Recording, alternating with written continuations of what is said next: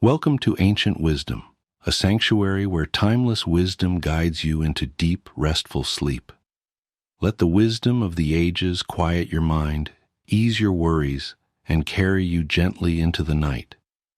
If you're here to relax, reflect, and drift into peaceful slumber, you're exactly where you need to be. Before you get too cozy, take a moment to like this video and subscribe to the channel. It really helps me bring more soothing content your way. Also, I'd love to know, where are you tuning in from, and what time is it for you right now?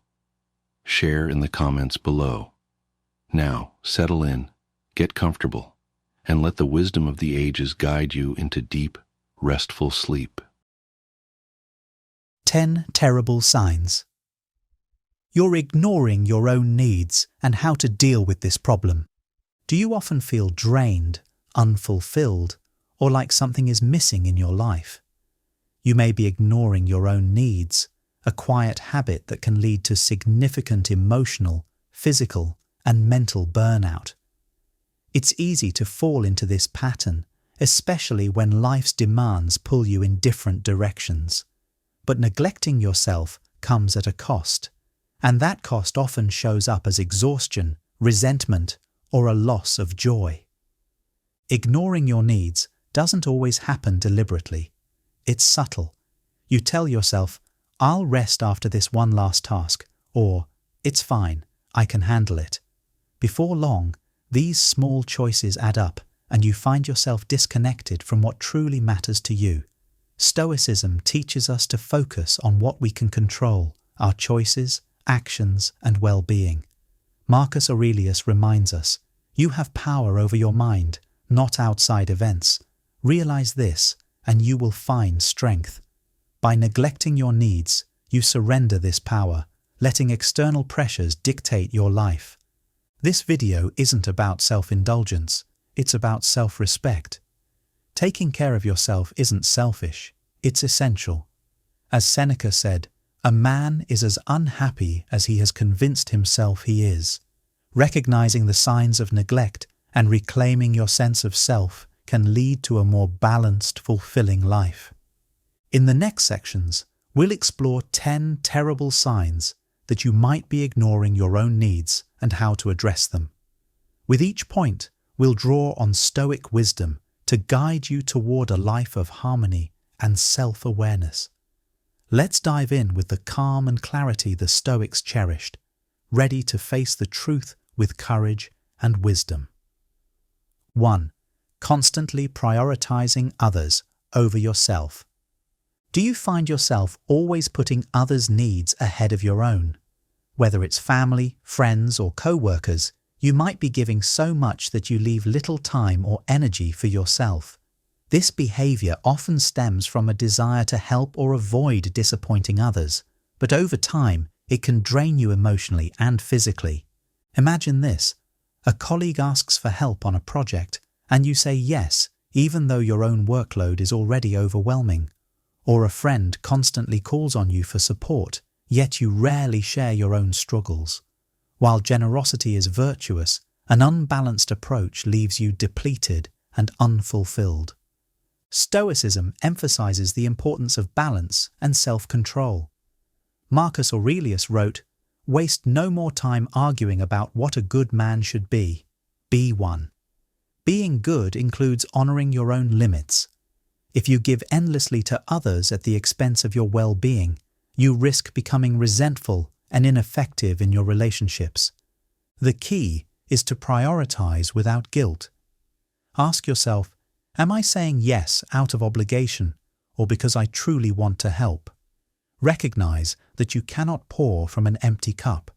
Set boundaries by politely declining when necessary. "I'd love to help, but I need to focus on my own responsibilities right now." By respecting your needs, you ensure that the energy you give to others comes from a place of abundance, not depletion. A wise person understands that tending to their well-being is not selfish. It's the foundation for meaningful and balanced relationships. Prioritize yourself as part of your commitment to living a virtuous, harmonious life. 2. Feeling drained without knowing why. Do you wake up tired or go through your day feeling drained, yet you can't pinpoint why? This exhaustion often stems from neglecting your own needs. When you constantly give your time, energy, and attention to others without replenishing yourself, your body and mind start to protest. Imagine agreeing to every obligation, helping a co-worker finish their project, attending social events out of obligation, or staying up late to manage household chores. You keep telling yourself it's fine, but each day feels harder and you can't seem to recover. This chronic fatigue isn't just physical, it's emotional and mental too. The Stoics remind us to take responsibility for what we can control. Marcus Aurelius said, "If you are distressed by anything external, the pain is not due to the thing itself, but to your estimate of it, and this you have the power to revoke at any moment." Feeling drained is often a sign that you've overestimated the importance of external obligations while undervaluing your own well-being. Pause and reflect on your daily habits. Are you saying yes to too many things? Are you giving yourself time to rest, reflect, and recharge? Start by setting small boundaries. Block out time for yourself on your calendar and treat it as non-negotiable. Say no to requests that don't align with your priorities. Energy is a finite resource. A wise person uses it wisely, ensuring they have enough to sustain themselves before offering it to others. By addressing the root causes of your fatigue, you not only regain your strength, but also your clarity and purpose. 3. Ignoring physical and mental health. Your body and mind are your greatest assets, yet ignoring your health is one of the most common ways people neglect their needs. Skipping meals, avoiding exercise, or brushing off stress and anxiety can seem harmless in the short term, but over time, these habits can take a serious toll. Picture this. You skip breakfast because you're running late, spend hours hunched over your desk without a break, and then collapse onto the couch at the end of the day, too tired to do anything but scroll on your phone. Days turn into weeks, and you start to notice your energy, mood, and focus deteriorating. Stoicism emphasizes the importance of discipline and care for the self. As Seneca wrote, "A man is as unhappy as he has convinced himself he is." Ignoring your health often reflects a mindset that prioritizes external demands over internal harmony. The Stoics believed in living in alignment with nature, which includes respecting your body's natural needs for nourishment, movement, and rest. To reclaim your health, start small. Prepare nourishing meals, prioritize regular movement, even if it's a short walk, and take breaks to clear your mind. Address mental health by practicing mindfulness or journaling to process your emotions. These simple acts can have profound effects on your overall well-being. A wise person knows that caring for the body and mind is essential to living a fulfilling life. When you prioritize your health, you align with the Stoic principle of living in harmony with nature, setting the foundation for strength and resilience. 4. Resentment towards others. Do you find yourself feeling bitter or resentful toward people you care about? This resentment often arises when you give too much of yourself without receiving the same level of care or consideration in return. It's a clear sign that your boundaries are being crossed, and perhaps that you've let them go unchecked. For example, you constantly help a friend who is struggling, but when you need support, they're unavailable, or you take on extra work to help a colleague, only to feel overlooked when recognition is given. These moments of imbalance create frustration and emotional fatigue. Stoicism teaches us to focus on what is within our control. Epictetus said, "Make the best use of what is in your power and take the rest as it happens." You cannot control how others act, but you can control your willingness to accept or reject these dynamics. Resentment often signals that it's time to re-evaluate your boundaries. Address this feeling with honest reflection. ask yourself, have I communicated my needs clearly? Often, others are unaware of how their actions or inactions affect you. Practice expressing your feelings calmly and constructively. I've noticed that I've been giving a lot of support lately, and I could use some in return. Resentment is a sign that something in the relationship dynamic needs adjustment. By addressing it with courage and clarity, you create space for healthier, more balanced connections while preserving your peace and energy. A wise person knows that mutual respect begins with self-respect. 5. Difficulty. Saying no. Do you often find yourself agreeing to things you don't want to do simply because you're afraid of disappointing others? Difficulty saying no is one of the clearest signs you're ignoring your own needs. By constantly putting others first, you may inadvertently create a cycle where your priorities are always last. Picture this. A friend asks for help moving, even though you're already exhausted from a long week. You want to say no, but fear they'll feel let down or see you as unreliable. So you agree, despite the toll it takes on you. Over time, this pattern leaves you feeling drained and undervalued. Stoicism teaches the importance of asserting control over your own actions. Epictetus reminds us, "He who is free is the one who lives as he wishes, neither constrained nor restrained." True freedom means setting boundaries and recognizing that saying no to others is often saying yes to yourself. Practice saying no with grace. Start small. I'd love to help, but I need to rest and recharge. By framing your response positively and without apology, you communicate respect for both your needs and the other person's request. Remember, your time and energy are precious. A wise person prioritizes them for what truly aligns with their values, understanding that no one else will safeguard their well-being if they don't. 6. Feeling unappreciated. Do you ever feel like your efforts go unnoticed or unacknowledged, no matter how much you give? Constantly giving without receiving appreciation is a subtle yet damaging sign you're ignoring your own needs. It can leave you feeling invisible and undervalued in your relationships. For example, you regularly go out of your way to help others, staying late at work, cooking for your family, or supporting a friend through tough times. Yet, when it comes to recognition, you're met with silence, or worse, taken for granted. This imbalance erodes your sense of worth and creates feelings of frustration and sadness. Stoicism emphasizes that true contentment must come from within, not from external validation. As Marcus Aurelius wrote, "Receive without pride, let go without attachment." While appreciation from others is gratifying, it should not be the sole measure of your value. If you're feeling unappreciated, start by expressing your feelings openly but calmly. I've been doing a lot lately, and it would mean a lot to hear a simple thank you. At the same time, reflect on whether you're overextending yourself in areas where recognition is unlikely. Redirect your energy to relationships and activities that offer mutual respect and value.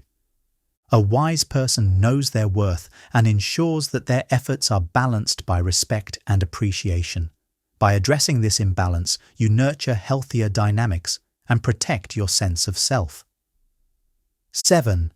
Loss of passion or joy. When was the last time you felt excited or joyful about something? If you've lost interest in activities that once brought you happiness, it may be a sign that you're neglecting your own needs.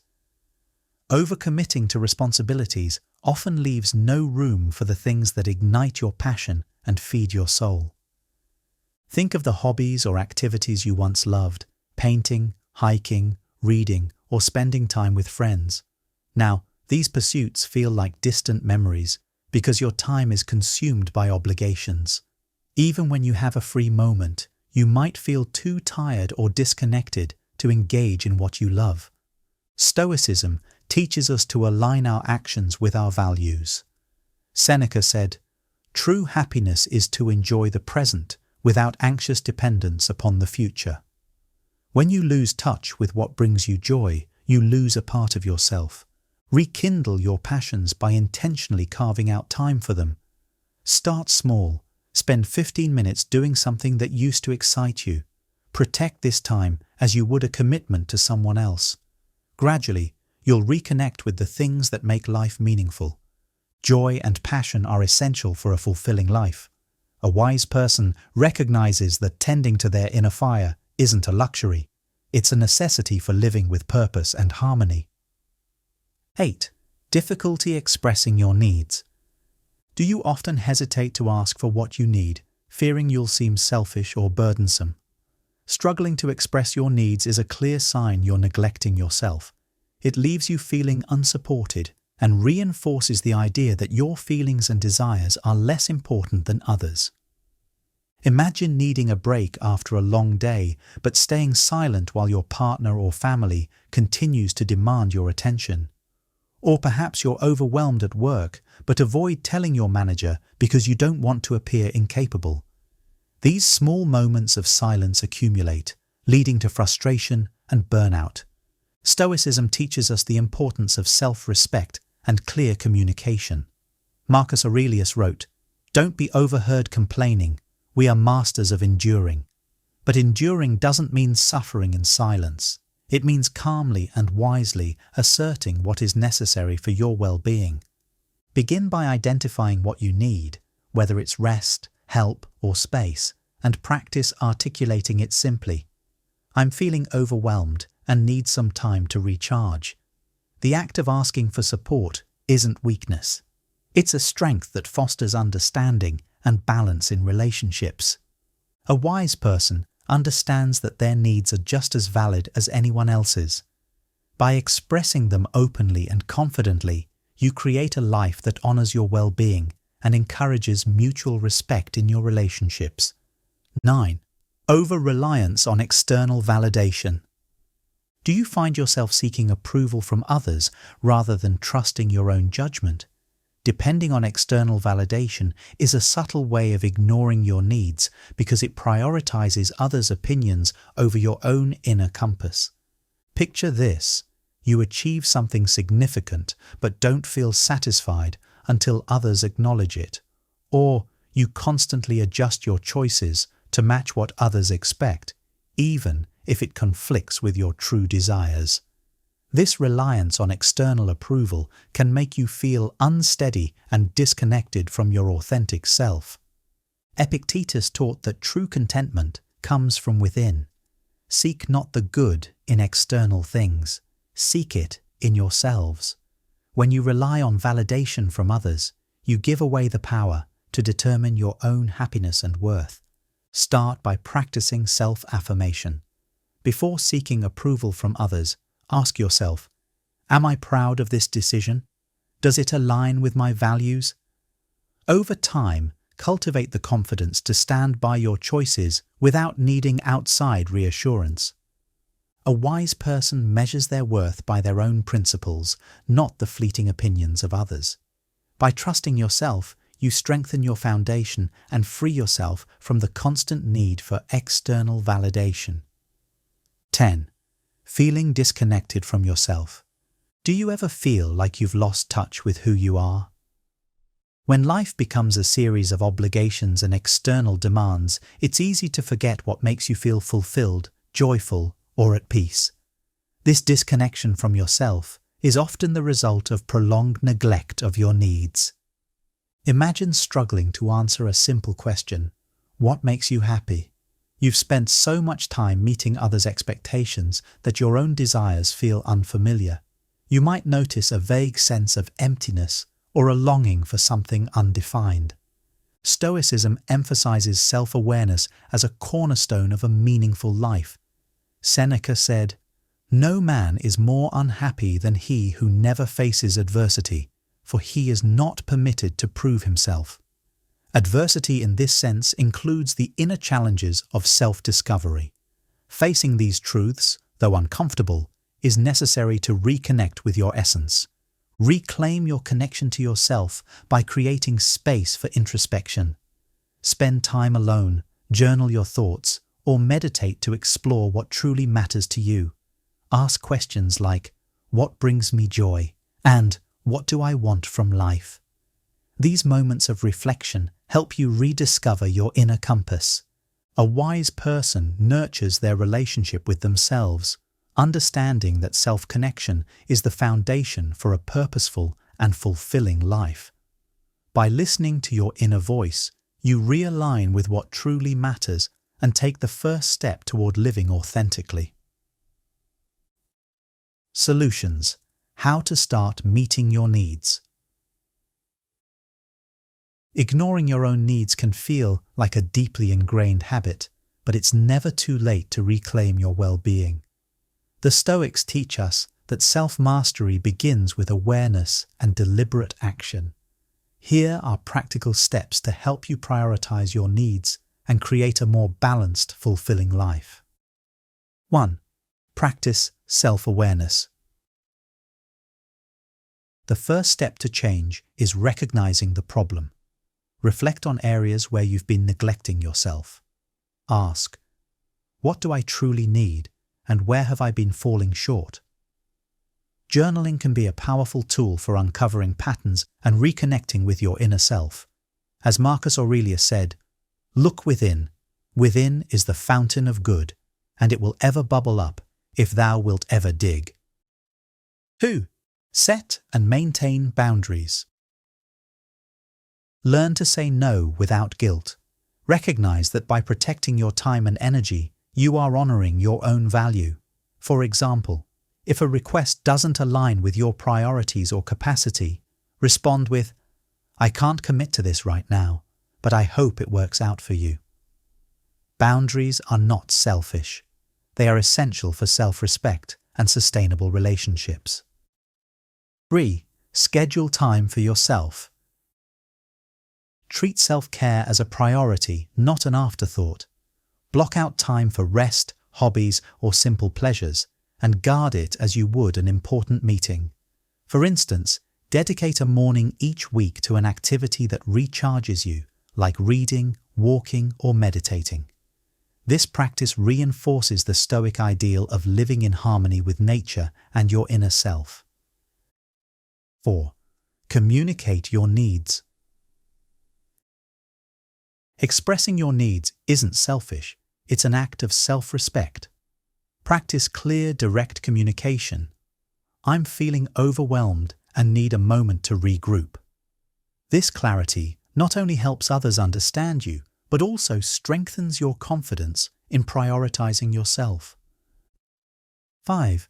Reconnect with your passions. Rediscover the activities and pursuits that bring you joy.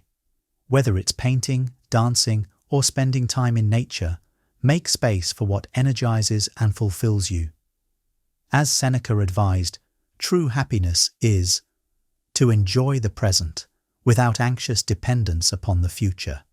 Embrace what makes you feel alive in the here and now. Your needs are not secondary, they are fundamental. Ignoring them might seem like a small sacrifice for the sake of others, but over time, it erodes your happiness, health, and sense of self. The good news is that you have the power to change this dynamic. As the Stoics teach, living a virtuous life requires balance, self-awareness, and intention. By recognizing the signs of neglect and taking deliberate steps to prioritize your well-being, you honor your value and reclaim your peace. You become not only a better friend, partner, and colleague, but also a stronger, more resilient individual. Take a moment today to reflect on your own needs. Commit to treating yourself with the same kindness and care you extend to others. True strength lies in living with harmony, and that harmony begins with you. Remember, as Marcus Aurelius said, "Dwell on the beauty of life. Watch the stars and see yourself running with them. Reconnect with your own light and let it guide you to a life of balance and fulfillment." If you found this video helpful, please give it a thumbs up and subscribe to the channel for more wisdom and actionable insights to help you live a balanced and fulfilling life. Your support means everything and helps us continue creating meaningful content. We'd also love to hear from you. What resonated with you the most? Have you noticed any of these signs in your own life? Share your thoughts, experiences, or takeaways in the comments below. Let's start a conversation and support each other in prioritizing our well-being.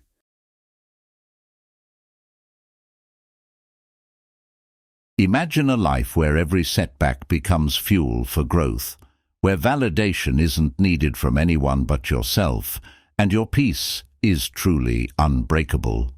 The ancient Stoics lived through unimaginable challenges, yet found ways to cultivate an inner strength that could weather any storm. They saw resilience as a mindset, a way to thrive, not just survive.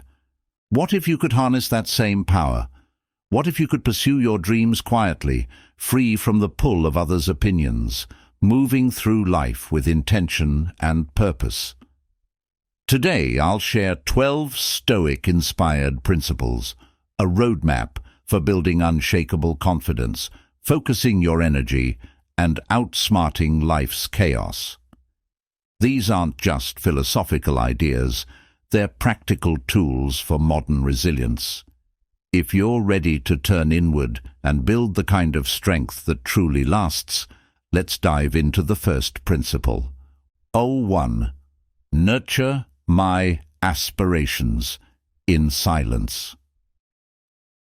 When I have a dream or goal, the excitement makes me want to share it with others. But I've learned that sometimes the best thing I can do for my aspirations is to keep them close, to let them grow quietly in my own mind before exposing them to the outside world. The Stoics taught that dreams need nurturing in solitude because, early on, they're fragile, vulnerable to others' doubts and skepticism. By protecting my dreams from premature exposure, I give them the space to strengthen, evolve, and align with my own values. Keeping my aspirations private helps me stay focused on my true motivation, the internal why that drives me. When I share too early, I risk shifting my focus from achieving the goal to seeking others' approval.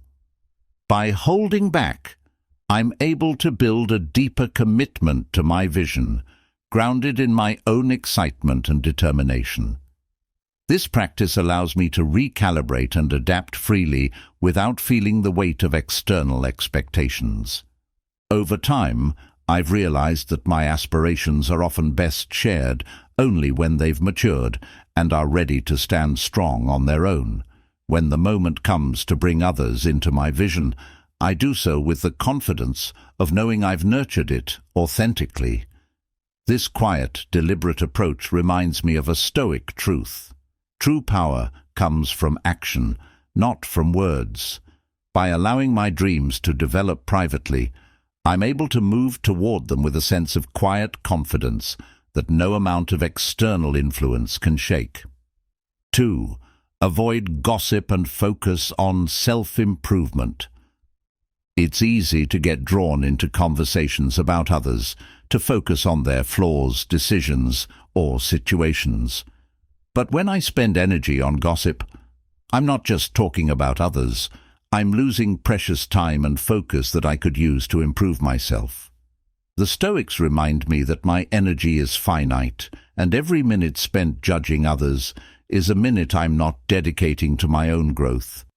Instead of discussing others, I aim to turn my focus inward.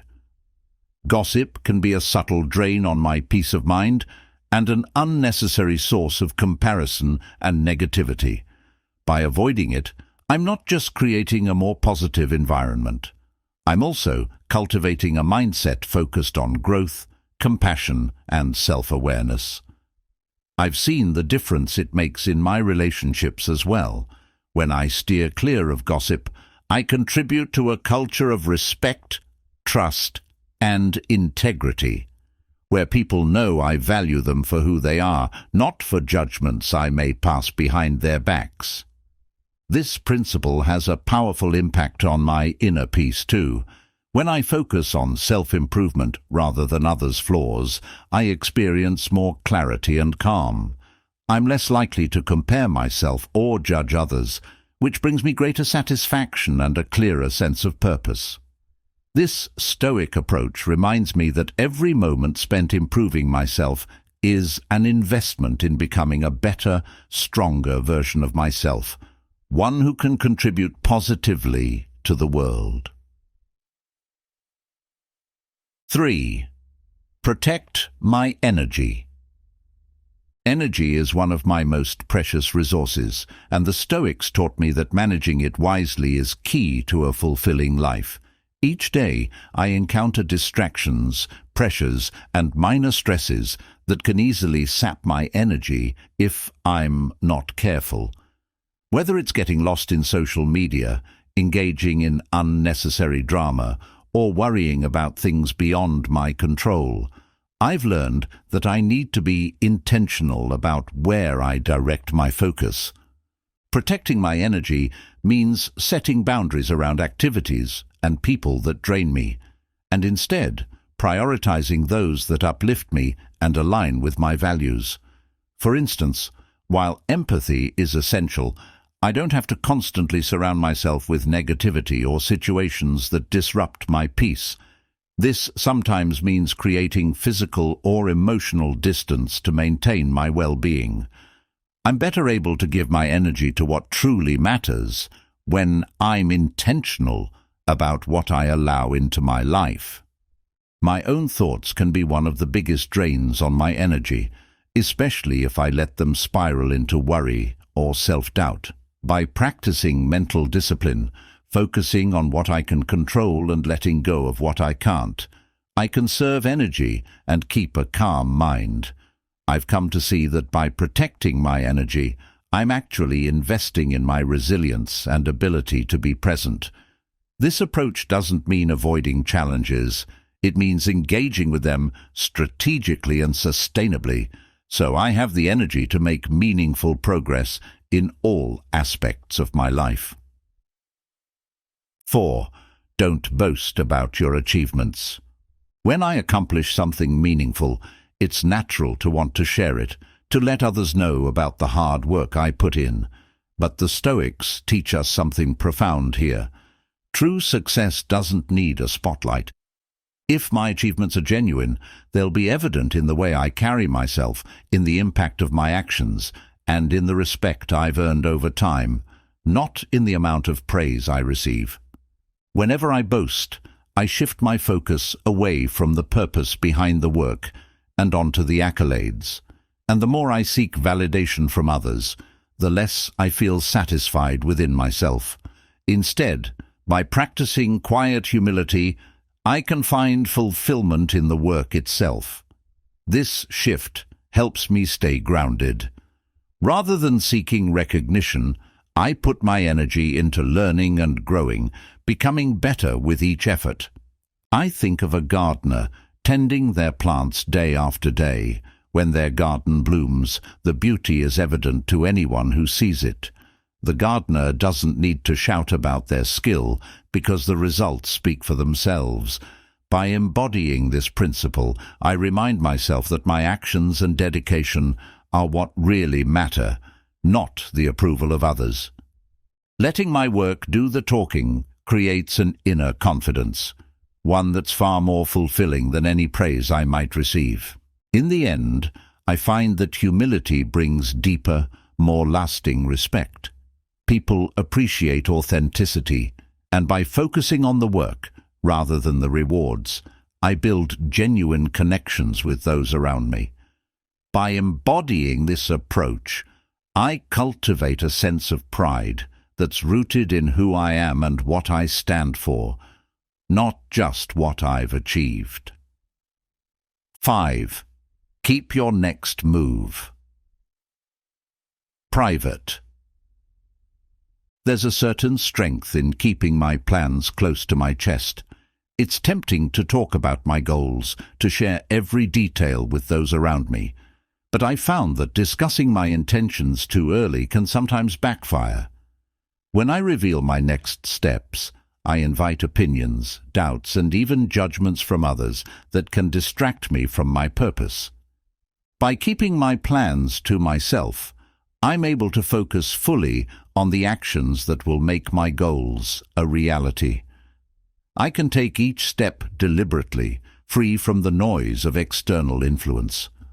The Stoics knew that action is more powerful than words. They understood that the future is uncertain and that sharing plans prematurely can create unnecessary pressure. When I act in silence, I protect my focus, giving my dreams the space they need to grow strong. In practice, this means I stay accountable to myself first. If I talk too much about what I plan to do, it can feel like I've already accomplished something, and that sometimes reduces my drive to actually follow through.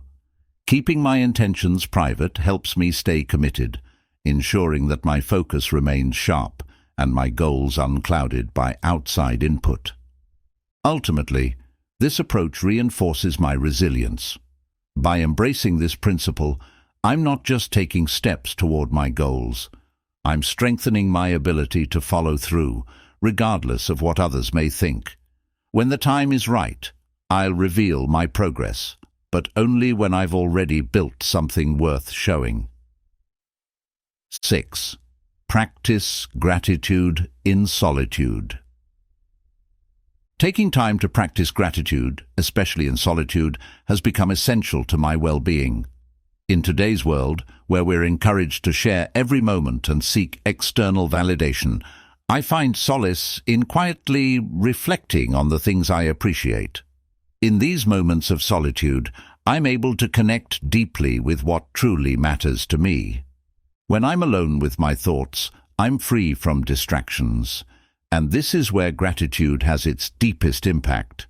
I'm not performing for an audience or looking for reactions. I'm simply acknowledging the gifts in my life, big and small. This quiet practice helps me cultivate a genuine sense of contentment, one that isn't dependent on external circumstances. The Stoics believed that gratitude is a foundation for resilience because it shifts focus from what's lacking to what's already present. During these moments, I notice that my perspective shifts. Challenges don't feel as overwhelming because I'm reminded of the support, opportunities, and strengths I already have. By building a gratitude practice in private, I foster a sense of inner peace and resilience. I'm able to face difficulties with a lighter heart, knowing I have a well of gratitude to draw from. Gratitude in solitude also strengthens my relationships. When I approach others from a place of appreciation, they feel it, even if I don't explicitly express it. I bring more positivity into my interactions and become a source of calm and encouragement for those around me. This quiet practice, I've found, builds a reserve of strength that serves me in every area of life. 7. Guard your weaknesses. There's power in understanding my weaknesses, but I don't need to broadcast them to the world. The Stoics remind me that vulnerabilities can be exploited, especially if shared too openly. Acknowledging my weaknesses is crucial for growth, yet by working on them privately, I protect myself from unnecessary scrutiny or judgment. If I openly discuss every flaw, it's easy for others to form a skewed perspective of who I am, focusing more on my struggles than on my strengths. When I keep my weaknesses guarded, I give myself the space to improve at my own pace. I'm not hiding from my challenges. I'm simply choosing to work on them away from prying eyes. This way, I can approach self-improvement with confidence, free from the pressure of others' opinions. Guarding my weaknesses also helps me build resilience. When I work on overcoming challenges quietly, I'm developing skills and strengths that are authentic and deeply rooted. I'm not improving because others expect it of me. I'm doing it for myself. This approach helps me stay focused on my own journey without comparing myself to others. In essence, I'm creating a fortress within myself, one that's reinforced by my own quiet dedication. By embracing this Stoic principle, I'm not just becoming stronger, I'm building an unshakable sense of self-reliance. When I eventually emerge with newfound strengths, I do so with confidence, knowing that I overcame my weaknesses on my own terms. 8. Don't overthink or dwell on challenges. Challenges are inevitable, but dwelling on them rarely brings relief or progress. When I face difficulties, it's tempting to overanalyze or complain, but I found that this only amplifies the issue. The Stoics encourage us to address challenges with a solution-oriented mindset, directing our energy toward what we can control instead of fixating on what's wrong. In practice, this means shifting my focus to action. Instead of getting stuck in a loop of worry, I break down the problem into manageable steps. I remind myself that challenges aren't meant to defeat me. They're opportunities to grow, to develop resilience and resourcefulness. When I view obstacles this way, I find that they lose much of their intimidating power. This approach doesn't mean ignoring my feelings. I can acknowledge my frustration or disappointment, but I don't let it consume me. By choosing not to dwell, I'm reclaiming control over my response to life setbacks. This perspective has taught me to be proactive, to seek solutions rather than get lost in the problem. Leaders who approach challenges with this mindset become a source of calm and stability. When others see that I'm able to move forward without getting bogged down by every obstacle, it inspires confidence and creates a sense of shared resilience. By embracing this Stoic principle, I'm able to handle adversity with a clear mind and a steady heart, always focused on moving forward. 9. Keep your kindness private. When I do something kind, the Stoics remind me that the reward lies in the act itself. In a world where it's common to post about every good deed, there's something deeply satisfying about kindness done quietly.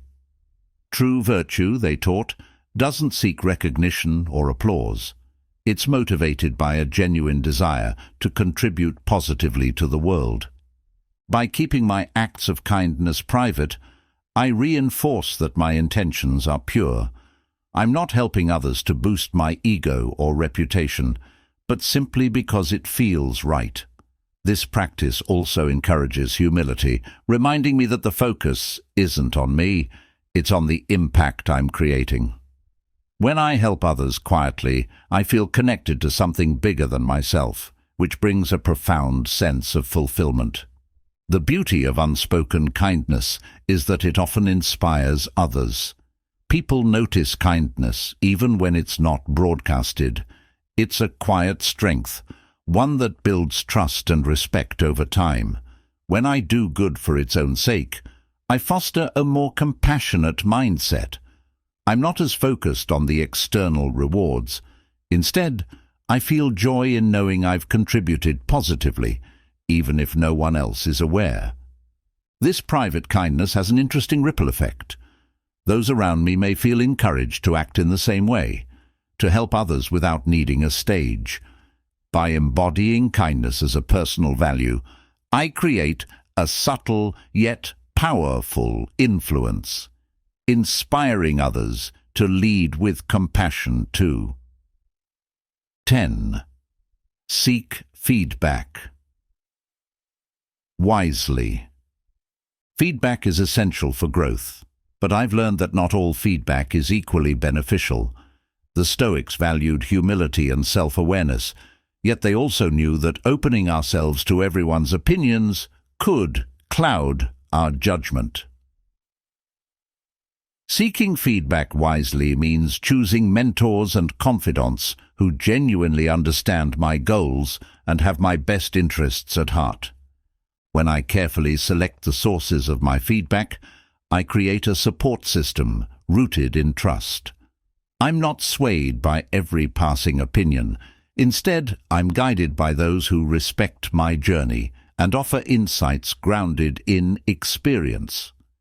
This practice helps me avoid the pitfalls of trying to please everyone, which is often an impossible and exhausting task. Choosing my sources of feedback also keeps me focused. Instead of being pulled in multiple directions by conflicting advice, I can make adjustments that are aligned with my true values.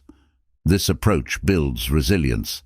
I become more confident in my decisions, knowing that the feedback I receive comes from people who understand my vision and support my growth.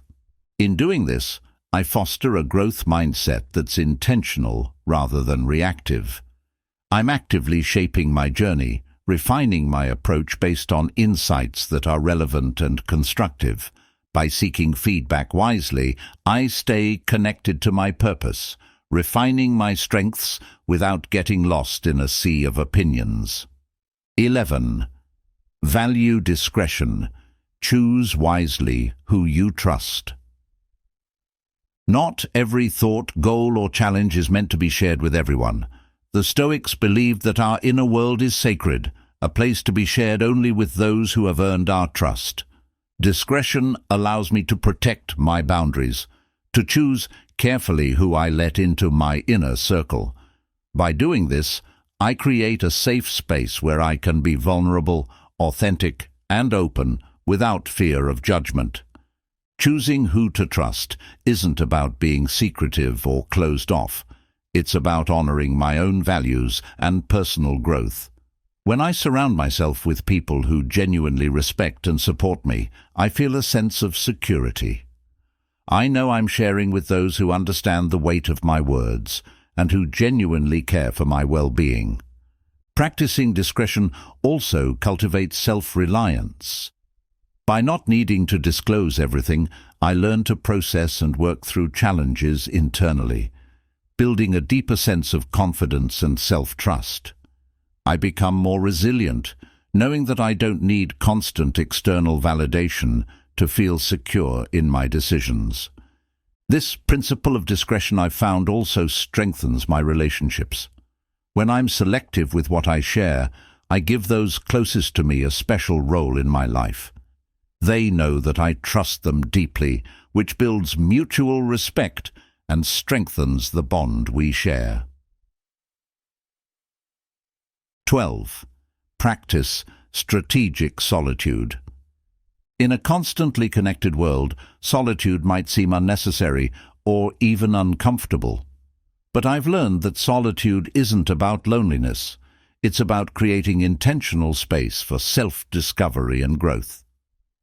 The Stoics embrace solitude as a time to reflect, to align with their values, and to cultivate a deep inner peace that can't be found in the noise of the outside world.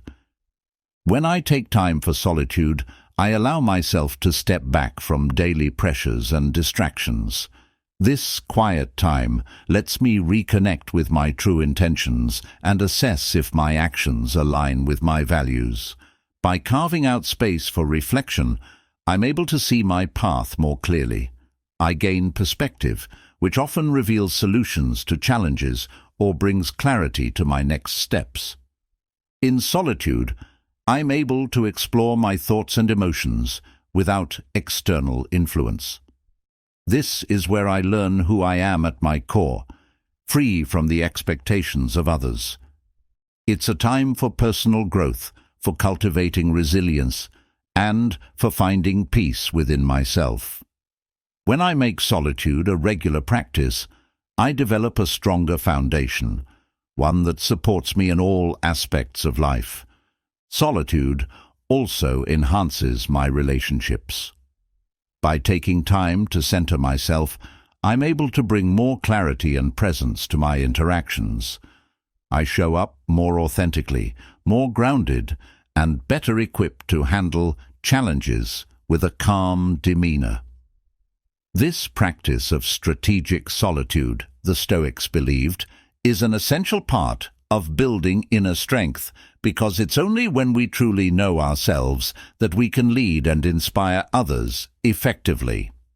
As we wrap up, take a moment to imagine the impact of these principles in your own life, the quiet confidence, the focused energy, and the unshakable resilience. The Stoics teach us that true strength doesn't come from what others see, but from what we cultivate within. By embracing these timeless principles, you're not just navigating life's challenges, you're mastering them, turning each moment into an opportunity for growth.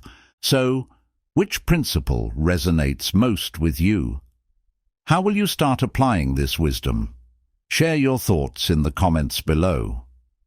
Let's inspire each other to build lives grounded in purpose, resilience, and inner peace. Remember, the journey to wisdom is lifelong, but every step forward brings you closer to the strength you already hold within.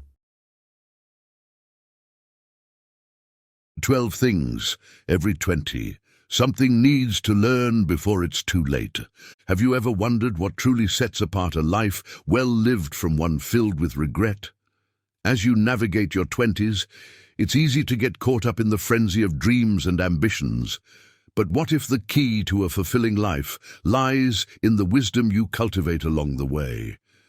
Imagine having a roadmap that guides you through the complexities of youth, helping you avoid common pitfalls and embrace timeless truths. In this guide, we delve into 12 essential lessons every 20-something should learn before it's too late. Each lesson, rooted in the enduring philosophy of Stoicism, offers practical wisdom to enrich your journey. Let these insights transform the way you live, think, and grow, leading you to a life of purpose and fulfillment. 1. Respect people with less power. True character is revealed in how we treat those with less power. It's easy to show respect to superiors or peers, but the real test lies in our interactions with those who hold no sway over our lives. The waiter serving your meal, the janitor cleaning your office, the intern making copies. These individuals deserve the same respect and kindness as anyone else. Stoicism teaches us that virtue lies in our actions and attitudes. By respecting everyone equally, we cultivate humility and empathy. This practice not only elevates others, but also enriches our own character. Remember, power dynamics are transient. Today's subordinate might be tomorrow's leader, and your treatment of them can leave a lasting impression. In the grand scheme of life, we are all interconnected, and respecting each person reinforces the dignity of our shared humanity. Let your actions reflect your values, demonstrating that respect is not a currency to be traded, but a fundamental principle to be upheld. As Seneca said, "Wherever there is a human being, there is an opportunity for kindness." Embrace this wisdom and let respect guide your every interaction. 2. Be hard on your opinions. In the pursuit of wisdom, it's essential to be rigorously critical of your own opinions. Stoicism emphasizes the importance of self-examination and intellectual integrity. Opinions, while everyone has them, must be continuously scrutinized and tested. This process involves challenging your beliefs, recognizing your biases, and being open to change. A Stoic understands that clinging to unexamined beliefs leads to ignorance and stagnation. By subjecting your views to rigorous analysis, you ensure they are well-founded and robust. This practice not only sharpens your intellect, but also fosters a deeper understanding of the world. It is through this lens that you can engage in meaningful dialogue and contribute to a more nuanced discourse. Remember, wisdom is not about being right, it's about striving for truth. As Marcus Aurelius advised, "If someone is able to show me that what I think or do is not right, I will happily change, for I seek the truth." Embrace this Stoic principle and let it guide you to a life of intellectual rigor and continuous growth. 3. Prioritize mental health. Mental health is as vital as physical health, yet it often goes neglected. Stoicism teaches us the importance of inner peace and resilience.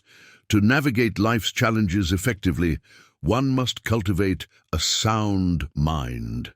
This involves recognizing the signs of mental strain and taking proactive steps to address them.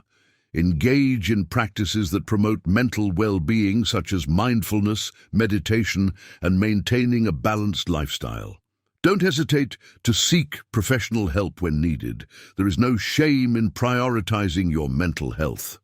A Stoic understands that true strength lies in acknowledging vulnerabilities and taking steps to fortify oneself against them. By caring for your mental health, you build resilience and maintain the clarity needed to face life's adversities with grace. As Epictetus wisely noted, "No man is free who is not master of himself." Make mental health a priority, ensuring you are equipped to handle whatever life throws your way. By doing so, you not only improve your own life, but also set a positive example for others to follow. 4. Cultivate financial literacy. Understanding and managing finances is crucial for long-term stability and peace of mind. Stoicism teaches us to prepare for the future while living virtuously in the present.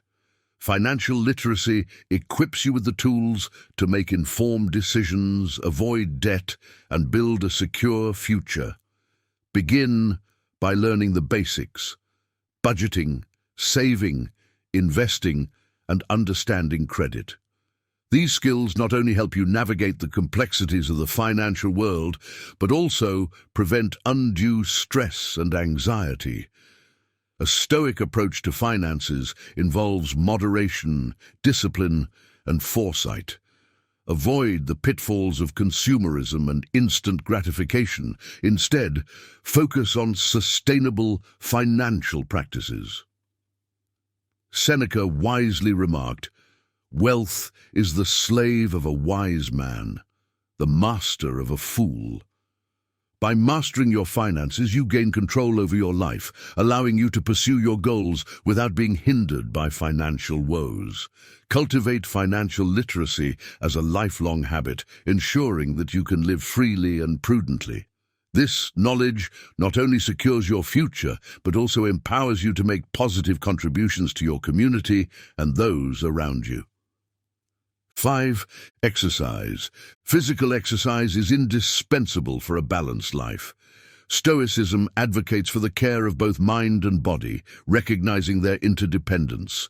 Regular physical activity strengthens the body, sharpens the mind, and lifts the spirit. Whether it's jogging, yoga, weightlifting, or a team sport, find a form of exercise that you enjoy and make it a part of your routine. Exercise not only enhances physical health, but also improves mental clarity and emotional stability. It acts as a natural antidote to stress, anxiety, and depression. A Stoic understands the importance of discipline and perseverance, and regular exercise embodies these virtues. By committing to a fitness regimen, you develop resilience and fortitude that transcend physical benefits.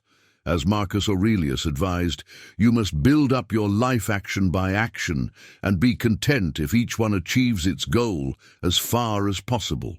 Let exercise be a foundational action in your life, contributing to your overall well-being and enabling you to face life's challenges with vigor and grace. 6. You don't have to have a dream. In a world obsessed with grand ambitions, it's liberating to realize that you don't need a lifelong dream to find purpose. Stoicism teaches us to focus on the present and find fulfillment in our daily actions. Instead of chasing a singular, elusive dream, commit to short-term goals with passion and dedication. This approach, known as being micro-ambitious, allows you to derive satisfaction from the process rather than the outcome. Life is unpredictable, and rigid, long-term plans can obscure opportunities that arise unexpectedly.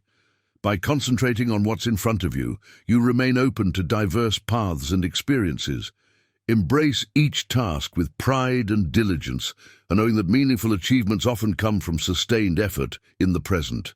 As Epictetus said, "It is not what happens to you, but how you react to it that matters." Let go of the pressure to have a grand dream and instead cultivate a life rich in purpose through mindful and deliberate actions. This way, you ensure that each moment is valuable, leading to a fulfilling and adaptable life journey. 7. Define yourself by what you love. Defining yourself by what you love rather than what you oppose fosters a more positive and fulfilling life. Stoicism encourages us to focus on virtues and values that uplift us, instead of identifying yourself through negations. What you don't like or what you stand against, celebrate the things and people that bring you joy. Be vocal and demonstrative about your passions. Whether it's music, art, literature, or a cause you believe in, let these positive forces shape your identity. This mindset shift not only enriches your own life, but also spreads positivity to those around you. It's easy to fall into the trap of negativity and criticism, but a Stoic finds strength in love and admiration. Marcus Aurelius suggested, "The happiness of your life depends upon the quality of your thoughts." By focusing on what you love, you cultivate a mindset of gratitude and contentment. Embrace this principle, and let your passions guide you toward a life filled with meaning and joy, creating a ripple effect of positivity in your community. Be a teacher. Teaching is one of the most noble and impactful roles one can undertake. Stoicism emphasizes the value of sharing wisdom and knowledge. Whether formally or informally, be a teacher whenever possible. You don't have to make it a lifelong career.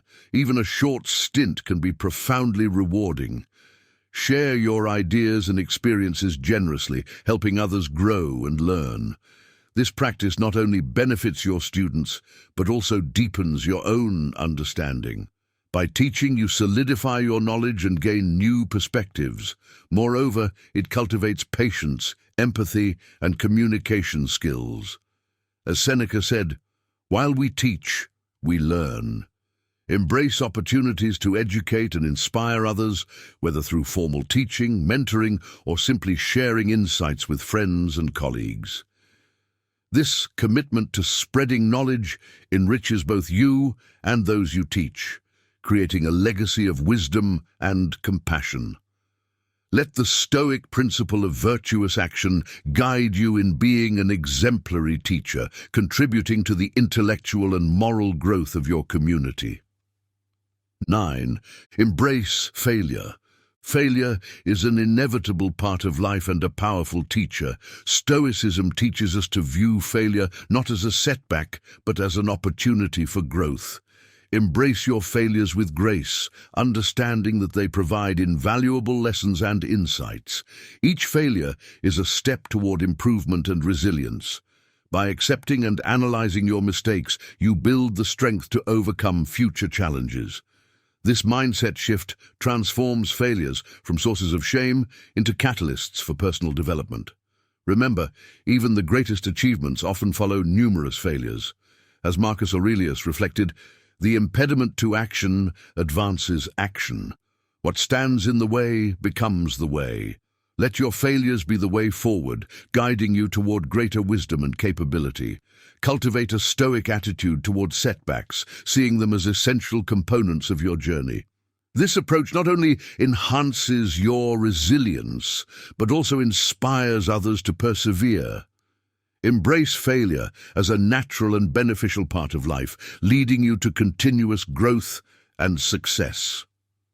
10. Remember, it's all luck. Acknowledging the role of luck in our lives fosters humility and compassion.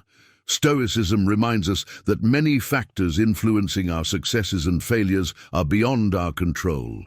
Recognizing this helps us remain humble in our achievements and empathetic towards others. We're all subject to the whims of fate, and understanding this can dissolve arrogance and judgment. It's important to strive and work hard, but equally crucial to acknowledge the serendipity that accompanies our efforts. This perspective encourages us to support and uplift others, knowing that their struggles might be due to circumstances they cannot change. As Seneca wisely observed, luck is what happens when preparation meets opportunity. Embrace this Stoic wisdom by preparing diligently and accepting the role of fortune. This balanced view nurtures gratitude for our blessings and motivates us to share our good fortune with others, creating a more just and compassionate world. By remembering the element of luck, we cultivate a life of humility, empathy, and generosity. 11. Don't rush. Life is not a race, it's a journey to be savored and explored. Stoicism teaches us to live in the present moment, appreciating the process rather than fixating on the outcome. Don't succumb to the pressure of having everything figured out immediately. Life will unfold in its own time, bringing a mix of joys and challenges. Embrace each phase with patience and curiosity. Rushing through life not only causes unnecessary stress, but also makes you miss the beauty of the present. As Epictetus advised, no great thing is created suddenly. Take time to reflect, learn, and grow at your own pace. Understand that it's okay to not have all the answers right now. Focus on making the most of each moment and let your path reveal itself gradually. By slowing down, you allow yourself to experience life more fully and meaningfully. This Stoic approach encourages a balanced and fulfilling life, where each step is valued and each experience is a lesson. Embrace the journey and let go of the need to rush. 12. Don't seek happiness. Happiness is an elusive goal that often slips away when pursued directly. Stoicism teaches that true contentment comes from living virtuously and fulfilling our duties. Instead of seeking happiness, focus on leading a meaningful life. Engage in activities that align with your values, contribute to the well-being of others, and develop your character. Happiness, when it comes, will be a byproduct of a life well lived. Avoid the trap of constantly chasing pleasure or avoiding pain. These are fleeting and unreliable sources of joy. Instead, cultivate inner peace through self-discipline, wisdom, and compassion. As Seneca noted, the happiness of your life depends upon the quality of your thoughts. Shift your focus from seeking happiness to creating value and living with integrity. By doing so, you will find a deeper and more enduring sense of fulfillment. Let Stoic principles guide you, leading to a life of purpose where happiness naturally follows as a consequence of virtuous living. Your 20s are a time of exploration and growth, and these 12 lessons are your compass for navigating this transformative decade. Embrace each insight with an open heart and a curious mind, and watch how they shape your journey towards a more fulfilling life. If these lessons resonate with you, don't keep them to yourself. Like this video, share it with your friends, and join our community by subscribing to our channel. Together we can continue to uncover wisdom and grow stronger every day. Your journey to a wiser, more purposeful life starts here. Don't miss out on the next steps. Hit that subscribe button and stay tuned for more enlightening content. Miyamoto Musashi's technique to conquer overthinking. Miyamoto Musashi, a name that echoes through the annals of history, was a legendary Japanese swordsman, philosopher, and strategist. Born in 1584 during the tumultuous Sengoku period, Musashi lived a life marked by relentless pursuit of mastery and profound wisdom. His journey from a young samurai to an undefeated warrior who won over 60 duels is not only a testament to his skill with the sword, but also to his unyielding spirit and disciplined mind. Musashi's philosophy transcended mere combat. He was a student of life, constantly seeking to understand the deeper truths that govern human existence. His teachings, compiled in his seminal work, The Book of Five Rings, offer insights that extend beyond the battlefield, touching on aspects of strategy, focus, and mental clarity that are universally applicable. In an era where life and death hung in the balance, Musashi's ability to maintain a clear and focused mind under extreme pressure sets him apart. His strategies for overcoming overthinking and achieving mental clarity are as relevant today as they were centuries ago. By studying Musashi's life and teachings, we can learn valuable lessons on how to navigate our own mental struggles and achieve a state of inner peace and resilience. Number 1. The power of practice of Miyamoto. Musashi, the legendary swordsman, understood the transformative power of practice. He knew that mastery wasn't achieved overnight, but through relentless and disciplined effort. In today's fast-paced world, we often seek quick fixes and instant gratification, leading to overthinking and frustration when results don't come quickly. Musashi's wisdom teaches us that consistent practice is the key to overcoming mental clutter. By dedicating ourselves to regular practice, whether it's in our careers, personal development, or hobbies, we build resilience and focus. This disciplined approach helps clear our minds of unnecessary doubts and fears. Remember, every great achievement begins with a commitment to practice. The path to mastery is long, but with each step, we refine our skills, sharpen our minds, and move closer to our goals. Embrace the process, trust in the practice, and let go of the need for immediate results. In the words of Musashi, "Today is victory over yourself of yesterday. Tomorrow is your victory over lesser men." Let this be a guiding principle in your journey towards self-improvement and mental clarity. Number 2, focus on purposeful actions. In a world filled with distractions, Musashi's advice to do nothing that is of no use is more relevant than ever. Overthinking often stems from engaging in activities that add no value to our lives. Whether it's getting caught up in social media drama, endless scrolling, or pointless debates, these distractions clutter our minds and lead us away from our true purpose. Musashi's wisdom teaches us to focus on what truly matters. Identify what is essential in your life and eliminate the rest. By dedicating our time and energy to purposeful actions, we not only achieve more, but also create a clear and focused mind. This Stoic approach encourages us to prioritize our goals and ignore the noise around us. Ask yourself, is this activity bringing me closer to my goals? If the answer is no, it's time to let it go. By simplifying our lives and concentrating on what's important, we reduce overthinking and enhance our productivity and well-being. Number 3, embracing impermanence. Musashi's teachings remind us of the impermanent nature of life. He understood that change is the only constant, and by embracing this truth, we can reduce the mental burden of overthinking. When we cling to the illusion of permanence, we create unnecessary stress and anxiety. Accepting impermanence allows us to flow with life's natural rhythms and adapt to changing circumstances with grace. This Stoic principle encourages us to focus on the present moment, knowing that everything we experience is transient. By letting go of the need to control every outcome, we free ourselves from the chains of overthinking. Embrace the changes that come your way and understand that each moment, whether good or bad, is fleeting.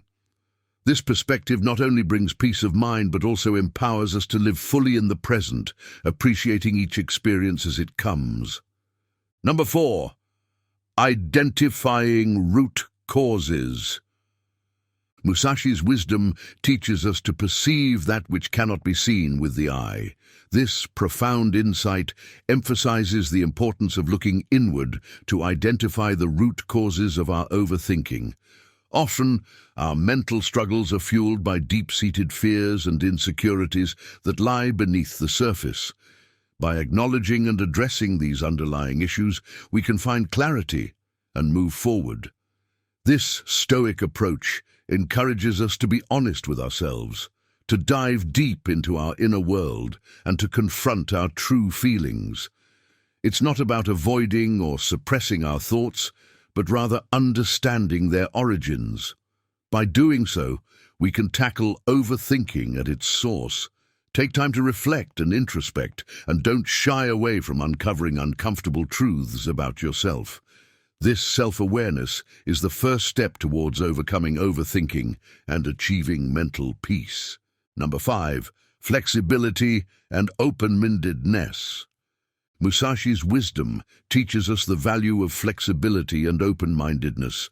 Overthinking often arises from a rigid mindset, where we fixate on finding the perfect solution. This rigidity can paralyze us, preventing us from taking action and moving forward. Musashi's advice is simple yet profound. Understand that there is more than one path to the top of the mountain. Embrace the idea that there are multiple ways to achieve your goals and solve problems. By being adaptable and open to different approaches, you reduce the anxiety that comes from perfectionism. This Stoic principle encourages us to let go of our need for control and accept the natural flow of life.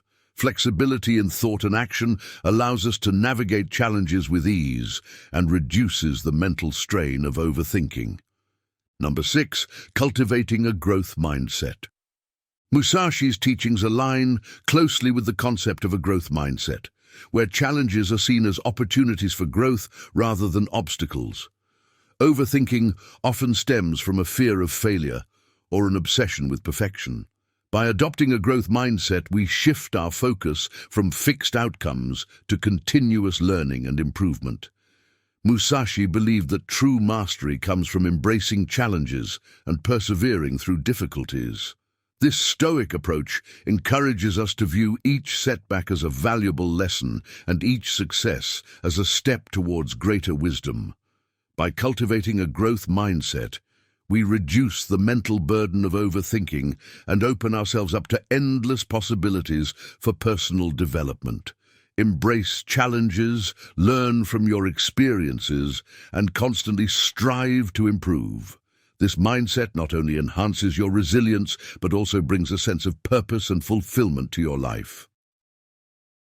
Number 7, mind-body balance. Musashi's advice to not let the body be dragged along by the mind, nor the mind by the body, highlights the importance of balance. Overthinking often occurs when there is a disconnect between our mental and physical states. Musashi emphasized the need for harmony between the mind and body to achieve clarity and peace. In our modern lives, it's easy to become mentally overwhelmed while neglecting our physical well-being, or vice versa. By focusing on balancing both aspects, we create a more holistic approach to our overall health. Engage in activities that nurture both your mind and body, such as exercise, meditation, and proper rest. This equilibrium helps reduce overthinking by ensuring that both your mental and physical energies are aligned and supportive of each other. When the mind and body work in harmony, we experience a greater sense of well-being and clarity. Number 8, living in the present. Musashi's teachings emphasize the importance of living fully in the present moment. Overthinking often pulls us into the past with regrets or into the future with worries. This mental tug-of-war distracts us from the here and now, where life truly happens. Musashi believed that focusing on the present task with full attention and effort is the key to achieving excellence and peace of mind. This Stoic principle encourages us to embrace each day as it comes, giving our best to what is in front of us without being weighed down by what might or might not happen. By living in the present, we can break free from the cycle of overthinking and experience life more fully. Concentrate on today's actions and let tomorrow take care of itself. This approach not only enhances productivity, but also brings a deeper sense of fulfillment and contentment. Number 9, timing and patience.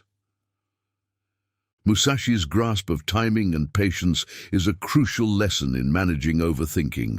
He taught that there is a right time for everything, and rushing often leads to mistakes and stress.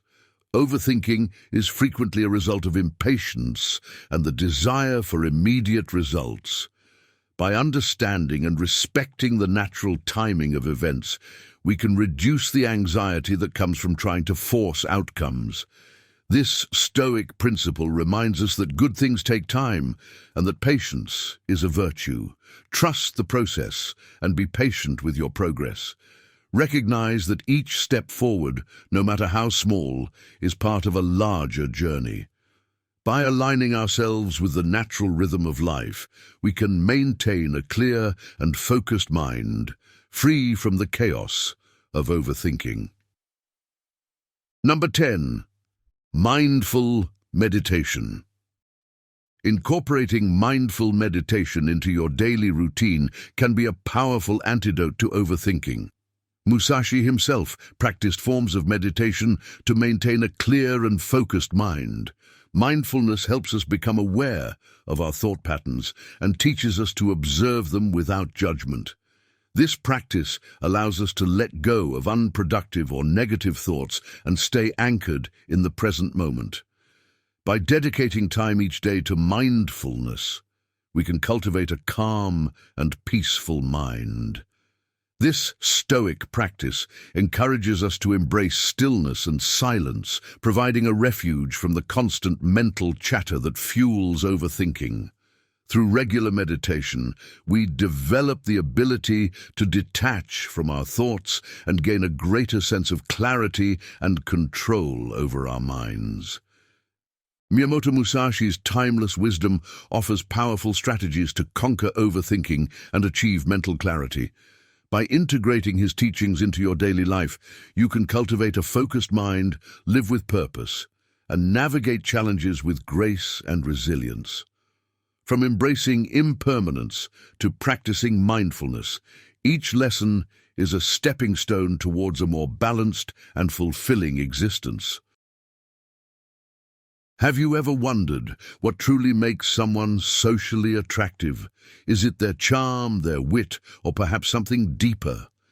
In a world where social connections are vital to personal and professional success, mastering the art of social attractiveness can be a game changer. Drawing inspiration from the timeless wisdom of Stoic principles, we uncover 15 habits that can transform your interactions and help you build meaningful, lasting relationships. Stoicism, an ancient Greek philosophy, offers profound insights into human behavior and personal growth. By integrating these principles into your daily life, you can enhance your social skills and become someone others naturally gravitate toward. Whether it's incorporating laughter to lighten the mood, maintaining good posture to convey confidence, or showing genuine compassion, these habits can elevate your social presence and make you more engaging and relatable. Join us as we delve into each of these habits, enriched with vivid examples and practical tips, to help you cultivate a magnetic personality that attracts and retains meaningful connections. Let's embark on this journey of personal transformation and discover the power of Stoic-inspired social attractiveness. 1. Incorporate laughter. Laughter is a universal language that bridges gaps and brings people together. It lightens the atmosphere, fosters connection, and allows us to find joy in the present moment. Imagine attending a gathering where the room is filled with serious conversations and tense faces. Then someone shares a light-hearted joke and the room erupts in laughter. Instantly the mood shifts from somber to joyful and people feel more relaxed and open. Using humor in your interactions can make you more approachable and enjoyable to be around. For instance, when meeting someone new, a clever, appropriate joke or a funny anecdote can break the ice and create an immediate bond. Think of a first date scenario where both parties are nervous and unsure. A shared laugh over a humorous story about a past awkward moment can ease the tension and pave the way for more meaningful conversation. However, it's crucial to use humor mindfully. Not everyone has the same sense of humor, and what might be funny to one person could be offensive to another. For example, at a workplace meeting, a well-timed, harmless joke about the quirks of office life can enhance camaraderie. But a joke that touches on sensitive topics can quickly backfire, causing discomfort and possibly damaging relationships. Moreover, laughter can be a powerful tool in stressful situations. Consider a family facing a difficult challenge, such as moving to a new city. Amidst the chaos of packing and goodbyes, sharing funny moments, like the time they tried to assemble furniture without instructions, can provide relief and strengthen their bond. Incorporating laughter into your daily life requires a balance of spontaneity and sensitivity. By using humor to connect with others, you not only enhance your social attractiveness, but also contribute to a more positive and joyful environment. Remember, laughter is a gift that can lighten even the heaviest of days and bring warmth to the coldest of hearts. 2. Maintain good posture. Good posture is a silent communicator of confidence and self-respect. When you stand tall with your shoulders back and head held high, you project an image of assurance and reliability. Picture a speaker at a conference. The one with a straight posture, open stance, and direct eye contact commands attention and respect, whereas a slouched speaker might struggle to keep the audience engaged. Maintaining good posture isn't just about aesthetics, it also influences how you feel. When you hold yourself confidently, you often start to feel more confident. For example, walking into a job interview with an upright posture can positively affect your performance by boosting your self-esteem and reducing anxiety. Conversely, slouching can convey insecurity and disinterest, potentially diminishing the interviewer's perception of your capabilities. Practicing good posture also impacts your physical health. For instance, consistently sitting or standing with poor posture can lead to back and neck pain. By being mindful of your posture, you can prevent such discomfort and improve your overall well-being. Simple daily habits like adjusting your workstation to maintain an ergonomic alignment or practicing yoga to strengthen your core can significantly enhance your posture over time.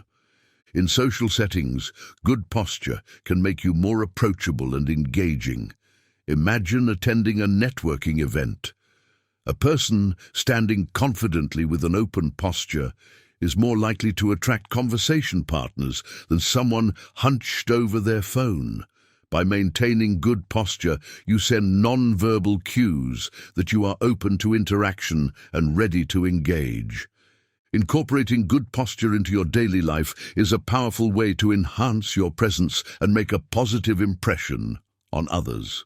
It reflects your inner confidence and respect for yourself, which in turn earns the respect and admiration of those around you. 3. Foster curiosity. Curiosity is a key ingredient in building meaningful connections. When you show genuine interest in others by asking thoughtful questions and actively listening to their responses, you create a bond that goes beyond superficial interactions. For example, instead of the typical, "How are you?" consider asking, "What's been the highlight of your week?" This question invites the person to share something meaningful and can lead to deeper conversations. Consider a scenario at a dinner party. While others might stick to small talk, you engage with someone by expressing curiosity about their latest project or a recent trip. This not only shows that you value their experiences, but also makes the interaction more memorable. People naturally feel more appreciated and connected when they sense that someone is genuinely interested in their lives. Fostering curiosity also means being an active listener. Instead of thinking about what you will say next, focus on what the other person is saying. For instance, if a friend is talking about a challenging situation at work, listen attentively and ask follow-up questions like, "How did you handle that?" or "What did you learn from the experience?" This approach shows empathy and encourages the person to open up more. Moreover, curiosity can broaden your own perspectives. Engaging with people from different backgrounds and cultures enriches your understanding of the world. Imagine meeting someone from a different country at a conference. By asking about their cultural traditions and daily life, you not only make a new friend, but also gain insights that can challenge and expand your own worldview. Curiosity fosters connections that are both deep and enriching. By showing genuine interest in others, you not only make them feel valued, but also create opportunities for learning and personal growth. This habit of engaging curiously makes you more socially attractive and builds lasting relationships. 4. Show compassion. Compassion is a powerful force in building strong relationships. It involves understanding and sharing the feelings of others, offering genuine support and empathy. For example, when a friend is going through a tough time, simply being there to listen and offer a comforting presence can make a significant difference. Saying, "I'm here for you, and I understand how hard this must be," validates their emotions and strengthens your bond. Consider the impact of compassion in a workplace setting. Imagine a colleague struggling with a heavy workload, offering to help with a project or even just taking a moment to acknowledge their stress can foster a supportive work environment. This act of kindness not only eases their burden, but also builds a foundation of trust and mutual respect. Compassion extends beyond close relationships to everyday interactions. Think about a time when a stranger was kind to you, such as helping you carry groceries or offering a smile when you were feeling down. These small acts of compassion can have a profound impact, reminding us of our shared humanity and creating a ripple effect of kindness. However, showing compassion also means taking care of yourself. It's essential to set boundaries and ensure you are not depleting your own resources. For instance, if a friend constantly leans on you for support, it's okay to express your own needs and suggest they seek additional help. Compassion is most effective when it comes from a place of balance and self-care. Incorporating compassion into your daily life not only enhances your social attractiveness, but also contributes to a more empathetic and connected world. By understanding and sharing the feelings of others, you build deeper, more meaningful relationships and create an environment where everyone feels valued and supported. 5. Cultivate a touch of mystery. Cultivating a touch of mystery involves sharing selectively and allowing your depth to unfold naturally. This approach invites others to engage more deeply, sparking curiosity and interest. Imagine meeting someone who shares their entire life story in the first conversation versus someone who reveals their experiences gradually. The latter often leaves a lasting impression, as there's an element of intrigue that keeps you wanting to know more. For instance, in a new friendship, instead of divulging all your personal details at once, consider sharing your experiences and interests over time. This gradual revelation creates a sense of anticipation and curiosity, making interactions more engaging and dynamic. It also allows for deeper connections to form as trust and familiarity build gradually. In romantic relationships, a touch of mystery can keep the spark alive. Sharing your thoughts and feelings openly is important, but maintaining some aspects of your individuality and experiences to be discovered over time can sustain interest and excitement. For example, planning spontaneous surprises or revealing hidden talents at unexpected moments can add an element of surprise and enchantment. However, cultivating mystery doesn't mean being secretive or deceptive. It's about finding a balance between openness and intrigue, being genuine and authentic in your interactions while leaving room for discovery makes you more captivating. Think of it as reading a book where each chapter reveals a bit more about the characters, keeping you engaged and eager to learn what happens next. This principle can also apply to professional settings. In a job interview, highlighting your skills and experiences without laying out your entire career history can pique the interviewer's interest. Sharing relevant achievements while hinting at your potential can create a compelling narrative that leaves them wanting to know more. By cultivating a touch of mystery, you enhance your social interactions with an element of intrigue. This approach not only makes you more attractive and engaging, but also fosters deeper and more meaningful connections. 6. Exercise patience. Patience is a virtue that greatly enhances social interactions. It involves allowing conversations to flow naturally without rushing or interrupting, showing respect and consideration for others. Imagine being in a group discussion where one person dominates the conversation, cutting others off mid-sentence. This behavior can stifle communication and create frustration.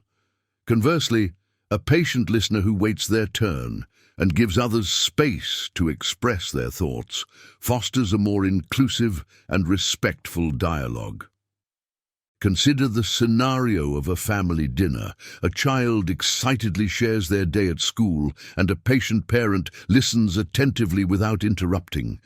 This patience not only encourages the child to express themselves freely, but also strengthens the parent-child bond. In contrast, impatience can lead to misunderstandings and feelings of neglect. Patience also plays a crucial role in resolving conflicts. When disagreements arise, taking the time to listen to the other person's perspective before responding can prevent escalation. For instance, in a workplace dispute, patiently hearing out a colleague's concerns and responding thoughtfully can lead to a more constructive resolution.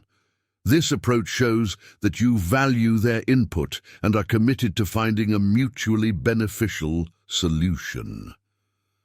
Moreover, practicing patience in daily interactions can enhance your own well-being. It reduces stress and fosters a sense of calm and control. For example, waiting in a long line can be frustrating, but using that time to practice mindfulness or engage in a pleasant conversation with a fellow queue member can transform the experience into a positive one. Patience is a powerful tool that can improve your relationships and social interactions. By allowing conversations to unfold naturally and showing respect for others' thoughts and feelings, you create an environment of trust and mutual respect. This habit not only makes you more socially attractive, but also contributes to your own inner peace and resilience. 7.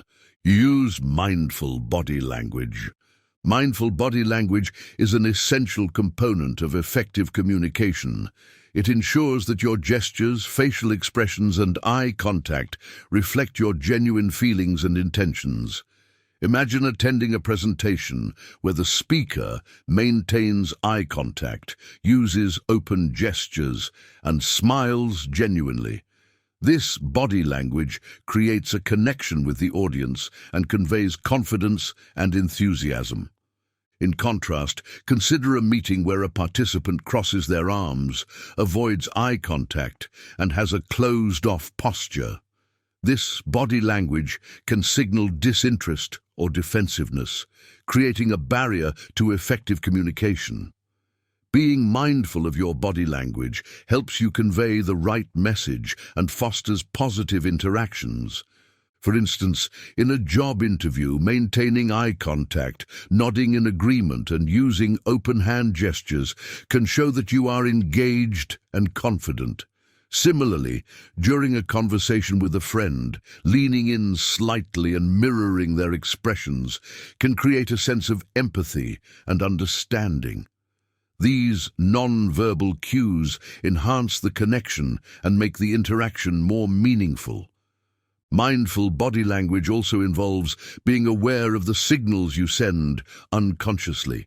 For example, fidgeting or checking your phone during a conversation can indicate boredom or distraction, even if you are genuinely interested. By being present and attentive, you show respect and appreciation for the other person, strengthening your relationship. Incorporating mindful body language into your daily interactions can significantly improve your social attractiveness. It helps you connect more deeply with others, convey your true intentions, and create a positive impression. By aligning your non-verbal cues with your verbal communication, you enhance your ability to build trust and rapport. 8. Be fully present. Being fully present in your interactions shows others that they are valued and important. In a world full of distractions, giving someone your undivided attention is a rare and precious gift. Imagine having a conversation with someone who is constantly checking their phone or looking around the room. This behavior can make you feel ignored and unimportant. In contrast, someone who listens intently, makes eye contact, and responds thoughtfully creates a sense of connection and respect. Consider a scenario where you are catching up with an old friend. By putting away your phone, maintaining eye contact, and actively engaging in the conversation, you show that you genuinely care about their thoughts and experiences. This level of presence can deepen your bond and create lasting memories. Being fully present also means being mindful of your own thoughts and feelings during interactions. For instance, if you find your mind wandering during a meeting, gently bring your focus back to the speaker. This mindfulness not only improves your understanding and retention of the information, but also demonstrates your commitment to the discussion. In personal relationships, being fully present can strengthen your connections and enhance your empathy. Imagine a partner sharing their worries with you. By listening attentively and responding with empathy, you validate their feelings and provide emotional support. This presence fosters trust and intimacy, making your relationship more resilient. Practicing presence requires conscious effort, especially in today's fast-paced world. Setting aside dedicated time for meaningful interactions, practicing mindfulness, and minimizing distractions can help you cultivate this habit. Being fully present enriches your social interactions, making you more attractive and trustworthy to others. 9. Develop cultural wisdom. Developing cultural wisdom involves understanding and appreciating different cultures to broaden your perspectives and connect with others. In today's globalized world, cultural awareness is essential for building meaningful relationships and fostering inclusivity. Imagine working on an international team where each member brings unique cultural insights. By appreciating and respecting these differences, you can collaborate more effectively and create a harmonious work environment. Consider the impact of cultural wisdom in social settings. When attending a cultural event, showing genuine interest in the traditions and practices can make you more engaging and respectful. For example, asking about the significance of a cultural festival or trying traditional foods with an open mind demonstrates your appreciation for diversity. Cultural wisdom also enhances your ability to connect with people from different backgrounds. Imagine traveling to a foreign country. Understanding and respecting local customs, such as greeting practices or dress codes, can help you navigate social interactions smoothly and build positive relationships. This awareness shows that you value and respect the local culture, making you a more attractive and considerate visitor. Moreover, developing cultural wisdom enriches your own life. It broadens your horizons and challenges your perspectives, fostering personal growth and empathy. For instance, learning about different religious practices or social norms can deepen your understanding of the world and reduce prejudices. Incorporating cultural wisdom into your daily life involves continuous learning and open-mindedness. Reading about different cultures, engaging in cultural exchanges, and reflecting on your own biases can help you develop this valuable trait. By embracing cultural wisdom, you enhance your social interactions and contribute to a more inclusive and empathetic world. 10. Embrace authenticity. Embracing authenticity means being true to yourself, standing firm in your beliefs, and finding comfort in your own skin. Authenticity attracts genuine connections and fosters trust and respect. Imagine meeting someone who is unapologetically themselves, sharing their passions and vulnerabilities openly. This authenticity creates a sense of sincerity and makes interactions more meaningful.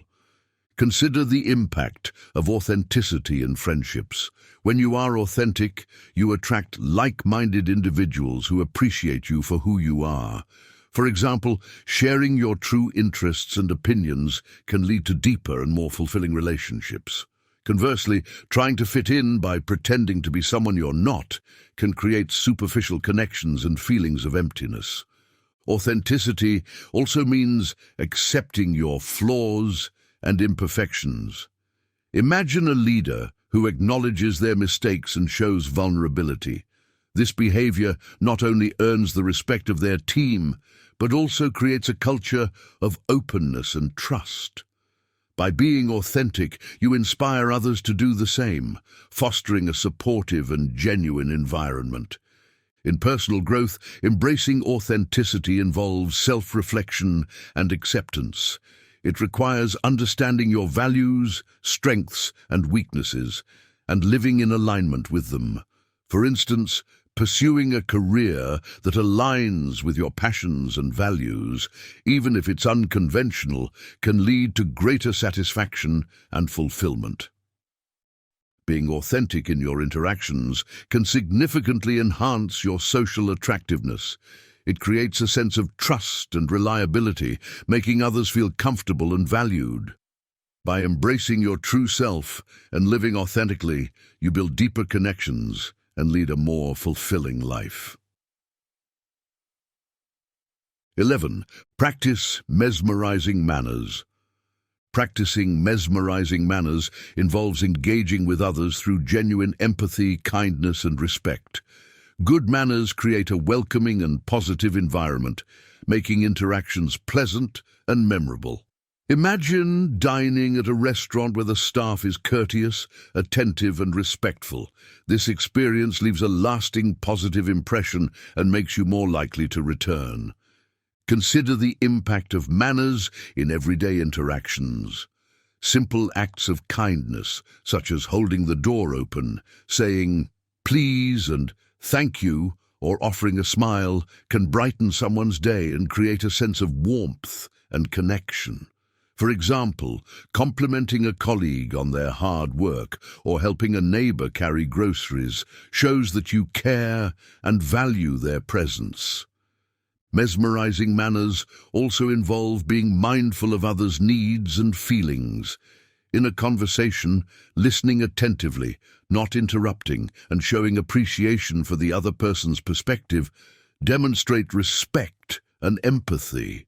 For instance, in a heated discussion, responding calmly and respectfully rather than reacting impulsively can diffuse tension and foster mutual understanding. In social gatherings, practicing good manners can enhance your attractiveness and leave a positive impression.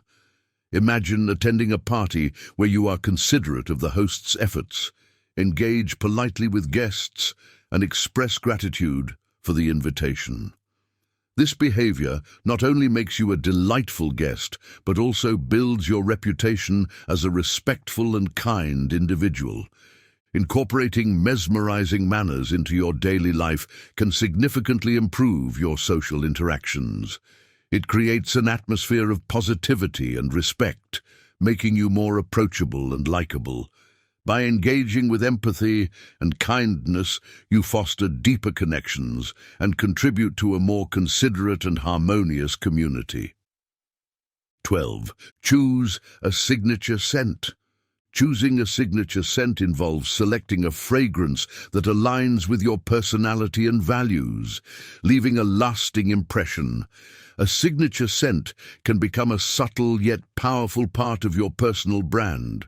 Imagine meeting someone who has a distinctive, pleasant fragrance that you associate with them every time you encounter it.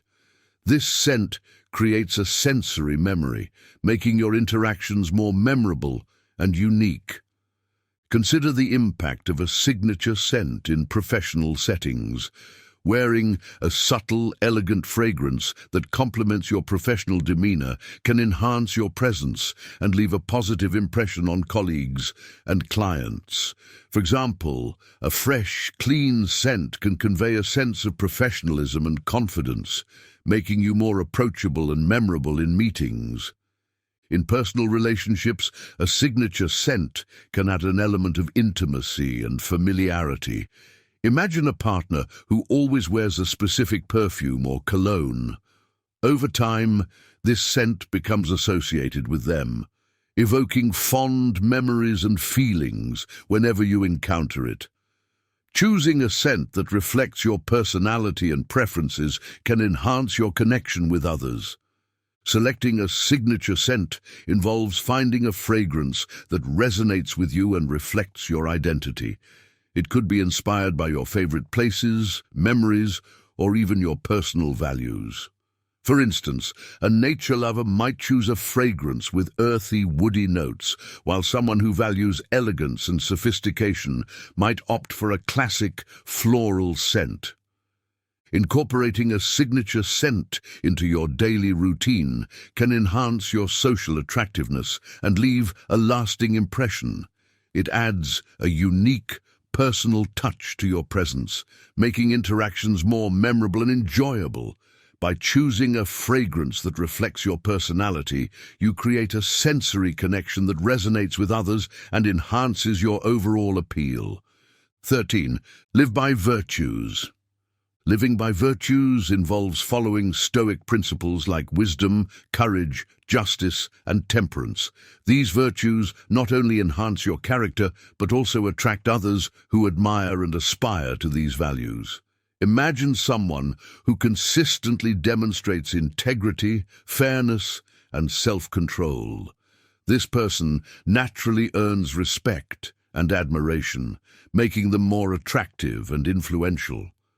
Consider the impact of living by virtues in your daily interactions. Demonstrating wisdom by making thoughtful decisions and offering sound advice can make you a trusted confidant. For example, a friend who seeks your guidance in difficult situations values your wisdom and respects your judgment. Similarly, showing courage by standing up for what is right, even in challenging circumstances, inspires others and fosters a sense of admiration. Justice, another key Stoic virtue, involves treating others fairly and with respect. Imagine a leader who ensures everyone on their team is treated equitably and acknowledges their contributions. This behavior not only builds a positive and inclusive environment, but also earns the loyalty and respect of the team members. Temperance, the practice of self-control and moderation, is crucial in maintaining balance in life.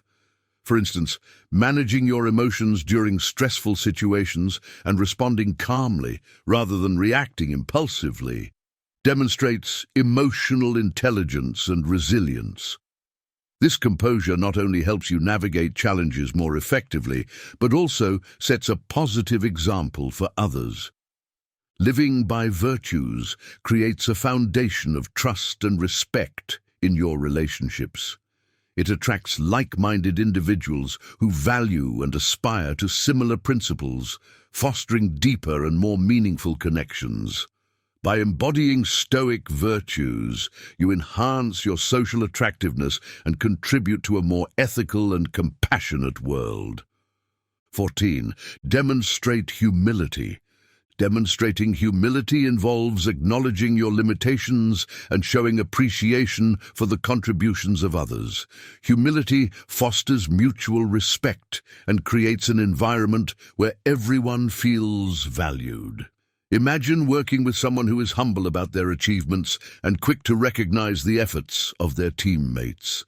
This behavior builds a culture of collaboration and respect, making interactions more positive and productive. Consider the impact of humility in leadership. A humble leader who admits their mistakes and seeks feedback from their team earns greater respect and loyalty.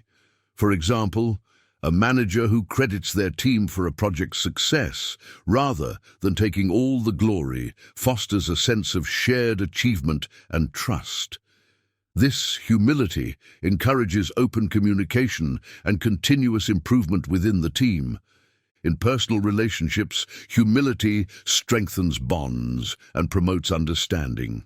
Imagine a friend who always acknowledges their own faults and appreciates your support. This humility not only makes them more relatable, but also deepens your connection by fostering an environment of honesty and mutual respect. Humility also means being open to learning from others. Consider attending a workshop where you openly admit your lack of knowledge on a topic and actively seek insights from the facilitator and fellow participants. This openness not only enhances your learning experience, but also builds a network of supportive and knowledgeable individuals.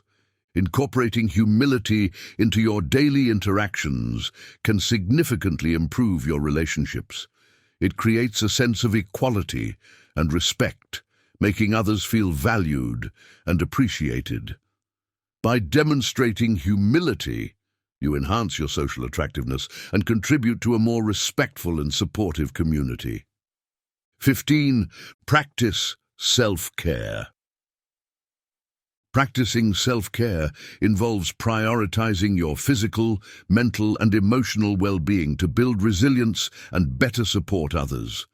Self-care is essential for maintaining a healthy and balanced life, enabling you to show up fully in your relationships and responsibilities. Imagine a friend who regularly engages in activities that rejuvenate and energize them, such as exercising, meditating, or pursuing hobbies. This practice not only enhances their well-being, but also makes them more present and supportive in their interactions. Consider the impact of self-care in professional settings. A colleague who takes regular breaks, manages their stress effectively, and maintains a healthy work-life balance is likely to be more productive and positive. For example, someone who practices self-care by setting boundaries and taking time off to recharge can prevent burnout and maintain their enthusiasm and effectiveness at work. In personal relationships, self-care enables you to be more patient, empathetic, and supportive. Imagine a parent who takes time for self-care activities, such as reading, exercising, or socializing with friends. This practice helps them manage stress and maintain their energy, allowing them to be more present and engaged with their children. Self-care also involves recognizing and addressing your emotional needs. For instance, seeking therapy or counseling when needed, practicing mindfulness, and engaging in activities that bring you joy and fulfillment contribute to your emotional well-being. This practice not only enhances your own quality of life, but also makes you more resilient and capable of supporting others. Incorporating self-care into your daily routine can significantly enhance your social attractiveness and overall well-being. By prioritizing your health and happiness, you build resilience and create a positive impact on your interactions and relationships. Practicing self-care enables you to be your best self and contribute positively to the lives of those around you. In conclusion, these 15 socially attractive habits, inspired by Stoic principles, offer a holistic approach to enhancing your interactions and relationships. By incorporating laughter, maintaining good posture, fostering curiosity, showing compassion, cultivating mystery, exercising patience, using mindful body language, being fully present, developing cultural wisdom, embracing authenticity, practicing mesmerizing manners, choosing a signature scent, living by virtues, demonstrating humility, and practicing self-care, you can build deeper, more meaningful connections and lead a more fulfilling life. Incorporating these 15 socially attractive habits inspired by Stoic principles can profoundly impact your interactions and relationships. By embracing practices such as laughter, good posture, curiosity, compassion, and patience, you not only enhance your social presence but also foster deeper, more meaningful connections with those around you. Stoicism teaches us the value of wisdom, courage, justice, and temperance, virtues that, when integrated into our daily lives, enrich our character and make us more attractive to others. Whether it's showing humility, practicing mesmerizing manners, or living authentically, these habits help you become a more engaging, empathetic, and resilient individual. Remember, social attractiveness is not about superficial charm, but about genuine connection and mutual respect. By being fully present, developing cultural wisdom, choosing a signature scent, and prioritizing self-care, you create a positive and lasting impression that resonates deeply with others. As you incorporate these habits into your routine, you'll find that your relationships become more fulfilling and your social interactions more rewarding. Embrace these Stoic-inspired principles and watch as they transform not only how others perceive you, but also how you perceive yourself. By living with intention and integrity, you can build a life filled with meaningful connections and personal growth.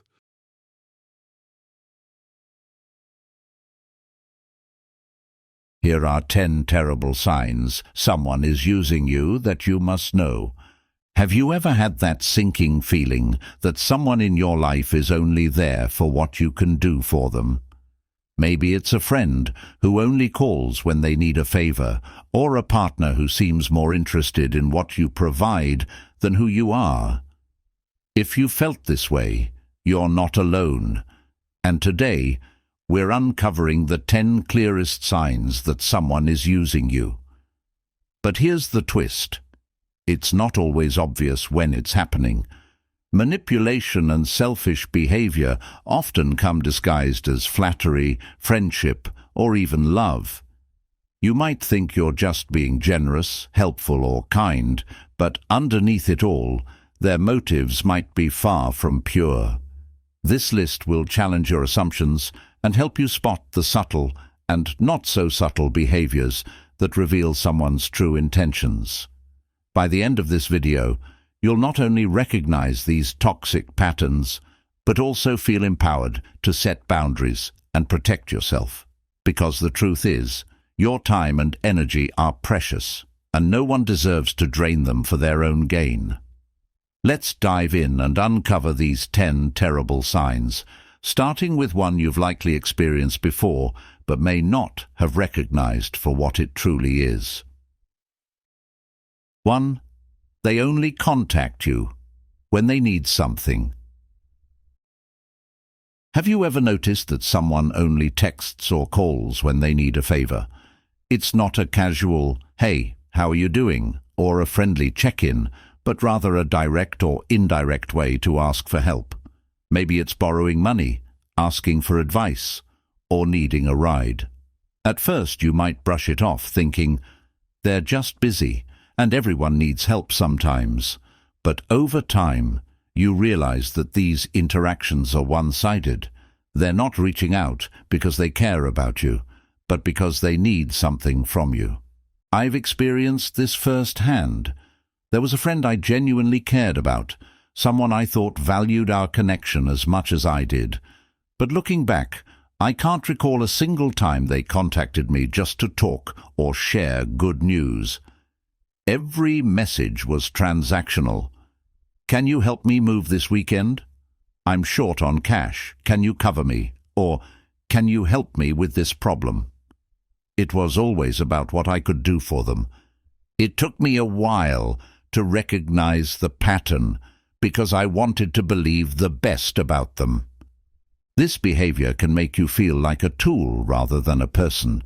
At first, you might excuse it, thinking, maybe they're struggling or I'm just being kind. But the truth is, genuine relationships are built on mutual care, not convenience. A real friend will ask how you're doing, even when they don't need anything. They'll celebrate your wins, comfort you during your losses, and invest time and effort into the relationship. Reflecting on these moments, I realized that I was draining myself emotionally and physically for someone who wouldn't even ask, "How was your day?" I started setting boundaries, which wasn't easy but was necessary. If someone truly values you, they'll respect your limits and make an effort to connect beyond their needs. Pay attention to how people show up in your life. If they're always too busy for you, unless they need something, it's time to reassess the relationship. Remember, you're not an on-demand service. You deserve connections where both people show up for each other without strings attached. Life is too short to waste on one-sided relationships. 2. Your efforts are not reciprocated. Relationships thrive on balance. It's not about keeping score, but there's an unspoken understanding in healthy connections that effort should flow both ways. If you're the one always reaching out, making plans, or offering help, and they rarely do the same for you, it's a major red flag. I remember being in a friendship where I did all the heavy lifting. I planned the meetups, initiated conversations, and even made excuses for their lack of involvement. At first, I convinced myself they were just busy or not the planning type. But the truth became hard to ignore. They weren't putting in the same energy I was. When I stopped making the effort, the relationship fizzled out, proving it was entirely one-sided. This dynamic isn't just unfair, it's exhausting. You find yourself questioning your worth, wondering if you're asking for too much, but you're not. True friendships and relationships thrive on mutual care, where both parties want to contribute equally. If you're constantly giving and they're only taking, it's time to reconsider their place in your life. 3. They don't appreciate you. Feeling unappreciated can cut deep. It's not just about wanting a thank you, it's about feeling seen and valued for what you bring to the table. When someone is using you, they often overlook your contributions entirely, treating them as if they're expected rather than earned. For instance, I once went above and beyond for a colleague, covering shifts and staying late to help with their workload. But instead of gratitude, I received indifference. No acknowledgement, no thanks, just more requests for help. It was as if my efforts were invisible. That's when I realized people who are using you rarely show appreciation because in their minds they're entitled to your help. Over time, this lack of acknowledgement chips away at your self-esteem. You start to feel invisible, like your contributions don't matter, but they do. Real friends, partners and colleagues notice your efforts and express gratitude, not out of obligation, but because they genuinely value you. 4. They gaslight you when confronted. When you finally gather the courage to bring up their behavior, the response can be even more telling. Instead of acknowledging your feelings, they twist the situation to make you feel. 2. Your efforts are not reciprocated. Think about the times you've gone out of your way for someone, whether it's lending a hand when they needed help, always being the one to reach out, or offering your time and energy to support them. Now, think about how they respond when the roles are reversed. Do they meet you with the same willingness and effort, or do they disappear, offering excuses or silence instead of support? I've been in situations where I felt like the glue holding a friendship or relationship together. For example, I had a friend who never initiated plans, but always accepted my invitations. I would check in on them regularly, send thoughtful messages, and even go out of my way to help them during tough times. Yet when I faced a difficult period, their silence was deafening. It wasn't just about their absence during hard times. It was their complete lack of initiative to maintain the relationship when I stopped putting in the effort. What I realized was that reciprocity isn't just about big gestures. It's about the small, everyday signs that someone values you. Do they text first once in a while? Do they make an effort to celebrate your wins, no matter how small? Do they notice when you're not okay and offer support without you having to ask? When someone doesn't do any of these things, it signals that their priority isn't the relationship. It's what they can get from it. One-sided relationships don't just drain your energy, they make you question your worth. You might think, if I just give a little more, maybe they'll appreciate me. But the truth is, people who don't reciprocate aren't likely to change unless they see their behavior as a problem, and that usually doesn't happen unless you set boundaries. The key is to recognize the imbalance and decide how much of your time and energy you're willing to invest. Healthy relationships are partnerships where both people contribute willingly and joyfully. If you're the only one doing the work, it's time to step back and evaluate whether the relationship is truly worth your effort. After all, you deserve connections that leave you feeling supported, valued, and cared for, not depleted. 3. They don't appreciate you. When someone truly values you, they'll make an effort to show it, through their words, actions, or even small gestures. But when someone is using you, appreciation becomes almost non-existent. They treat your kindness, support, and effort as if it's their entitlement rather than a gift you've chosen to give. I remember helping a close acquaintance through a rough financial patch. I lent them money, listened to their struggles, and even helped them find some job leads. I didn't expect anything in return except maybe a sincere thank you or acknowledgement of my effort. Instead, they acted as if my help was their due. There was no gratitude, no sense of reciprocity, just an expectation that I'd keep stepping in whenever they needed me. Over time, it felt less like kindness on my part and more like obligation, dictated by their indifference. This lack of appreciation can cut deeply. It makes you feel invisible, as if all the energy you've poured into the relationship goes unnoticed or unvalued. Over time, it can erode your self-worth, leaving you questioning if you're even worth appreciating in the first place. The problem isn't with you, it's with them.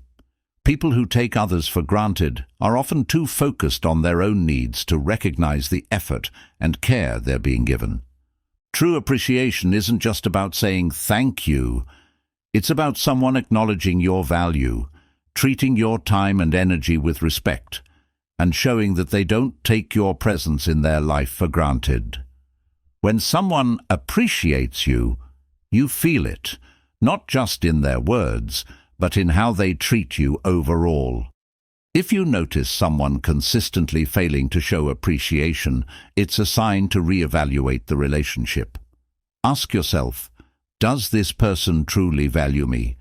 Or are they just using me to meet their needs? You deserve to be appreciated for who you are and for everything you bring to the table. Don't settle for less. 4.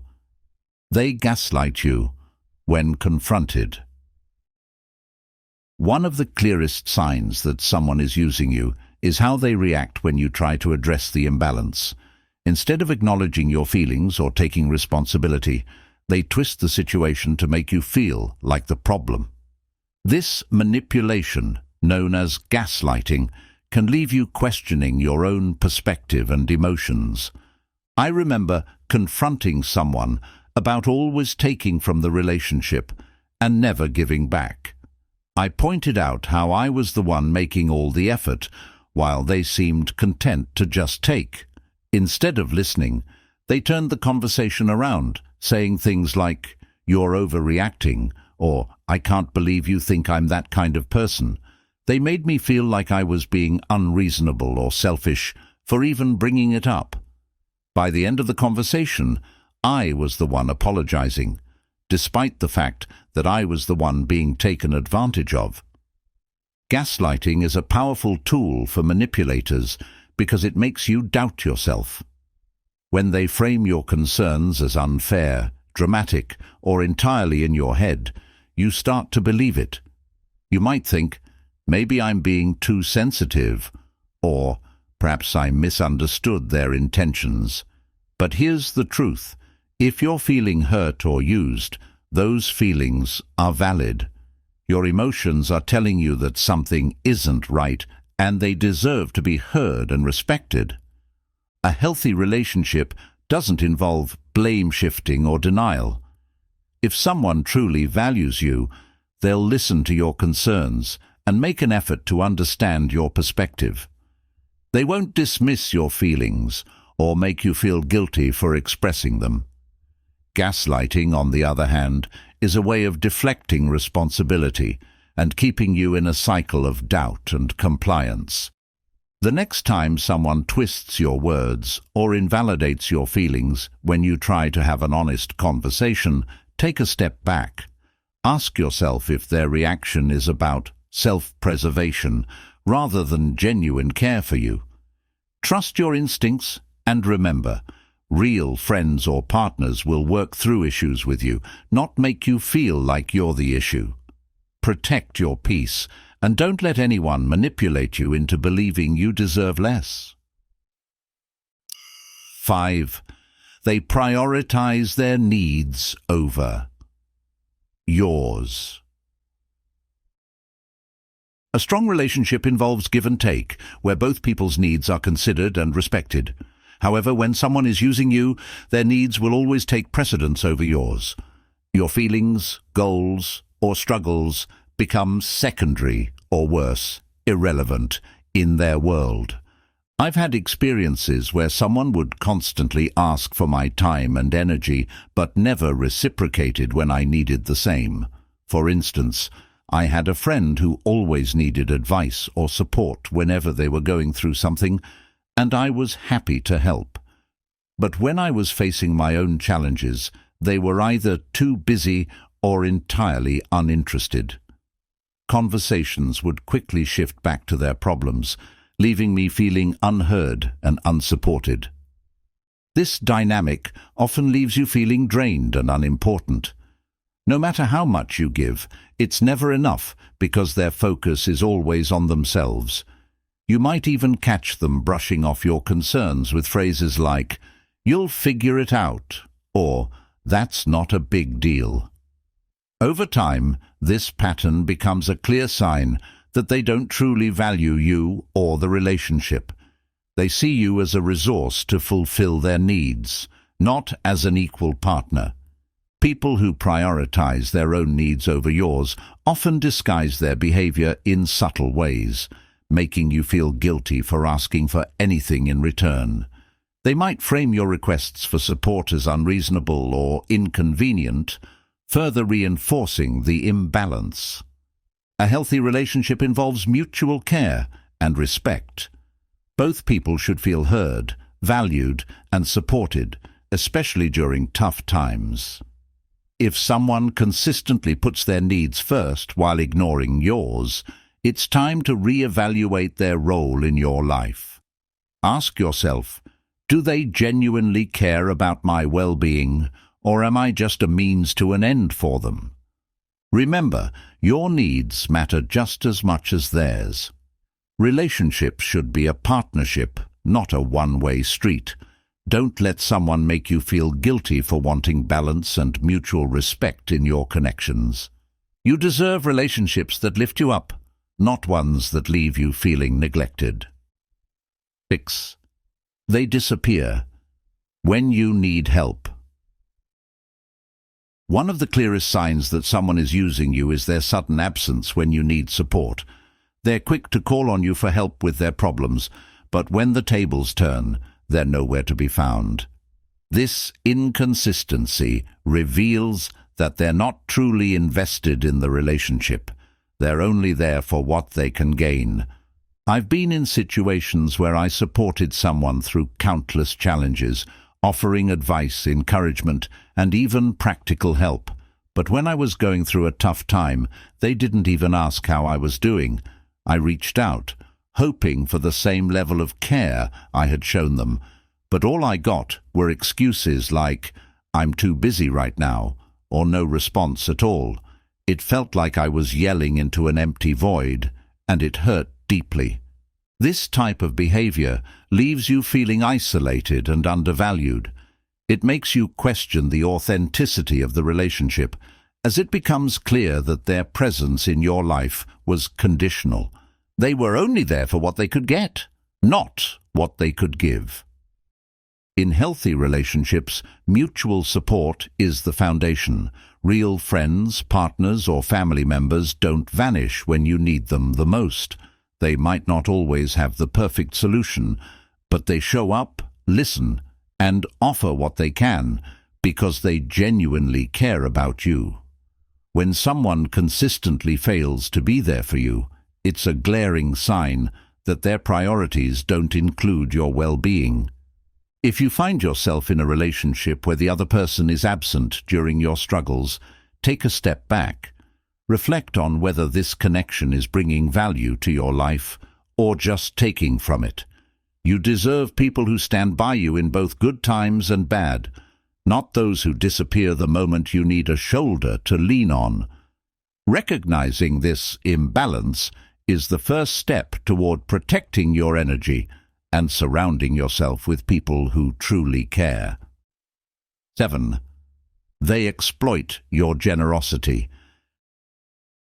Generosity is a beautiful trait, but when someone exploits it, it becomes a tool for their benefit rather than a foundation for mutual respect. They might consistently ask for favors, money, or your time, knowing you'll say yes because of your kind nature. The problem isn't your willingness to give. It's their willingness to take without limits or gratitude. I remember having a colleague who always seemed to need just a little help. At first, it was small favors, like covering their shift or helping with a project. I didn't mind because I believed in teamwork. But over time, their requests became bigger and more frequent. They'd say things like, "You're so reliable. I knew you'd do this for me." But they never returned the favor. They never offered to help me when I was swamped, and they didn't even acknowledge the effort I put in. Eventually I realized they were exploiting my willingness to help while giving nothing in return. This kind of dynamic can leave you feeling drained, resentful, and taken advantage of. You might find yourself saying yes, even when you're overwhelmed, just to avoid conflict or guilt. The truth is, people who exploit your generosity often rely on your discomfort with setting boundaries. They know you'll go the extra mile because you're kind-hearted, and they use that to their advantage. True relationships are built on mutual generosity, where both people give and take in balance. Exploitation, on the other hand, is entirely one-sided. It's important to recognize when your kindness is being taken for granted and to set boundaries to protect yourself. Saying no doesn't make you a bad person. It simply ensures that your energy and resources are being spent on people who genuinely value you. Ask yourself, does this person respect my boundaries, or do they push them to get what they want? If you feel more like a resource than a valued friend, it's time to reassess the relationship. Your generosity is a gift, not a given, and it should be appreciated, not exploited. 8. You feel drained around them. The people in your life should uplift and energize you, not leave you feeling emotionally, mentally, or even physically drained. When someone is using you, their constant demands, negativity, or selfishness can sap your energy, leaving you exhausted after every interaction. I once had a friend who seemed to turn every conversation into a complaint about their life or a request for help. No matter how much I tried to support or cheer them up, it was never enough. They would unload their problems onto me without asking about my day or my struggles. Over time, I noticed a pattern. I felt worse after talking to them, not better. It wasn't just that they needed help. It was that the relationship was entirely focused on them, with no room for my needs or feelings. When someone leaves you feeling drained, it's often because the relationship is imbalanced. You're constantly giving your time, attention, or emotional support, while they take without offering anything in return. This dynamic can make you feel like their emotional dumping ground or problem solver, rather than a valued friend or partner. Pay attention to how you feel after interacting with someone. Do you feel refreshed and supported, or do you feel tired, frustrated, or even resentful? Your emotions are important indicators of the health of your relationships. If someone consistently leaves you feeling depleted, it's a sign that their presence in your life might be more harmful than helpful. Healthy relationships are energizing. Even during tough times, they involve mutual care and support that leave both people feeling understood and valued. If someone is consistently draining you, it's time to set boundaries. Protect your energy and focus on relationships that enrich your life rather than deplete it. You deserve to feel good about the connections you have, not burdened by them. Remember, it's okay to prioritize your well-being over someone else's constant demands. 9. They manipulate you with flattery or guilt. People who use others often rely on manipulation to keep control of the relationship. They might use excessive flattery to make you feel special, or guilt to pressure you into doing things for them. These tactics are not about genuine connection, but about maintaining their advantage over you. I once knew someone who was an expert at this. Whenever they wanted something, they'd start with over-the-top compliments. "You're the only person I can trust with this," or "You're so amazing for always helping me." At first, it felt good to be appreciated, but I began to notice a pattern. The flattery wasn't sincere. It was a setup to get what they wanted. On the other hand, if I ever hesitated to help, they'd quickly pivot to guilt. "I thought you cared about me." Or, "I guess I'll have to figure it out on my own." This emotional manipulation traps you in a cycle of compliance. The flattery makes you feel obligated to help, while the guilt makes you feel bad if you don't. Over time, you might find yourself agreeing to things you don't want to do, simply to avoid the guilt or maintain their approval. Recognizing these tactics is key to breaking free from the cycle. Flattery and guilt are tools manipulators use to blur boundaries and keep the focus on their needs. Genuine relationships don't rely on manipulation. They're built on honesty, mutual respect, and understanding. If someone is constantly using these tactics, take a step back and assess the situation.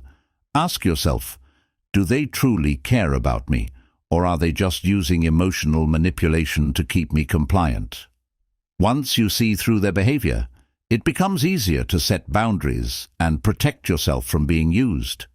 Remember, you don't owe anyone your time or energy, especially when their methods make you feel uncomfortable or coerced.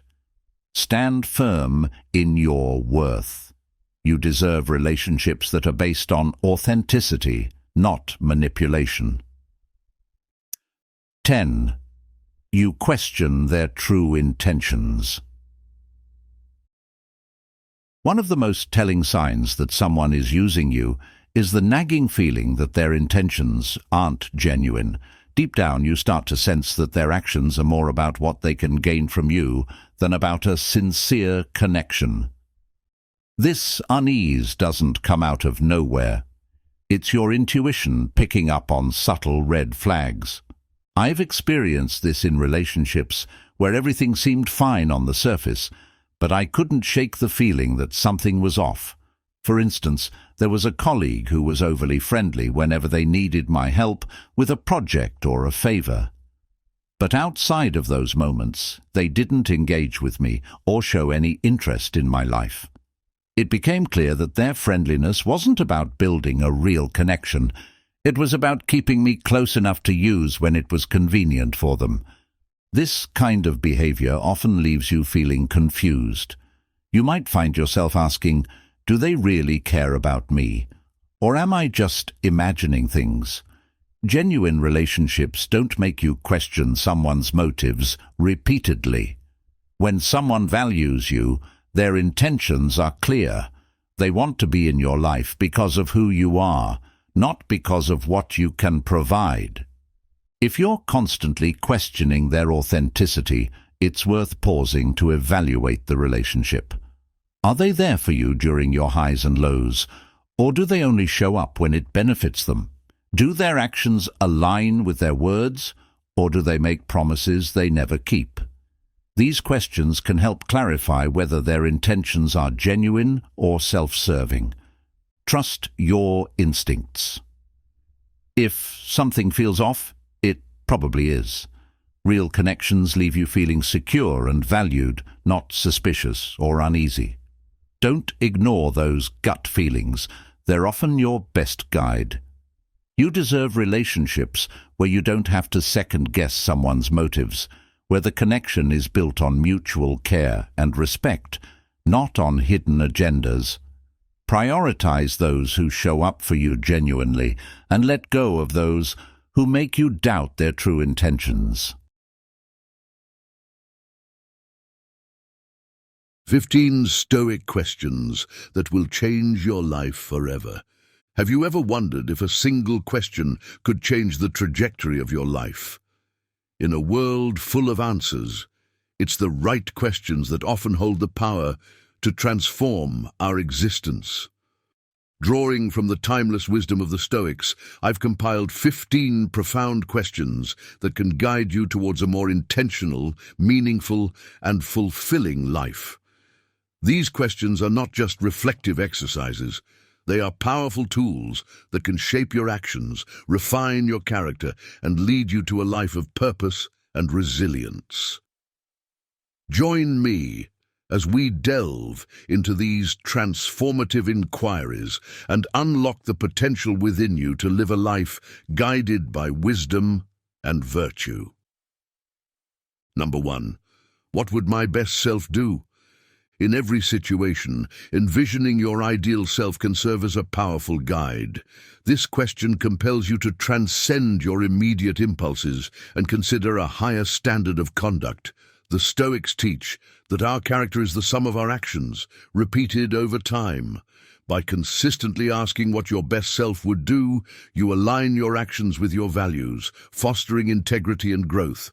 This practice can help you navigate challenges with wisdom and resilience. It transforms moments of weakness into opportunities for strength and virtue. Envisioning your best self allows you to act with honor, patience, and courage, even in adversity. This question is not about perfection, but about striving to be better, making incremental progress towards your ideal. In doing so, you cultivate a life of purpose and meaning, guided by the virtues of wisdom, justice, courage, and moderation. The path to becoming your best self is continuous, requiring constant reflection and effort, but it leads to a deeply fulfilling life. Number 2, how are you measuring your life? Our lives are often defined by the metrics we choose to measure success. Hillel's wisdom, if I am not for myself, who is for me? And if I am only for myself, what am I? Prompts introspection about our motivations. Are you driven by external accolades or internal fulfillment? True Stoic wisdom lies in valuing personal growth, meaningful relationships, and contributions to society over transient achievements. By asking how you measure your life, you prioritize what truly matters. Are you seeking fame and fortune, or are you focused on making a difference? This question helps you align your daily actions with your deeper values, ensuring that your pursuits bring genuine satisfaction. The Stoic path encourages self-examination and the pursuit of a life well lived, where success is defined by virtue and wisdom rather than material gain.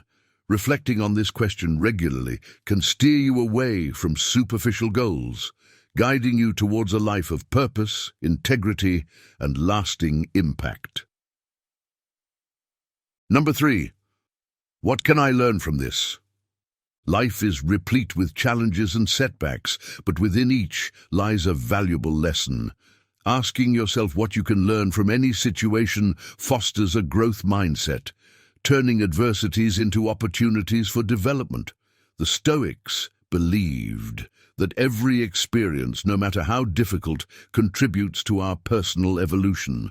By embracing this perspective, you transform pain into wisdom, mistakes into insights, and failures into stepping stones toward success.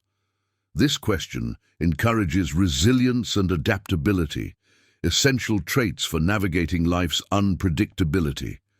It shifts your focus from lamenting your circumstances to understanding and growing from them.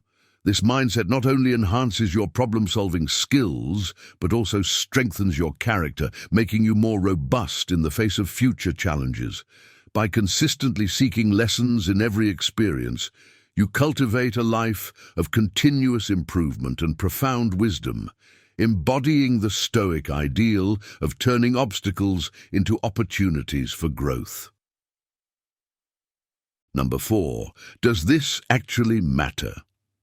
Marcus Aurelius urged us to ask if what we're engaged in is essential. Much of our distress arises from investing time and energy into trivial matters. This question helps us distinguish the significant from the insignificant, ensuring our efforts are directed towards what truly matters. In the grand scheme, many concerns that consume us are fleeting and inconsequential.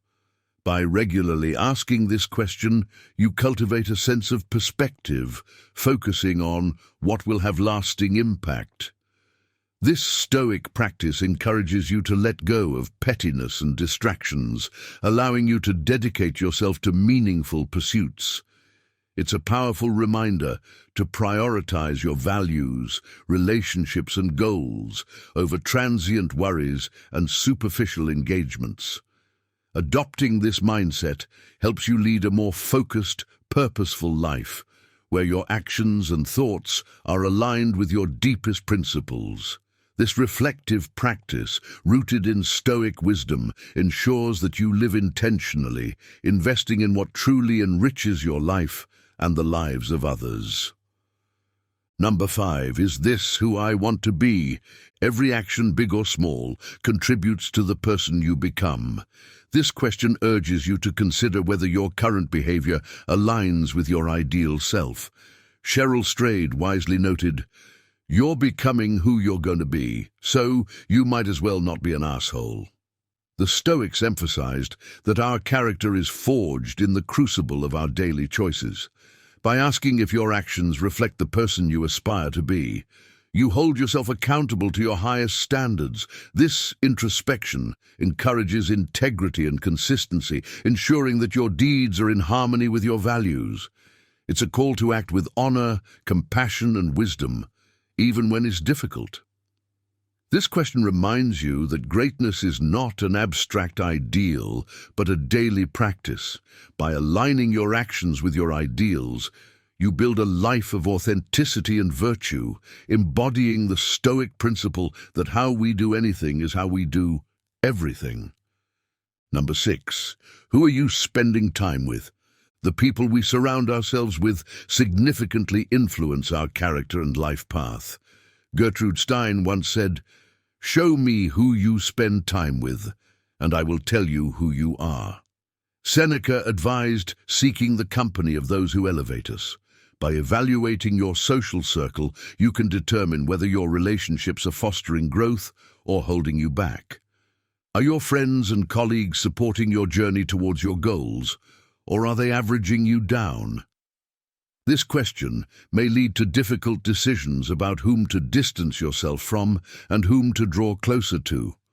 Surrounding yourself with positive, inspiring individuals can propel you towards your aspirations, while negative influences can stagnate or derail your progress. This Stoic inquiry encourages you to cultivate relationships that enrich your life and support your pursuit of wisdom and virtue. By consciously choosing your companions, you create an environment conducive to personal growth and fulfillment. Number 7, what am I missing by choosing to worry or be afraid? Fear and worry can cloud our judgment and drain our energy. Gavin de Becker, in his book The Gift of Fear, advises us to question what we might be overlooking when consumed by these emotions. The Stoics teach that while it's natural to feel fear or anxiety, it's crucial not to let these emotions dictate our actions. By asking what you might be missing, you shift your focus from the negative to the proactive. This question encourages you to identify opportunities and solutions that fear might otherwise obscure. It helps you reclaim your cognitive resources, directing them towards constructive action rather than paralyzing worry. This Stoic practice fosters resilience and clarity, enabling you to navigate challenges with a calm and focused mind. By recognizing the potential for growth and learning in every situation, you transform fear into a catalyst for improvement, embodying the Stoic principle of using adversity as a stepping stone to greater wisdom. Number 8, are you being present? Mindfulness is a cornerstone of Stoic practice. Being fully present in each moment allows you to experience life more deeply and authentically. The Stoics believed that the present moment is all we truly have, as the past is gone and the future is uncertain. By asking yourself if you are being present, you bring your attention back to the here and now.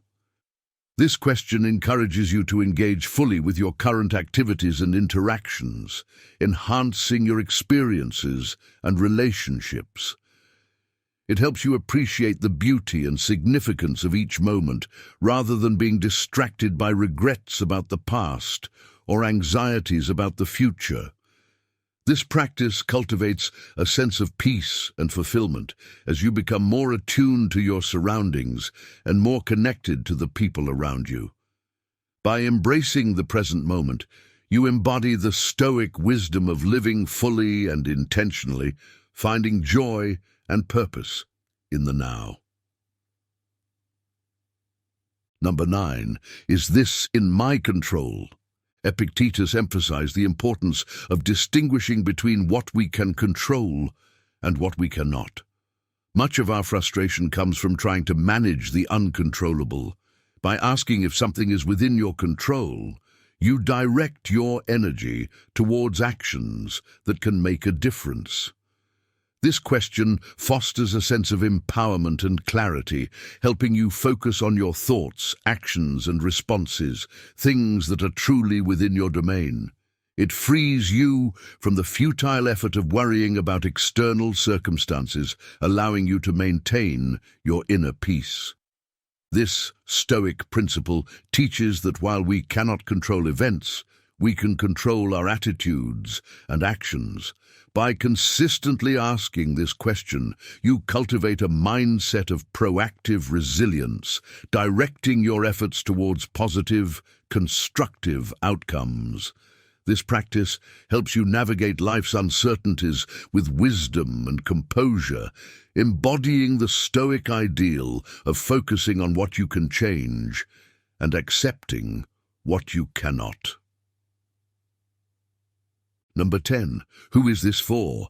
Understanding the purpose behind your actions is crucial for meaningful work. This question encourages you to consider who will benefit from your efforts. Are you creating for yourself, for recognition, or for the betterment of others? The Stoics believed in living for the common good, finding purpose in serving others. By asking who your work is for, you ensure that your actions are aligned with a higher purpose. This perspective fosters empathy and connection, reminding you that your contributions can have a significant impact on those around you. It helps you move beyond self-centered motivations, aligning your efforts with a greater cause. This Stoic inquiry promotes a sense of duty and responsibility, guiding you towards actions that are not only personally fulfilling, but also beneficial to others. By keeping this question in mind, you enhance the quality and impact of your work, living a life of purpose and service. Number 11. Will this be a live time or dead time? Robert Greene posed this question to Ryan Holiday when he was contemplating his career path.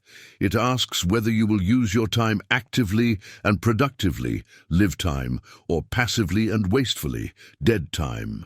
This question is particularly relevant during periods of waiting or transition. The Stoics emphasize the importance of making the most of every moment, recognizing that our time is finite. By asking this question, you ensure that even seemingly idle periods are used for growth and improvement. It encourages you to seize opportunities for learning, reflection, and action, rather than allowing time to slip by unproductively. This Stoic practice promotes a proactive mindset, where every moment is valued and utilized to its fullest potential. By consistently choosing live time over dead time, you cultivate a life of continuous progress and fulfillment, embodying the Stoic ideal of making the most of your precious time. Number 12. What is the most important thing to you? Knowing your priorities is essential for a focused and meaningful life. Seneca spoke of euthymia, the state of knowing your path and not being distracted by others' journeys. By identifying what is most important to you, you can ensure that your actions and decisions are aligned with your deepest values and goals. This question helps you avoid the trap of chasing superficial achievements and instead focus on what truly matters. It guides you toward a life of purpose and balance, where your efforts are directed towards your core priorities. This Stoic inquiry encourages clarity and intention, helping you navigate distractions and stay true to your path. By regularly reflecting on what is most important to you, you create a life that is rich in meaning and fulfillment, grounded in the values and relationships that matter most. This practice embodies the Stoic wisdom of living in harmony with your principles and aspirations. Number 13. To be or to do? This profound question, posed by the strategist John Boyd, challenges you to consider whether you want to achieve genuine impact or merely seek recognition. The Stoics valued actions over appearances, emphasizing the importance of substance over superficiality. By asking whether you aim to be important or to do important things, you focus on meaningful accomplishments rather than external validation.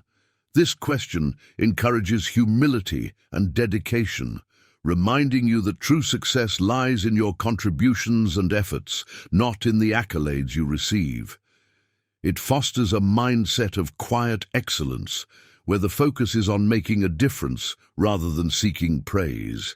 This Stoic principle promotes integrity and purpose, guiding you towards actions that have lasting value. By prioritizing doing over being, you cultivate a life of authentic achievement and impact, embodying the Stoic ideal of valuing substance over show. Number 14. What does your ideal day look like? Seneca reminded us that a life is made up of days, and how we spend each day determines the quality of our life. By envisioning your ideal day, you create a blueprint for a fulfilling life. This question encourages you to design your days intentionally, focusing on activities that align with your values and goals. It helps you prioritize your time, ensuring that you spend it on what truly matters rather than being swept up in distractions and obligations. By regularly reflecting on what makes an ideal day, you can make conscious choices that bring you closer to your vision of a good life. This Stoic practice promotes intentionality and mindfulness, guiding you towards a life of balance and purpose. By knowing what an ideal day looks like for you, you create a framework for living in harmony with your deepest aspirations, embodying the Stoic wisdom of designing a life of meaning and joy. Number 15. Are you doing your job? In any organization or life situation, understanding and fulfilling your role is crucial. This question, often emphasized by leaders like Bill Belichick, asks whether you are focusing on your responsibilities or getting distracted by others' tasks. The Stoics believed in the importance of duty and the value of doing one's job well. By asking if you are doing your job, you ensure that your efforts are directed towards your responsibilities, maintaining focus and accountability. This question encourages discipline and dedication, reminding you to prioritize your tasks and contribute effectively. It helps you avoid the pitfalls of comparison and distraction, allowing you to excel in your role. This Stoic inquiry promotes a sense of duty and excellence, guiding you towards consistent, high-quality performance. By regularly asking if you are doing your job, you cultivate a mindset of responsibility and integrity, embodying the Stoic ideal of fulfilling your duties with diligence and honor. These 15 questions hold the power to reshape your life, guiding you towards greater wisdom, purpose, and fulfillment. By regularly reflecting on them, you can navigate life's challenges with clarity and intention, becoming the person you aspire to be. If you found value in these insights and are eager for more wisdom to enhance your journey, don't forget to like this video and subscribe to our channel. Join our community and let's continue this journey towards a wiser, more intentional life together. Share your thoughts in the comments and let's keep the conversation going. Thank you for watching and stay tuned for more life-changing wisdom. Have you ever wondered how some people seem to navigate life's challenges with grace and unwavering confidence? What if you could unlock the secrets to mastering yourself and living a life of purpose and resilience? Welcome to 20 Stoic Tips for Mastering Yourself, Seneca's Way. In this video, we delve into the timeless wisdom of Seneca, the renowned Stoic philosopher, and blend it with practical insights for our modern lives. These lessons are not relics of the past, They are powerful beacons, guiding us towards personal growth and inner strength today. Whether you're a seasoned seeker of wisdom or just beginning your journey, these principles will inspire and empower you. So, fasten your seatbelts as we embark on this transformative journey, exploring the profound teachings of Seneca through the lens of contemporary life. Let's illuminate the path to becoming the best version of ourselves, one timeless lesson at a time. 1. Cultivate a robust mindset. Cultivating a robust mindset involves focusing on solutions and opportunities, even in the face of adversity. Imagine you've just received critical feedback on a project you poured your heart into. Instead of seeing this as a failure, view it as a chance to improve and grow. This shift in perspective can turn obstacles into stepping stones. For example, Thomas Edison famously viewed his thousands of failed attempts to create the light bulb not as failures, but as lessons that each brought him closer to success. Adopting a similar mindset helps you navigate challenges with grace and determination, allowing you to remain resilient and proactive rather than discouraged and passive. This approach not only enhances your problem-solving abilities, but also empowers you to seize opportunities that others might overlook. By training your mind to focus on the positive aspects of any situation, you build a foundation for lasting personal and professional success. 2. Maintain equanimity. Equanimity is the ability to remain calm and composed, even in stressful situations. Picture yourself stuck in traffic, late for an important meeting. Instead of succumbing to frustration and anger, practice equanimity by taking deep breaths and accepting the situation as it is. This mental calmness allows you to think clearly and respond effectively. A great example of equanimity in action is Mahatma Gandhi, who remained peaceful and steadfast in his principles even when faced with intense opposition and imprisonment. By maintaining equanimity, you can navigate life's ups and downs with grace, making thoughtful decisions that align with your long-term goals rather than reacting impulsively to immediate stresses. 3. Live in alignment with your values. Living in alignment with your values means ensuring your daily actions reflect your core beliefs. Consider a doctor who values health and wellness but leads an unhealthy lifestyle. This disconnect can lead to inner conflict and dissatisfaction. On the other hand, a person who values environmental sustainability might choose to reduce their carbon footprint by biking to work and using reusable products. This alignment creates a sense of authenticity and purpose, as seen in the life of Nelson Mandela, who consistently acted according to his values of equality and justice, even when it meant great personal sacrifice. Aligning your actions with your values ensures a life of integrity and fulfillment. 4. Seek challenges. Embracing challenges is crucial for discovering your true potential. Think of a marathon runner who pushes through physical and mental barriers to complete a race. Each step outside their comfort zone helps them grow stronger and more resilient. For example, J.K. Rowling faced numerous rejections before publishing the Harry Potter series, but each setback only fueled her determination. By seeking out and embracing challenges, you open yourself up to new experiences and opportunities for growth. Whether it's taking on a daunting project at work or learning a new skill, these challenges help you uncover capabilities you never knew you had, building confidence and resilience. 5. Focus on your response. Life is unpredictable, and we often can't control what happens to us, but we can control how we respond. Imagine losing your job unexpectedly. Instead of seeing it as a devastating loss, view it as an opportunity to explore new career paths or start a business. Viktor Frankl, a Holocaust survivor, exemplified this principle.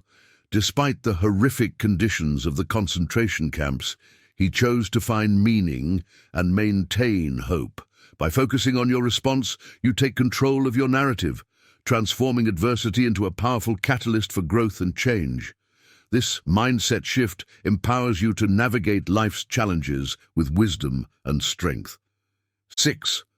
Protect your time. Time is our most precious resource, and once it's gone, it can't be reclaimed. Consider how you spend your day.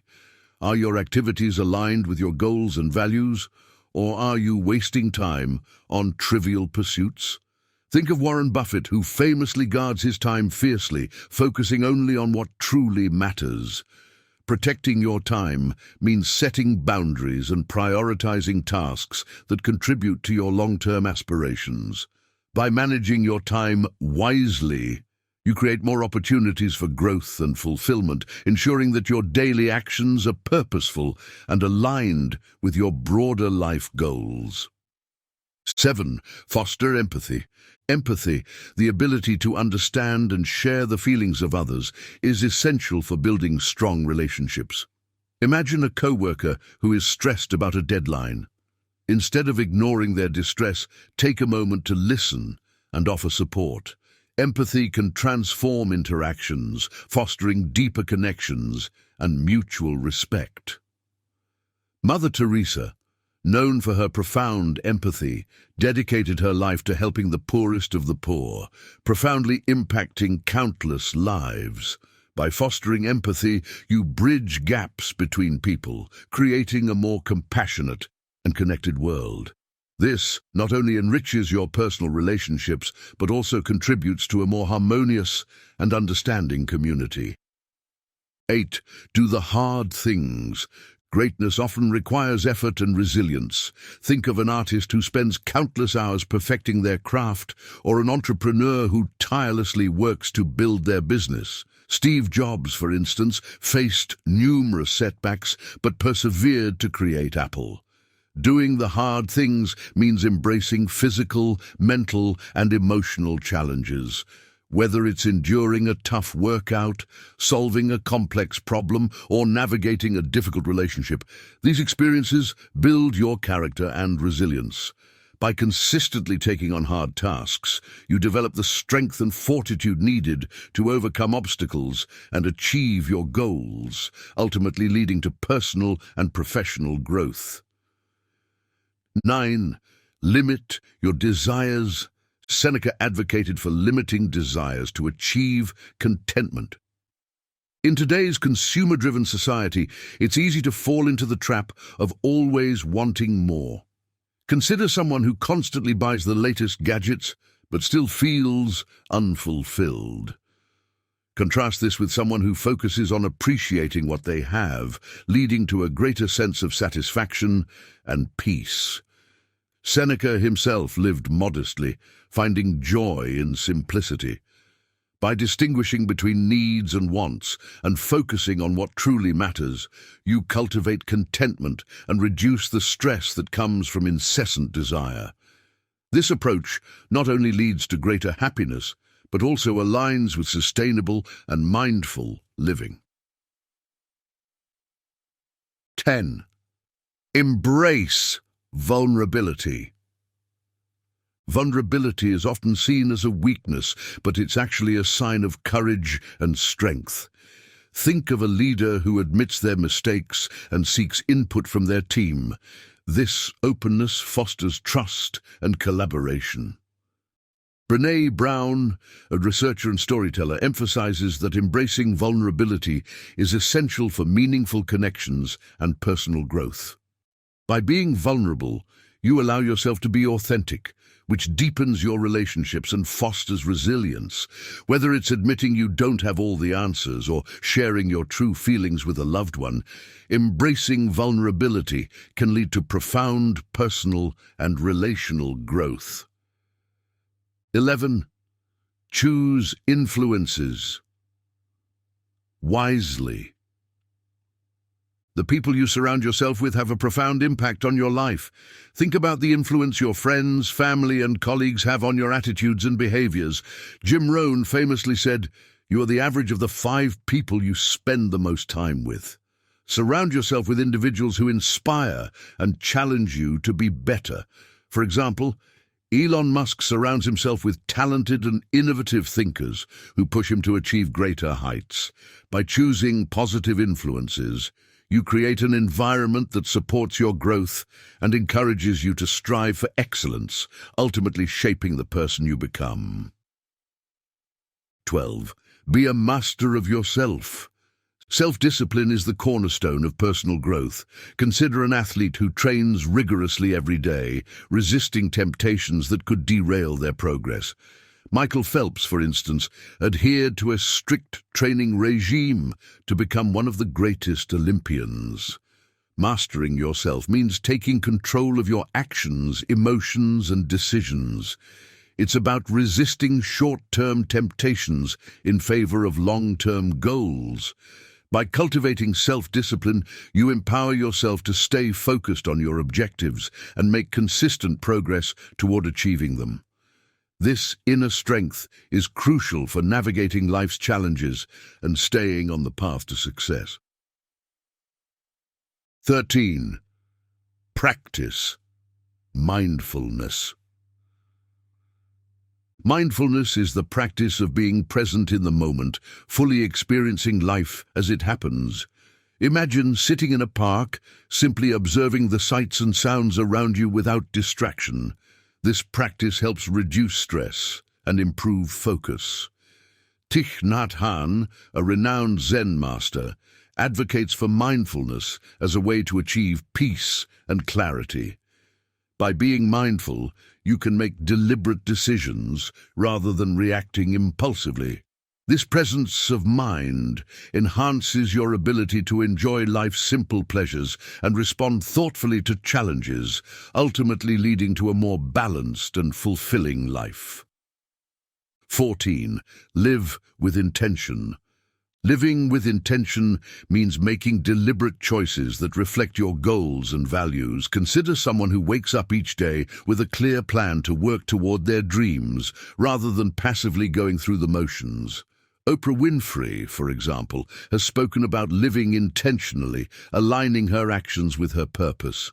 By setting clear intentions, you take control of your life's direction, ensuring that your daily activities contribute to your broader aspirations. This purposeful approach helps you stay focused and motivated, creating a life that is meaningful and aligned with your deepest values and desires. 15. Embrace continuous learning. Continuous learning is essential for personal and professional growth. Think of a professional who regularly takes courses and reads books to stay updated in their field. Bill Gates, for instance, is known for his voracious reading habit, which fuels his knowledge and innovation. By committing to lifelong learning, you equip yourself with the skills and knowledge needed to adapt and thrive in an ever-changing world. Whether it's through formal education, online courses, or self-study, embracing continuous learning keeps your mind sharp and opens up new opportunities for growth and advancement. 16. Make others better. Inspiring and uplifting. Others creates a positive ripple effect. Imagine a teacher who goes beyond the curriculum to mentor and encourage their students, helping them achieve their full potential. This dedication not only impacts the students' lives, but also enriches the teacher's sense of purpose. Martin Luther King Jr., for example, dedicated his life to making others better, advocating for equality and justice. By helping others grow, you not only contribute to their success, but also enhance your own character and legacy. This act of giving and support fosters a community of mutual growth and positivity. 17. Say yes to what matters. Prioritizing essential tasks that align with your goals is crucial in a world filled with distractions. Think about someone who declines a tempting but irrelevant opportunity to focus on their primary career objectives. Steve Jobs famously said that focusing is about saying no to hundreds of other good ideas. By saying yes to what truly matters. You ensure that your time and energy are dedicated to pursuits that align with your long-term goals. This selective approach helps you stay on track and make meaningful progress, ensuring that your efforts lead to significant and impactful outcomes. 18.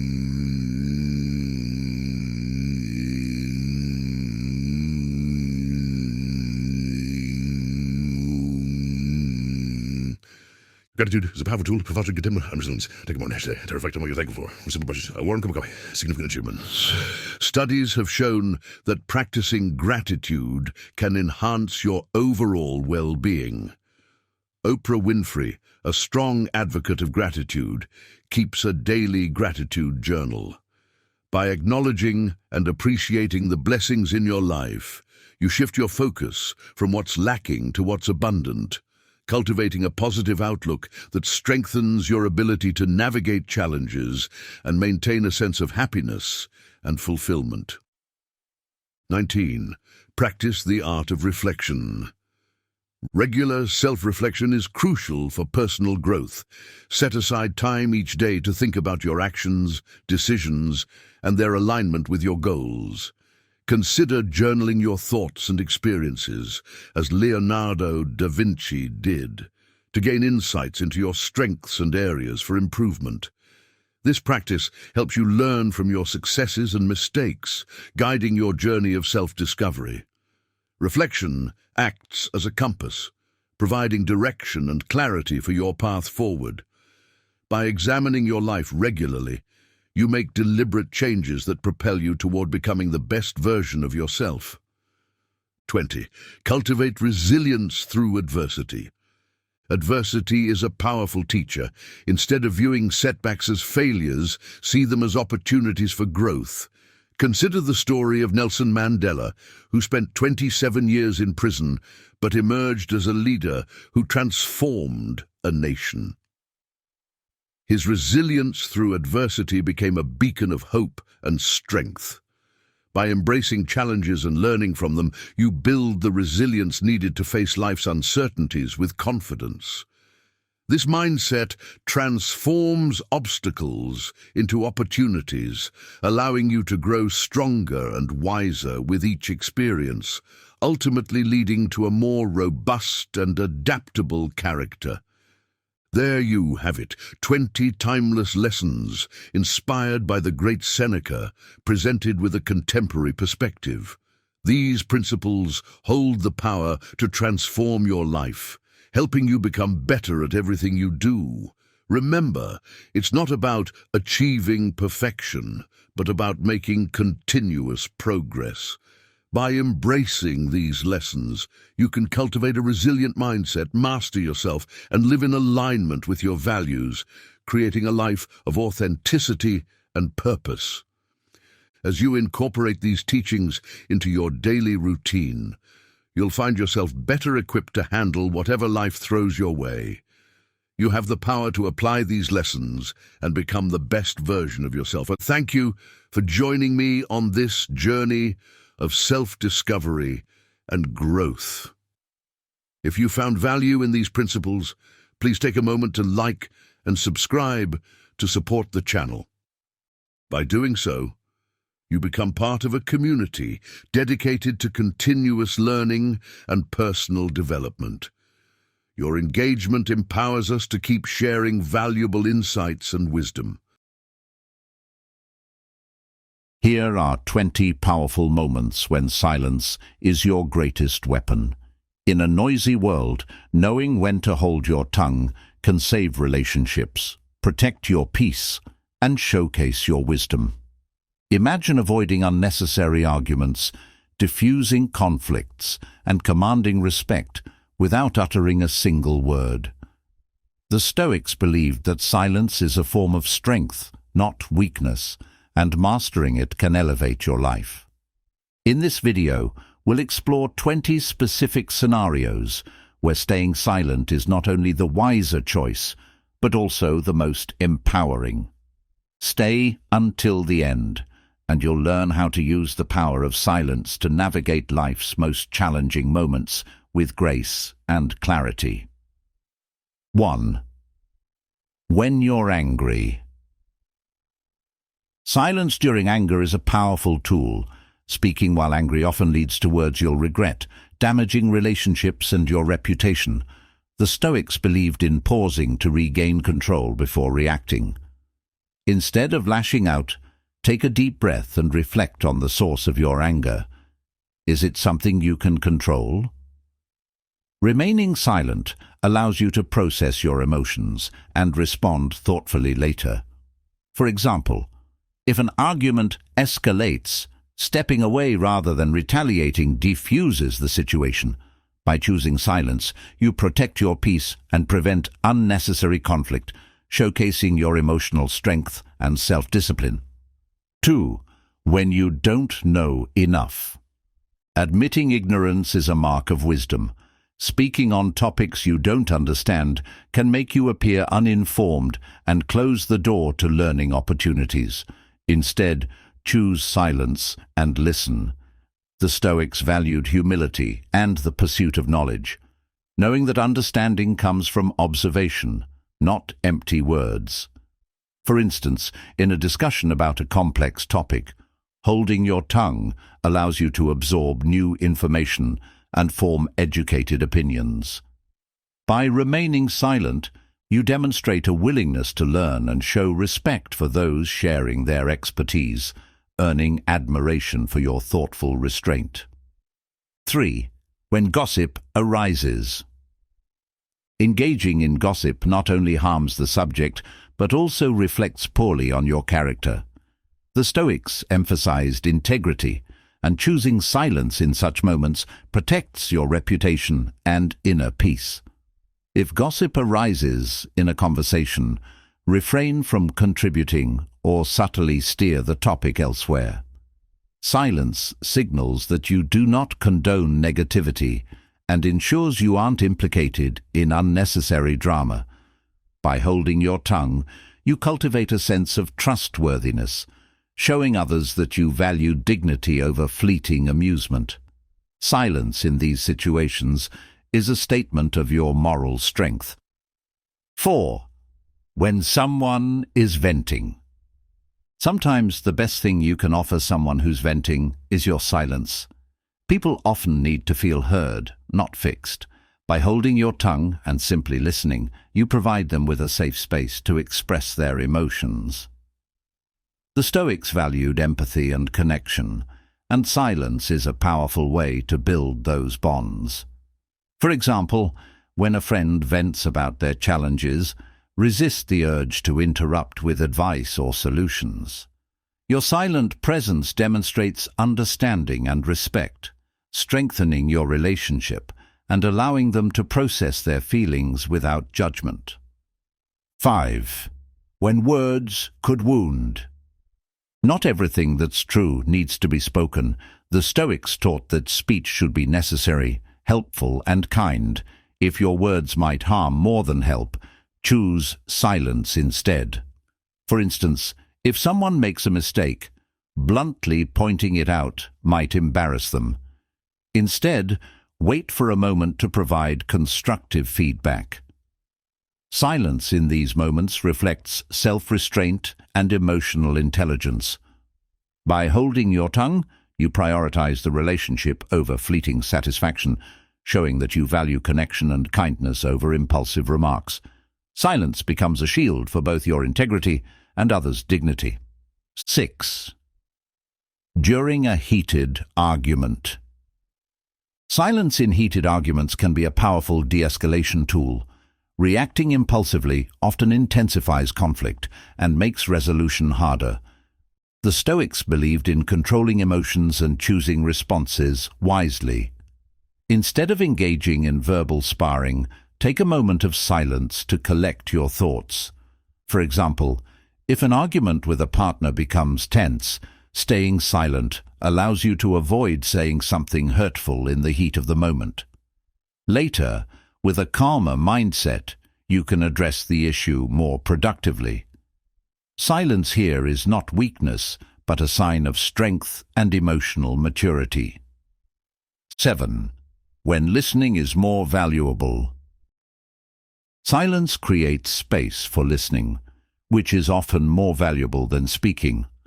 The Stoics believed that wisdom comes from understanding others before expressing yourself. By holding your tongue, you can fully absorb what someone is saying, showing respect and fostering deeper connections. For instance, in a meeting, rather than interrupting with your own ideas, allow others to finish. This not only helps you understand their perspective, but also ensures your response is thoughtful. Silence in these moments is a tool for learning and respect, making your eventual contributions more impactful and appreciated. 8. When someone is criticizing you. Criticism, whether fair or not, can trigger defensive reactions. However, responding with silence gives you the power to pause and reflect.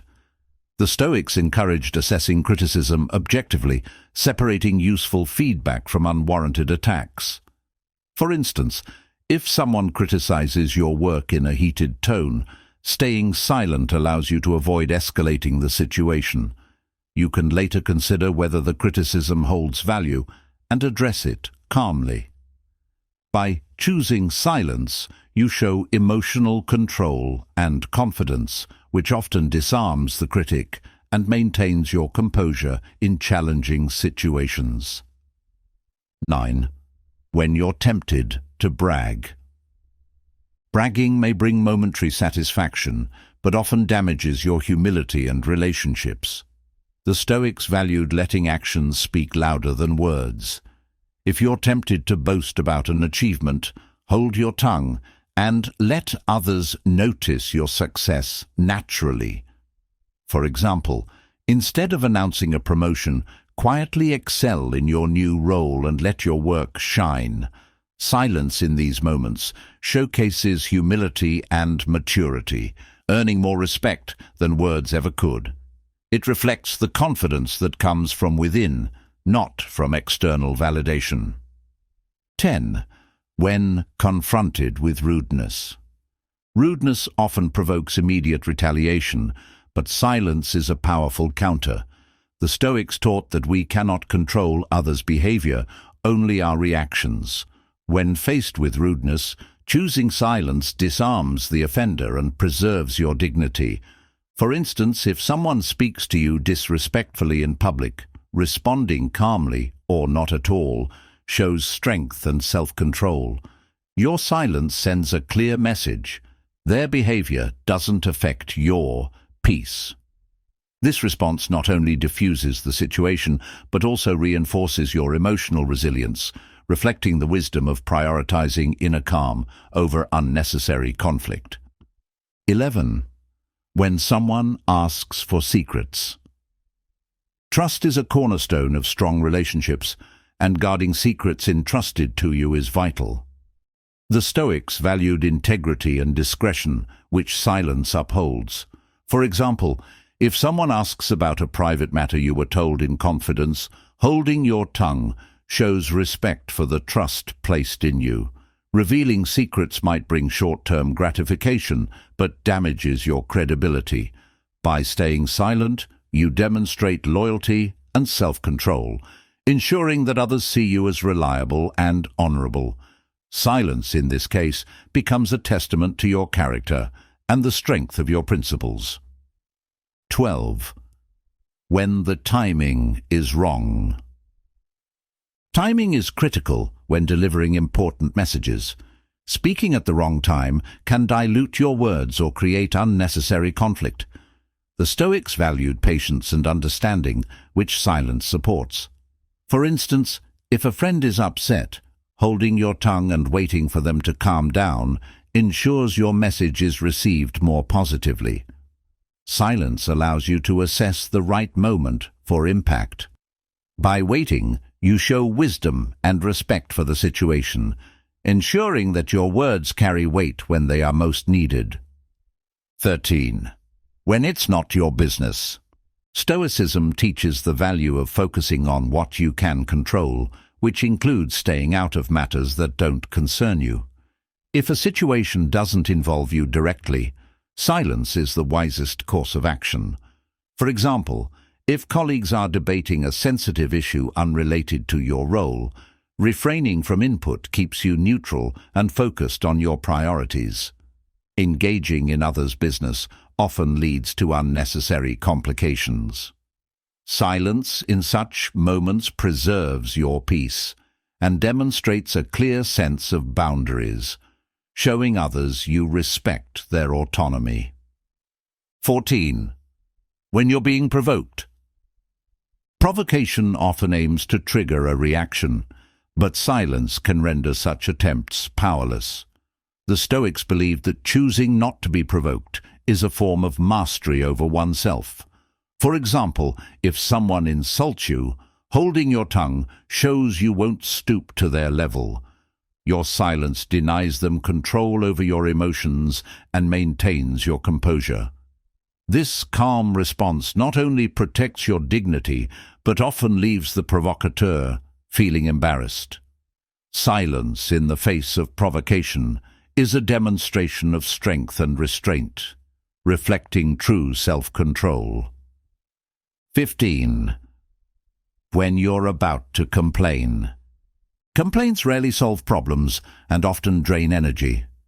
The Stoics emphasized gratitude and focusing on what you can control. If you're tempted to complain about a frustrating situation, hold your tongue and channel your energy into finding solutions. For instance, instead of venting about traffic, use the time to listen to an inspiring podcast. Silence allows you to shift from negativity to productivity. Complaints rarely lead to change, but silence can pave the way for thoughtful action, keeping you focused on growth and resilience. 16. When you're unsure of your words. Uncertainty about what to say is a clear sign to stay silent. The Stoics valued speaking only when necessary and meaningful. If you're unsure whether your words will add value, it's better to pause and reflect. For example, in a discussion where emotions run high, silence gives you time to organize your thoughts and choose your words wisely. By holding your tongue, you avoid speaking rashly and ensure your eventual contribution is measured and impactful. Silence in these moments showcases thoughtfulness and discipline, qualities that inspire trust and respect. 17. When you need to reflect. Reflection requires stillness, and silence is the foundation of deep thinking. Before making important decisions, the Stoics advise taking time to contemplate your values and desired outcomes. For instance, when faced with a career decision, refraining from discussing it prematurely allows you to process your thoughts privately. Silence creates a space where clarity can emerge, free from outside noise or pressure. By choosing reflection over immediate action, you align your choices with your principles, demonstrating wisdom and foresight in all areas of life. 18. When others are grieving. In moments of grief, silence often speaks louder than words.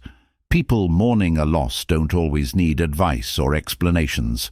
They need presence and understanding. The Stoics valued empathy and recognized the importance of simply being there for others. For example, when a friend is grieving, offering silent support, like sitting beside them or holding their hand, can be more comforting than any words. Silence shows respect for their emotions and provides a safe space for them to process their pain. By holding your tongue, you demonstrate compassion and allow healing to take its natural course. 19. When you're observing someone. Observation requires quiet focus, and silence is essential for understanding others. The Stoics believed in learning from those around us, but this is only possible when we truly pay attention. For instance, in a team meeting, staying silent and observing colleagues' interactions can reveal valuable insights into dynamics and motivations. Silence sharpens your perception, allowing you to pick up on subtle cues that words might otherwise drown out. By observing without speaking, you gain a deeper understanding of situations and people, enhancing your wisdom and decision-making abilities. 20. When words could destroy trust. Trust is fragile, and careless words can shatter it in an instant. The Stoics emphasized integrity and self-control, urging caution in speech. If you're tempted to reveal a secret or speak out of anger, silence is the better choice. For instance, in a disagreement, refraining from saying something hurtful protects the relationship. Similarly, keeping a confidence strengthens your reputation for reliability. Silence in these moments preserves trust and ensures your actions align with your values. By choosing not to speak, you safeguard relationships and demonstrate true respect for others. Silence is a powerful tool that allows you to protect your peace, build trust, and navigate life with wisdom and grace. Mastering when to hold your tongue, as these 20 Stoic-inspired moments show, can transform your relationships and personal growth. Which of these situations resonated with you the most? Share your thoughts in the comments below. Don't forget to like this video, subscribe for more Stoic wisdom and self-improvement tips, and share this with someone who could benefit from the power of silence. Thank you for watching, and we'll see you in the next one. Have you ever wondered how some people stay calm in the eye of the storm, while the rest of us can barely stand up in a breeze? Today, we're diving into the secret world of Stoic women, silent warriors of serenity, and discovering how they turn storms into gentle breezes. This isn't just another video, it's a key that can unlock a strength within you that you didn't even know existed. Imagine a woman who faces life's fiercest challenges with unwavering calmness, whose presence alone can turn chaos into order.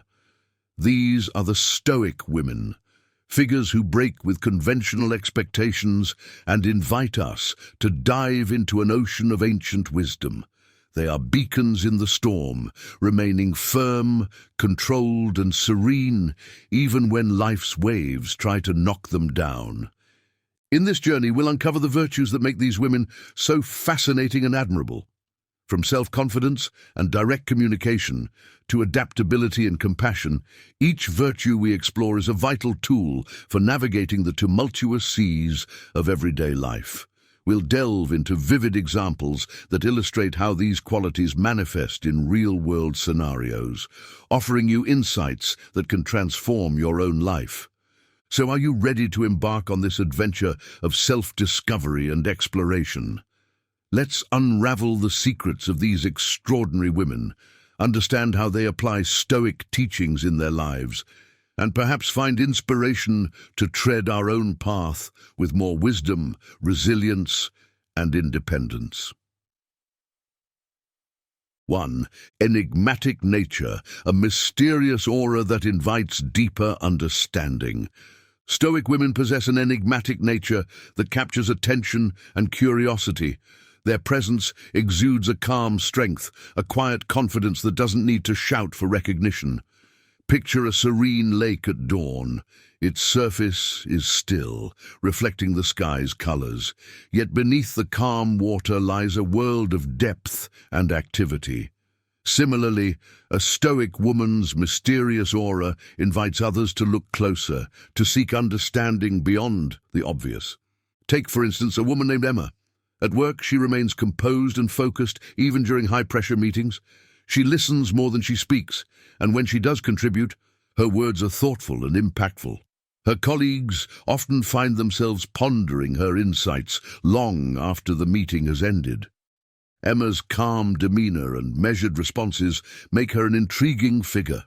People are drawn to her not because she demands attention, but because she naturally commands it. This enigmatic quality is not about being aloof or distant. It's about cultivating a presence that encourages others to engage more deeply. Emma's co-workers feel a sense of peace and clarity when working with her, even when tackling complex projects. Her ability to remain steady and introspective amidst chaos creates a stabilizing force in her team. Furthermore, Emma's enigmatic nature fosters an environment where meaningful connections can flourish. Her colleagues feel comfortable approaching her for advice, knowing she will listen without judgment and offer thoughtful guidance. This creates a culture of trust and mutual respect, where people are encouraged to be their authentic selves. In essence, a Stoic woman's mysterious aura is a powerful tool that not only sets her apart, but also invites those around her to explore their own depths, leading to richer and more profound interactions. 2. Inner peace and mindfulness, maintaining calm and centered state. Stoic women practice mindfulness and cultivate inner peace by focusing on the present moment and letting go of things outside their control. Imagine Sarah, who, despite juggling a demanding job and family responsibilities, remains calm and composed. Every morning she spends a few minutes in meditation, grounding herself in the present. This practice allows her to approach each day with clarity and serenity.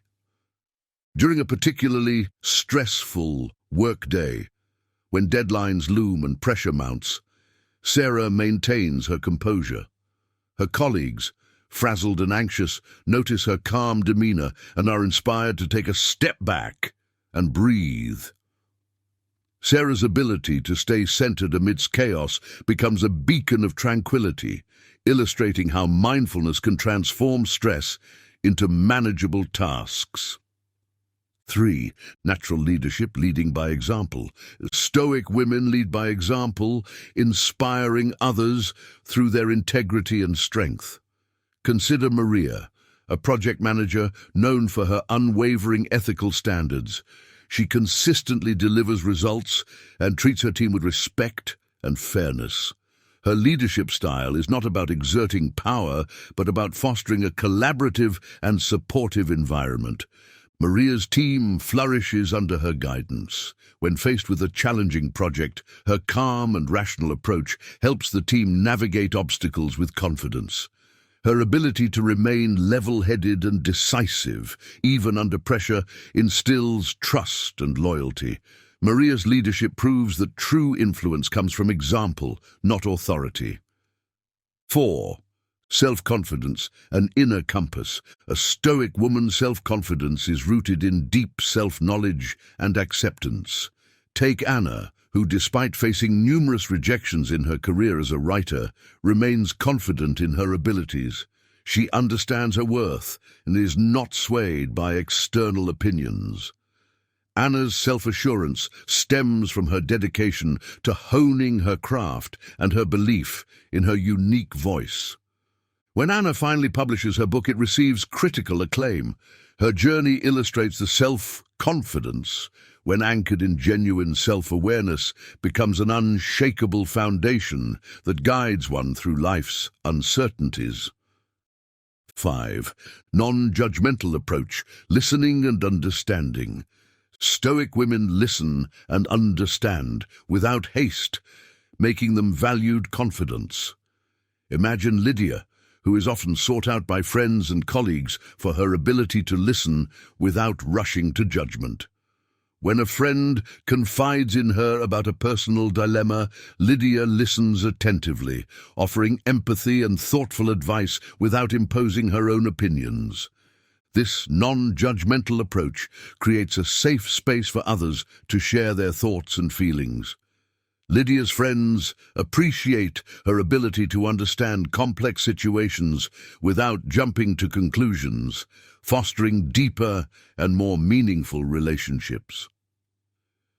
6. Strength in adversity, accepting and growing. Stoic women accept and grow from struggles, demonstrating resilience. Think of Emily, who faces a significant personal setback when her business fails. Instead of succumbing to despair, she views the failure as a learning opportunity. Emily analyzes what went wrong, learns from her mistakes, and starts anew with greater wisdom and determination. Her resilience becomes a source of inspiration for others facing similar challenges. Emily's story highlights that strength is not about avoiding difficulties, but about embracing them and emerging stronger. 7. Compassion and empathy. Balancing emotional strength. Stoic women balance emotional strength with a deep sense of compassion and empathy. Consider Jane, a nurse who works long hours in a busy hospital. Despite the emotional toll of her job, she approaches each patient with genuine compassion. Jane's empathy allows her to connect deeply with those she cares for, offering comfort and support. Her ability to balance her own emotional well-being with the needs of her patients exemplifies the profound impact of compassion in caregiving. Jane's empathy not only aids her patient's recovery, but also enriches her own life with purpose and fulfillment. 8. Aversion to gossip. Building community. Stoic women choose words that build rather than destroy, strengthening community bonds. Take Rachel, who refrains from participating in workplace gossip. When colleagues start discussing a contentious rumor, Rachel skillfully redirects the conversation to more positive and productive topics. Her refusal to engage in gossip fosters a more respectful and supportive work environment. Rachel's actions demonstrate that integrity in communication can build stronger, more cohesive communities. 9. Adaptability. Adjusting to changes. Stoic women have the ability to adjust to changes and find new paths in times of turbulence. Imagine Lucy, who faces an unexpected career change when her company downsizes. Instead of panicking, Lucy embraces the change as an opportunity to explore new interests and skills. She takes up online courses and eventually transitions into a new field that she finds fulfilling. Lucy's adaptability illustrates that true strength lies not in rigidity, but in the ability to flow with life's changes and find new opportunities in the face of adversity. 10.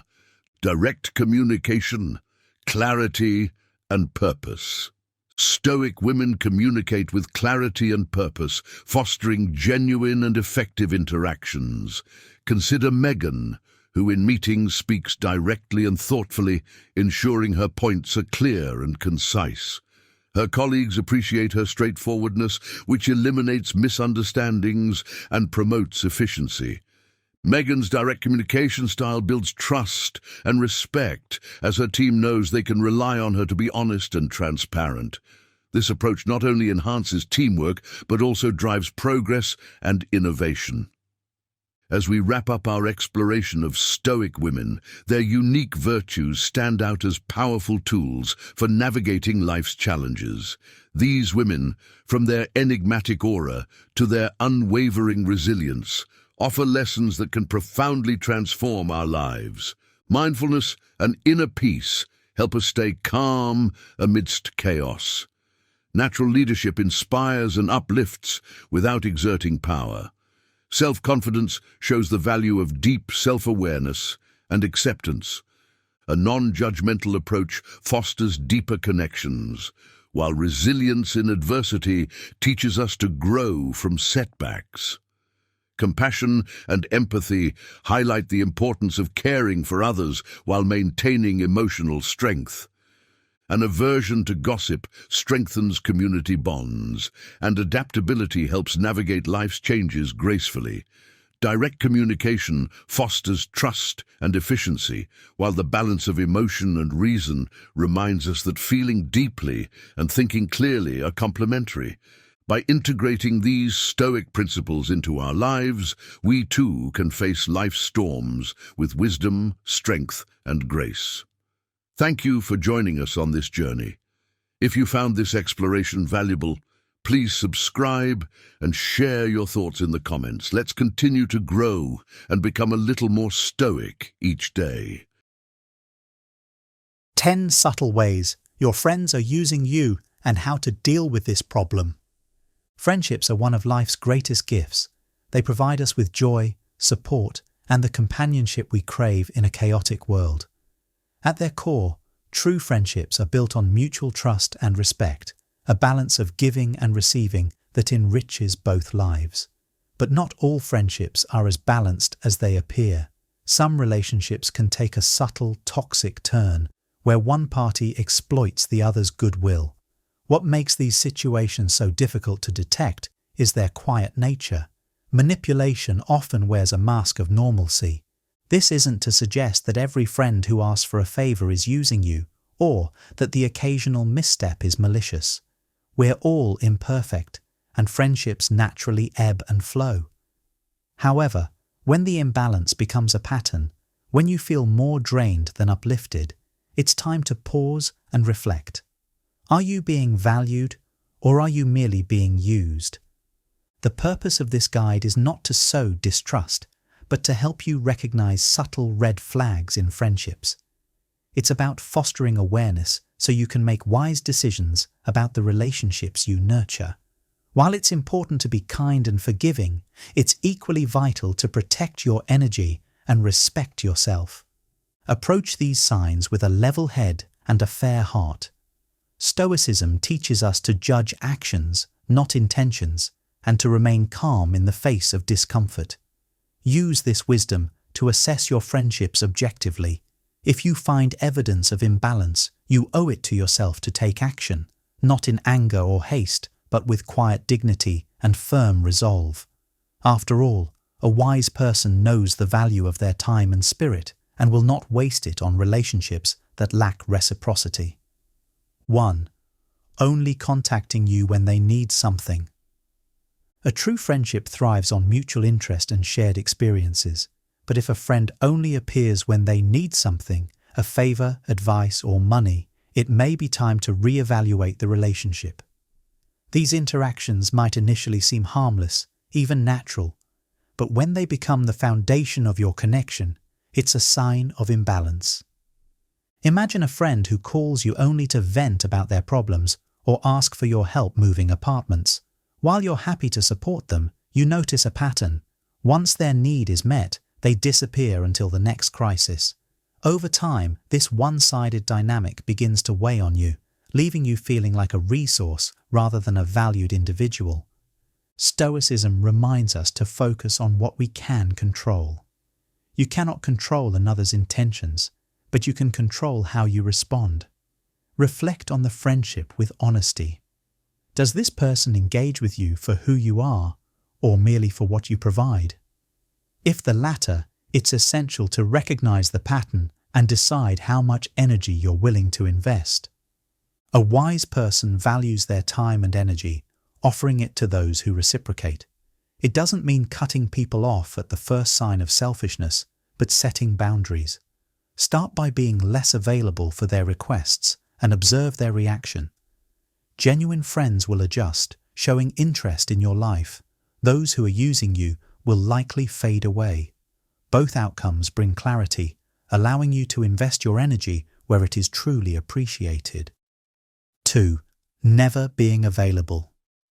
When you need help or support. Friendship is a two-way street. While it's natural for one person to need more support at times, the overall balance should reflect mutual care. A friend who is consistently unavailable when you need help, yet expects you to be their rock, is demonstrating a concerning lack of reciprocity. Picture this scenario. You've been there for a friend through their tough breakup, offering a listening ear and advice late into the night. Months later, when you're struggling at work and reach out, they're too busy or dismissive of your struggles. Over time, these repeated absences erode trust and make you feel unvalued. In Stoic philosophy, relationships should foster harmony and growth. If someone constantly takes without giving back, they disrupt this balance. This doesn't mean expecting tit-for-tat gestures, but recognizing that a true friend will show up when it matters, even if it's inconvenient for them.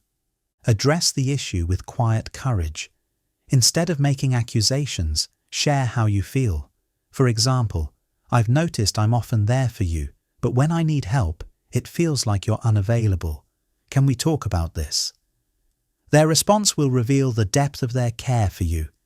If the imbalance persists, take solace in the wisdom that not all friendships are meant to last. Invest your energy in those who genuinely support you, remembering that you deserve relationships that uplift, not drain, your spirit. 3.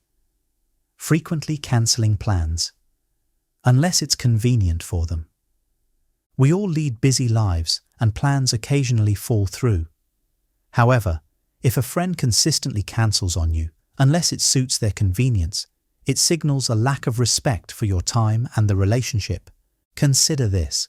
You've planned a coffee date, rearranged your schedule, and looked forward to catching up.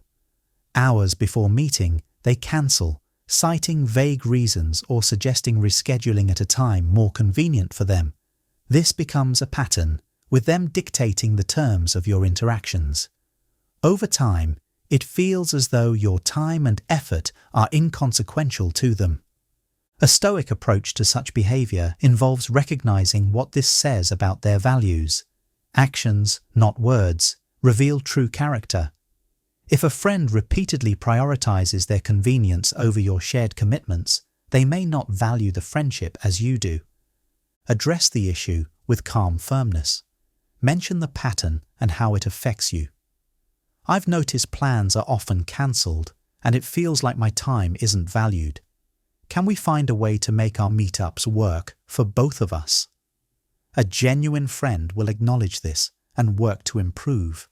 Should they continue to prioritize convenience over commitment, take it as a sign to focus your time on relationships that respect and value you. Life is too short to waste on those who fail to recognize the importance of shared time and connection. 4. Manipulating you into feeling guilty to meet their demands. A true friend respects your choices and boundaries.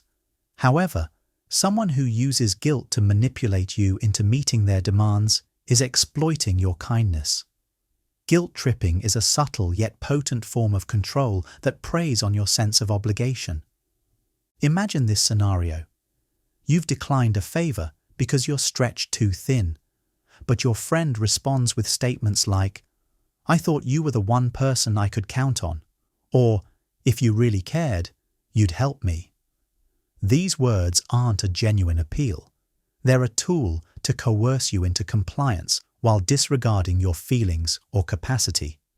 Stoic wisdom teaches us to separate what is in our control from what isn't. You cannot control someone else's attempt to manipulate, but you can control how you respond. Recognize that guilt tripping reflects their insecurity or self-centeredness. It is not a reflection of your worth or loyalty. When confronted with guilt-driven demands, pause and reflect. Are you saying yes because you want to, or because you feel coerced? Politely but firmly assert your boundaries.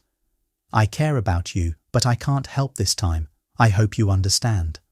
A genuine friend will respect your limits. A manipulator may persist or react negatively, revealing their true intentions. Remember, your time and energy are precious.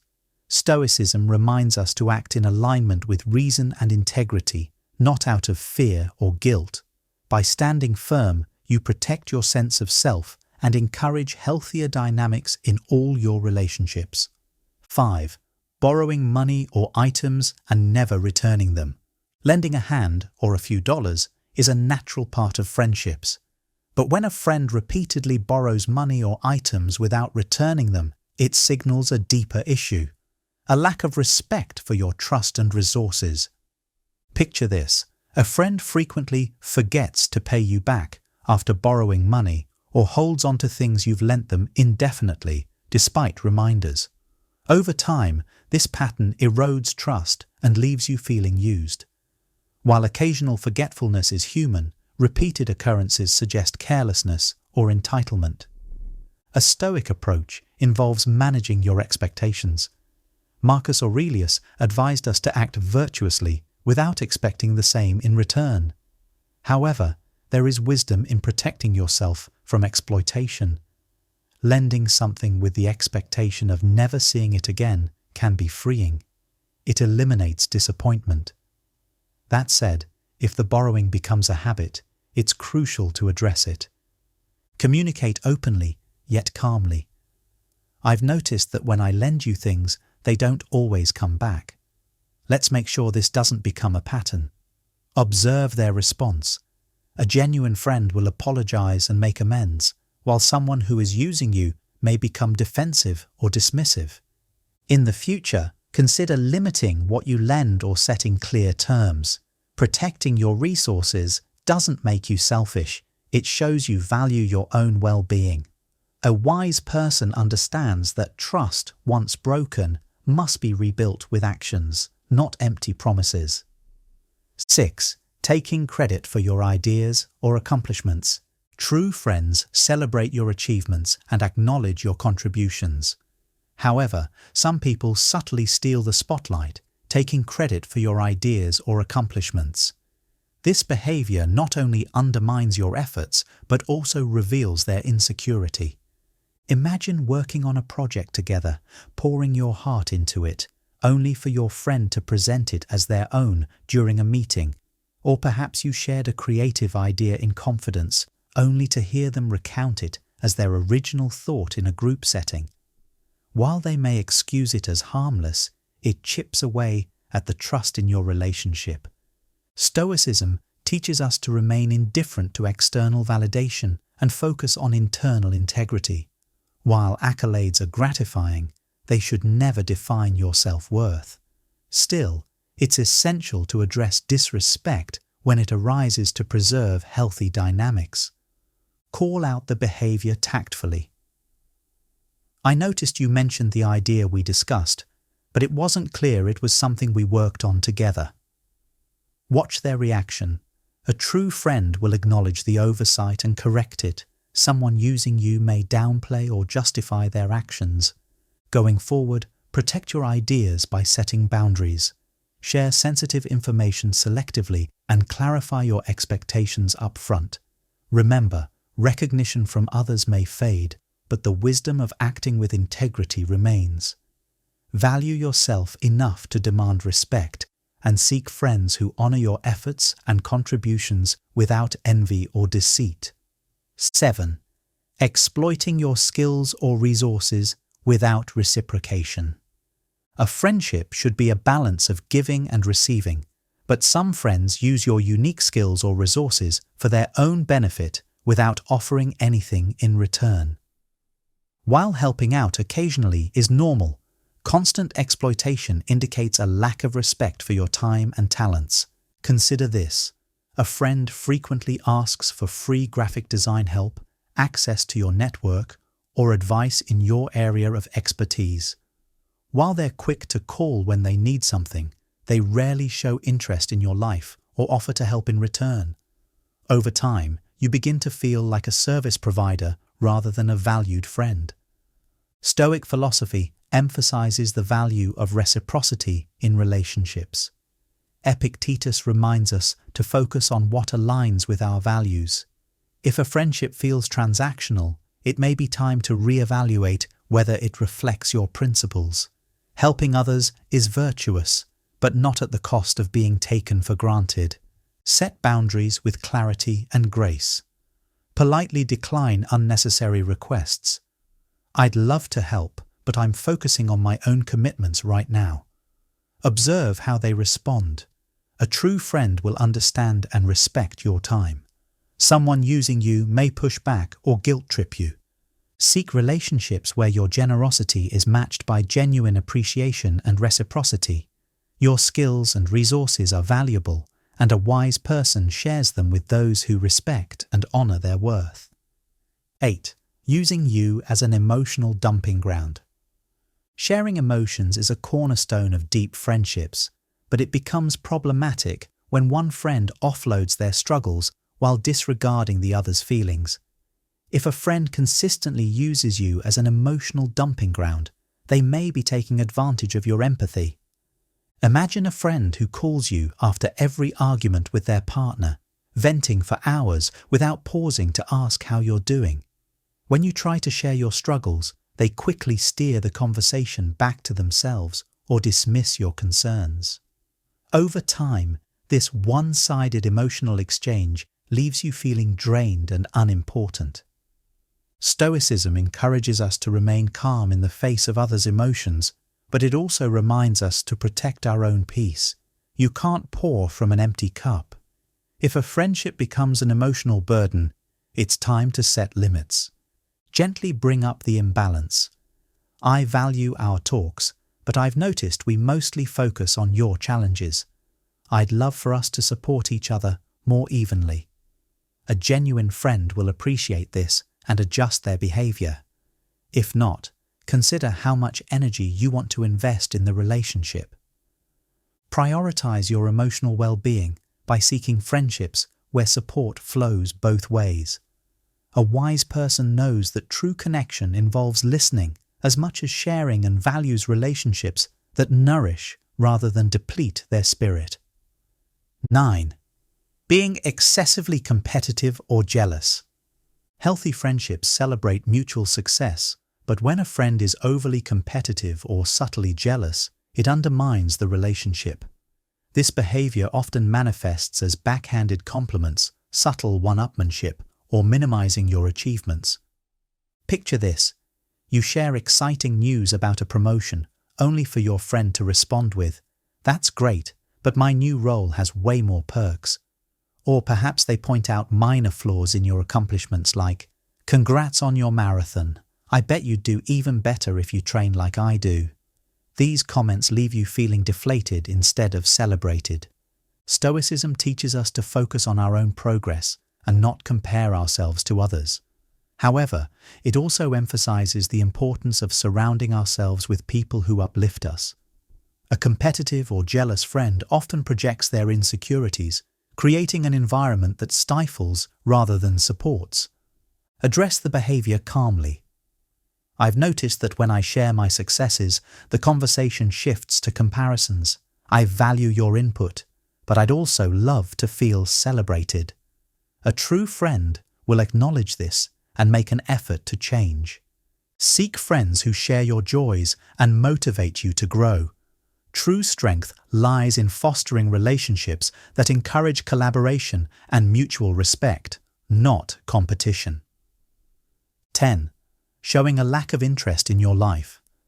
Friendship is a shared journey, but when a friend shows little interest in your life unless it benefits them, it reflects a lack of genuine care. This behavior often manifests as shallow conversations, forgetfulness about important details, or steering discussions toward their needs. Imagine sharing exciting news about a personal milestone, only for your friend to reply with a distracted, "That's nice," before launching into their own stories. Or worse, they only seem engaged when they need something from you. Over time, this disregard for your experiences can make the relationship feel hollow. A Stoic perspective encourages self-respect and the pursuit of meaningful connections. Marcus Aurelius advised focusing on what enriches our lives and letting go of what doesn't. If a friend consistently shows disinterest, ask yourself whether their presence aligns with your values. Raise the issue tactfully. I've noticed that we don't talk much about what's happening in my life. I'd love for us to connect more deeply. Their response will reveal their true investment in the friendship. Invest your energy in relationships where mutual interest and care are evident. Surround yourself with friends who not only hear you but truly listen, for such connections are the foundation of a fulfilling life. A wise person values relationships that honor both parties, fostering growth and connection in equal measure. Solutions and how to handle the situation. Recognizing subtle signs of being used is the first step, but addressing these behaviors requires courage, clarity, and self-respect. Friendships are meant to nurture and uplift, not drain your energy or diminish your worth. Here are constructive ways to handle these situations while preserving your peace and dignity. 1. Recognize patterns and reflect on the relationship's balance. Begin by observing the dynamics of the relationship.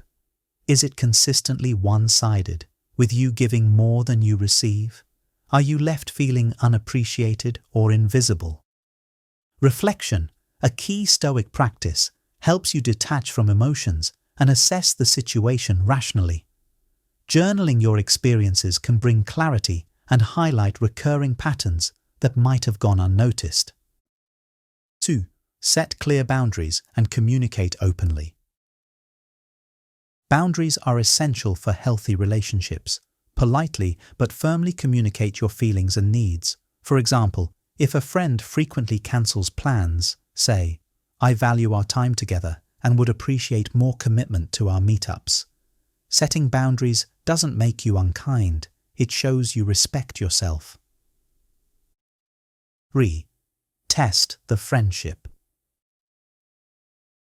If you're unsure of their intentions, test the relationship by asking for support.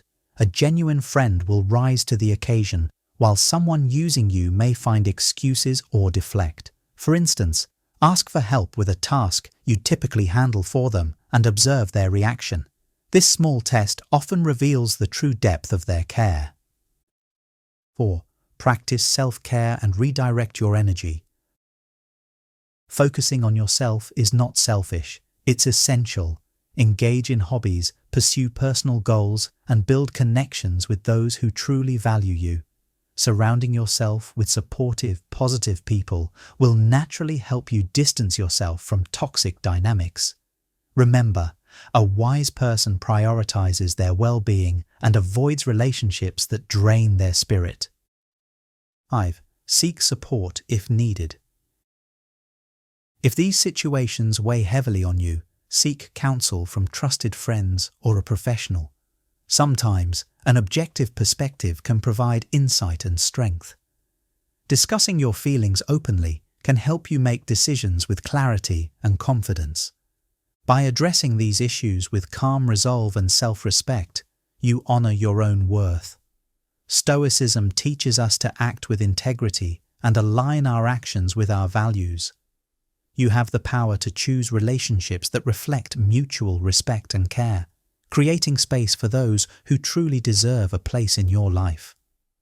Friendships are among the most enriching parts of life, but only when they are built on respect, trust, and reciprocity. Recognizing the subtle ways someone might be using you is not about fostering suspicion, but about ensuring your relationships are healthy and balanced. As you navigate these dynamics, remember the wisdom of the Stoics. Focus on what you can control: your actions, your boundaries, and your choices. Let go of relationships that undermine your peace and invest in those that uplift and inspire you. By valuing yourself, you naturally attract connections that reflect that value.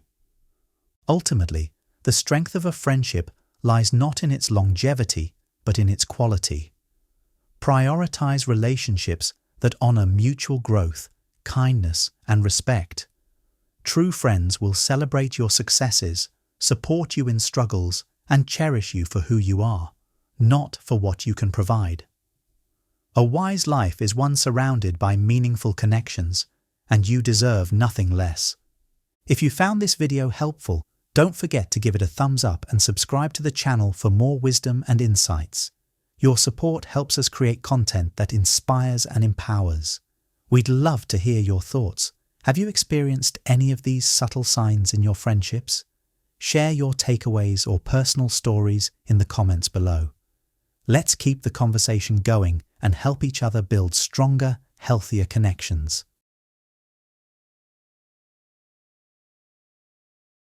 Here are 10 actionable Stoic-inspired strategies to free yourself from external validation and start living boldly. What if the key to a truly free and fulfilled life was just a shift in perspective? How often have you held back, sacrificed joy, or missed opportunities because you feared what they might think? That fear of judgment, that need for approval, it's like a chain keeping you stuck. Here's the truth. No one's opinion matters more than your own. This isn't just feel-good advice. It's a cornerstone of Stoicism. A philosophy that teaches freedom comes from mastering your mind and letting go of what's beyond your control, like others' fleeting opinions. If you're ready to step into your full potential, let's dive in. Your journey to freedom begins now. 1. Understand the dichotomy of control. Let me tell you a story about a friend of mine, Sarah.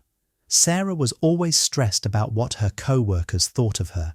If she wore a new outfit, she'd obsess over whether it was office appropriate. If she presented an idea in a meeting, she'd replay every word later, worrying if someone secretly disagreed. She spent so much energy chasing others' approval that she was constantly drained and deeply unhappy. One day, she shared her frustrations, and I asked her, "Sarah, who controls how they think about you?" She paused. "Well, they do." "Exactly," I said. "But who controls how you show up in that meeting or how you feel about that outfit?" She got it immediately. "I do." This is the dichotomy of control, a cornerstone of Stoic philosophy. It's simple but profound. Some things are within your control and some aren't. Your thoughts, actions, and reactions, yours to command. The opinions of others, completely outside your jurisdiction. Why waste time and energy stressing about what you can't control? Think about it. If you spend every day chasing the approval of others, you're giving away your power. It's like running on a treadmill that never stops. No matter how fast you go, you'll never get anywhere. Here's a practical step. Take out a sheet of paper and draw 2 columns. Label one "in my control" and the other "out of my control." Write down a recent situation that's stressing you out and sort the details into those columns. Then focus only on what's in the first column. When Sarah started doing this, she stopped obsessing over what others thought and started focusing on doing her best work. The result? More confidence, less stress, and, ironically, more respect from her co-workers. When you master the dichotomy of control, you reclaim your freedom. Make the choice to focus on your lane, not theirs. That's how you win. 2. Detach from external validation. Let's talk about Michael. He was a rising entrepreneur, launching a new product that had potential to change his industry. But instead of focusing on the value his product brought to the table, Michael was consumed by one thing. What would people say? He agonized over every detail, fearing criticism and rejection. When someone gave him negative feedback, it hit him like a punch to the gut. This is the trap of external validation. You hand over your emotional well-being to others, allowing their opinions to dictate your self-worth. Stoicism teaches us that real value comes from within, from living virtuously, staying true to our purpose, and aligning with our principles, not from the fleeting approval of others. Epictetus said, "If you wish to improve, be content to appear clueless or stupid in extraneous matters." In other words, let people think what they want. Their judgment isn't a reflection of you, it's a reflection of them. Michael eventually shifted his mindset. Instead of worrying about what others thought, he focused on whether his actions aligned with his mission. Did he create the best product he could? Yes. Did he act with integrity? Absolutely. That became his benchmark for success, and it freed him to innovate without fear. Here's your action step. Identify one area in your life where you crave approval. Maybe it's at work, on social media, or in your relationships. Now ask yourself, am I doing this for me or for the applause? Then start shifting your focus inward. Celebrate progress based on your effort and alignment with your values, not the praise of others. Remember, seeking approval is like chasing the wind. You'll never catch it, and even if you do, it won't last. Focus on building a foundation that can't be shaken, your self-worth. 3. Practice negative visualization. Imagine this.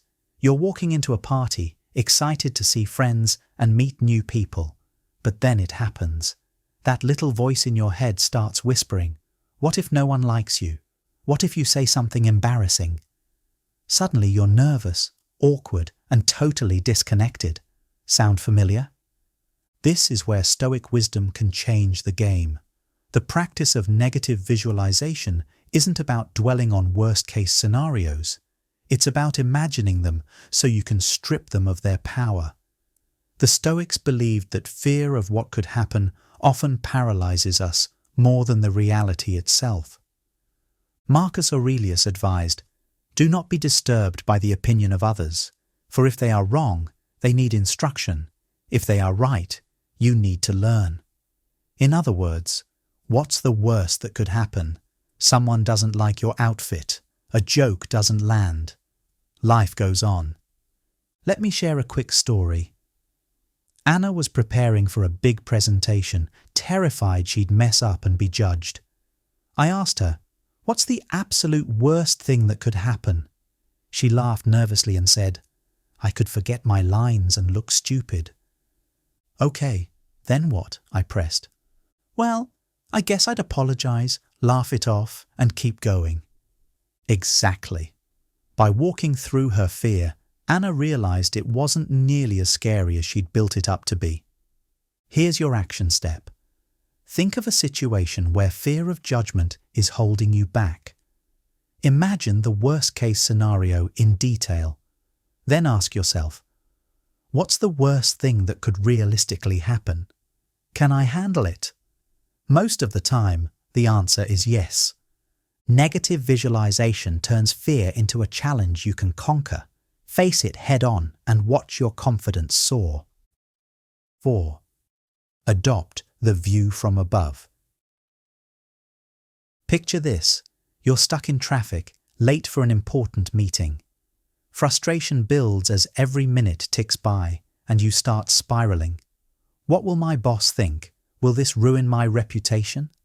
But then, imagine you're in a plane thousands of feet above, looking down at the same traffic. From that altitude, the cars are tiny dots, and the chaos you felt earlier seems insignificant. This shift in perspective is what Stoics call the view from above. By zooming out, you see how small most problems and opinions really are in the grand scheme of things. Marcus Aurelius frequently meditated on this idea, reminding himself to look at life from a higher vantage point. Consider the vastness of time and space and the smallness of our lives within it. Now, let's apply this to caring about others' opinions.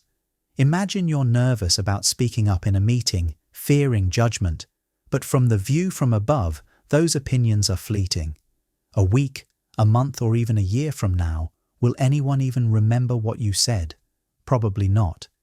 And if they do, will it really matter? Not likely. Here's a story. My client David was terrified of launching a podcast. He feared people would judge his voice, his ideas, or his credibility. I challenged him to take the view from above. Zoom out, I said. What will this mean in 10 years? If the podcast flops, what's the real impact? He laughed and admitted it wouldn't be a big deal. With that perspective, he launched, and today, his podcast is thriving. Action step. Next time you're overwhelmed by others' opinions, take a moment to meditate on the vastness of the universe. Imagine yourself as a tiny speck in an endless cosmos. Feel the weight of those judgments shrink and fade. The view from above isn't just philosophy, it's power. It reminds you to focus on what truly matters and let go of what doesn't. 5. Embrace impermanence. Let me ask you this. Do you remember the last time someone criticized you harshly? Maybe it was a snide remark from a coworker or an offhand comment from a friend. Now, think about how much that moment consumed your mind back then. But here's the real question. Does it still matter now? Chances are it doesn't. That's because opinions, like all things, are fleeting. Stoicism teaches us to embrace impermanence, the understanding that nothing lasts forever. Marcus Aurelius captured this wisdom beautifully when he wrote, "Everything we see will quickly perish, and those who see it will perish too." This isn't meant to depress you, it's meant to free you. The judgment you fear today will fade with time, just like the countless worries you've faced before. Here's a story. Claire was a young artist who stopped sharing her work after a few harsh critiques online.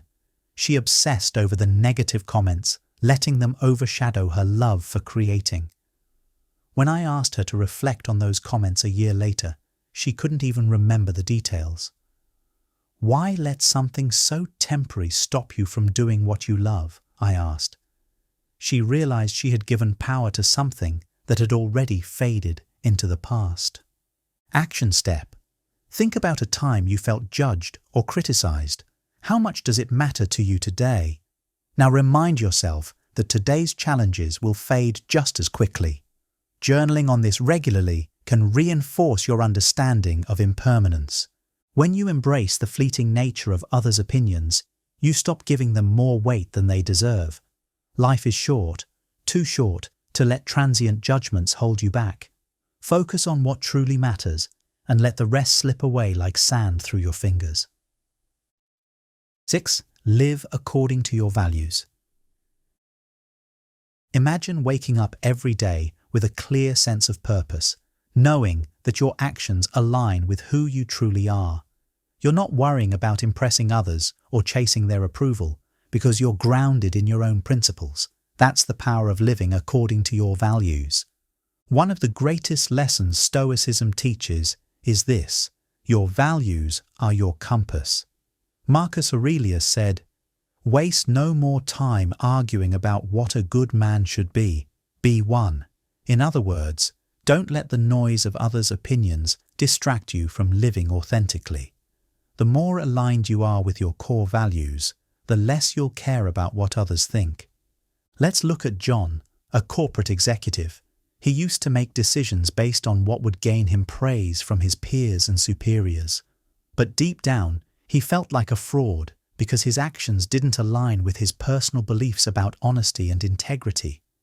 When he finally decided to prioritize his values over external validation, something amazing happened. He felt freer, more confident, and more respected, not because he chased approval, but because people could see he was genuinely himself. Action. Step. Take 10 minutes today to write down your top 3 values. Ask yourself, are my daily actions aligned with these values? If not, what changes can I make to bring my actions closer to my principles? Living according to your values isn't just empowering, it's liberating. When you know you're acting in alignment with your principles, others' opinions lose their grip on you. You're no longer swayed by the wind of approval or disapproval. Instead, you're standing firm, anchored in the foundation of who you truly are. And that, my friend, is the ultimate freedom. 7. Develop inner fortitude. Think about the strongest people you know, not physically, but emotionally and mentally. What sets them apart? It's not that they never face criticism or judgment. It's that they don't let it break them.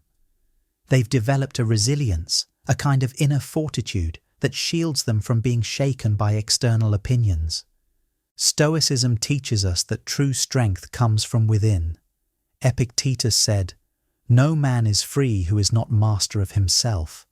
When you cultivate discipline, focus, and mental toughness, you become unshakable.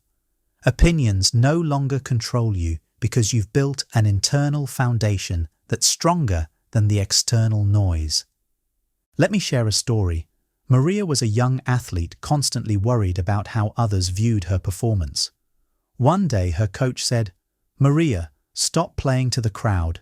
Play for yourself.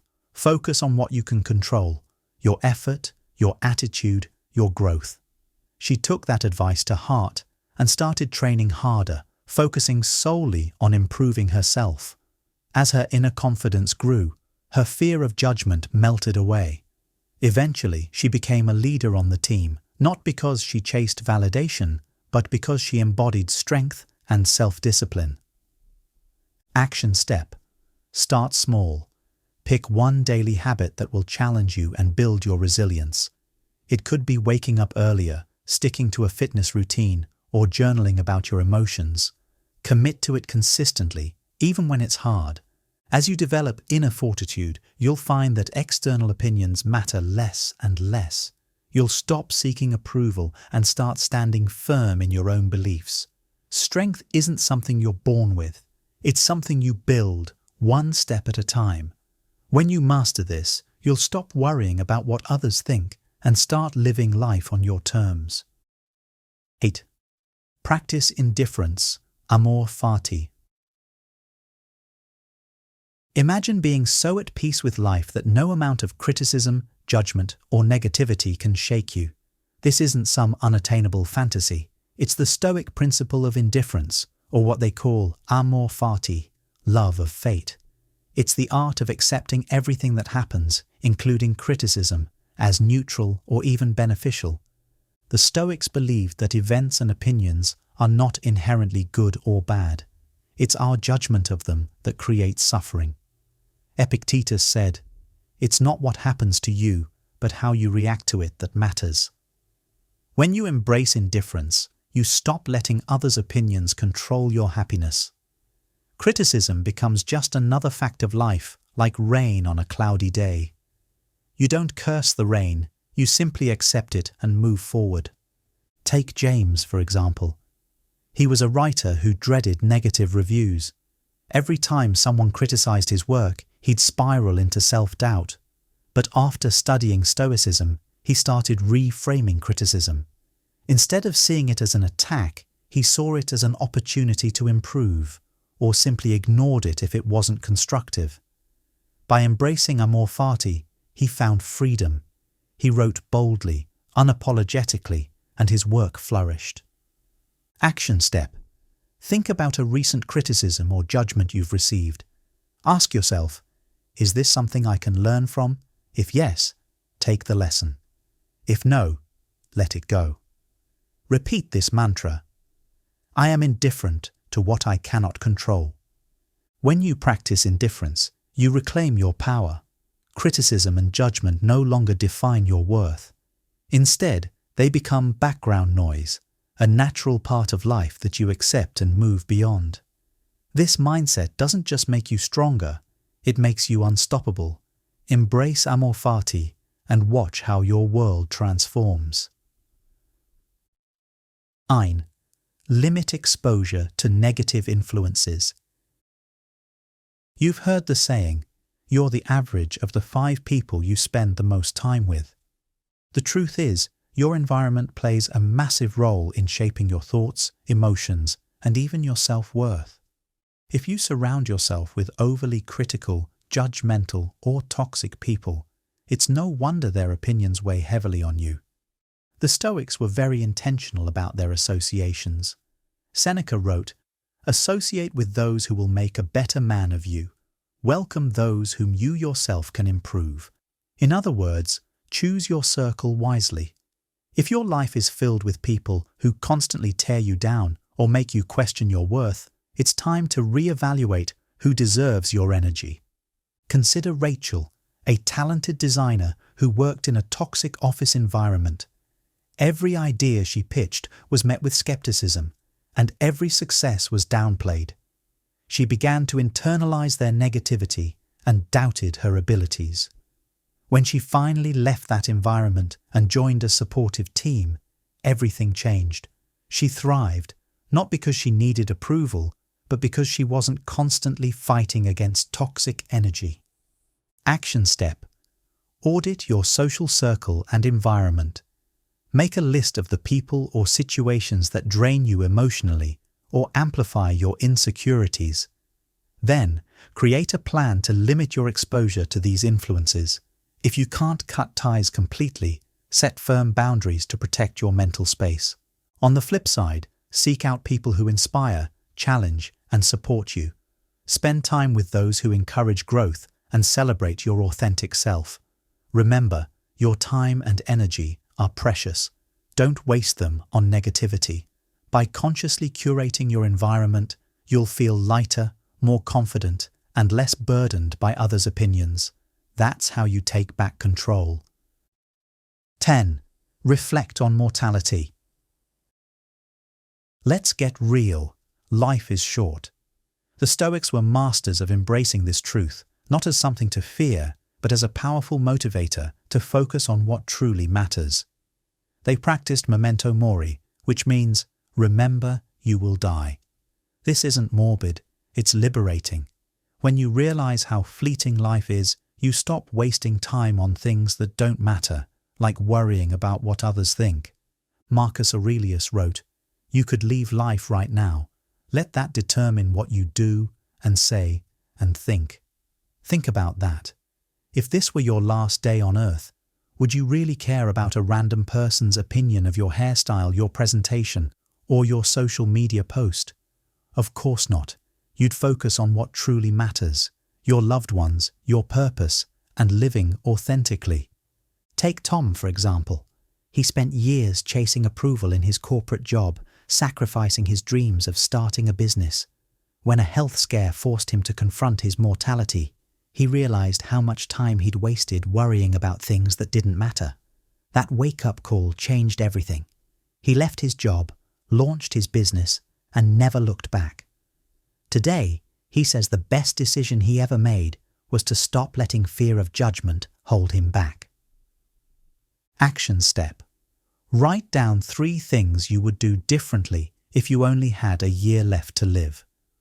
Are you holding back because you're afraid of what others might think? Start taking small steps toward those changes today. When you reflect on mortality, you gain clarity. Life is too precious and too short to be lived according to someone else's expectations. Focus on what truly matters to you and let the rest go. In the end, what will you regret more? Doing what others wanted or living the life you were meant to live?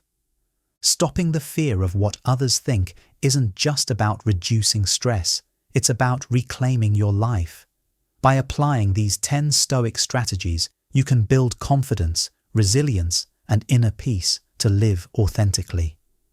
Others' opinions are fleeting, but staying true to your values defines who you are.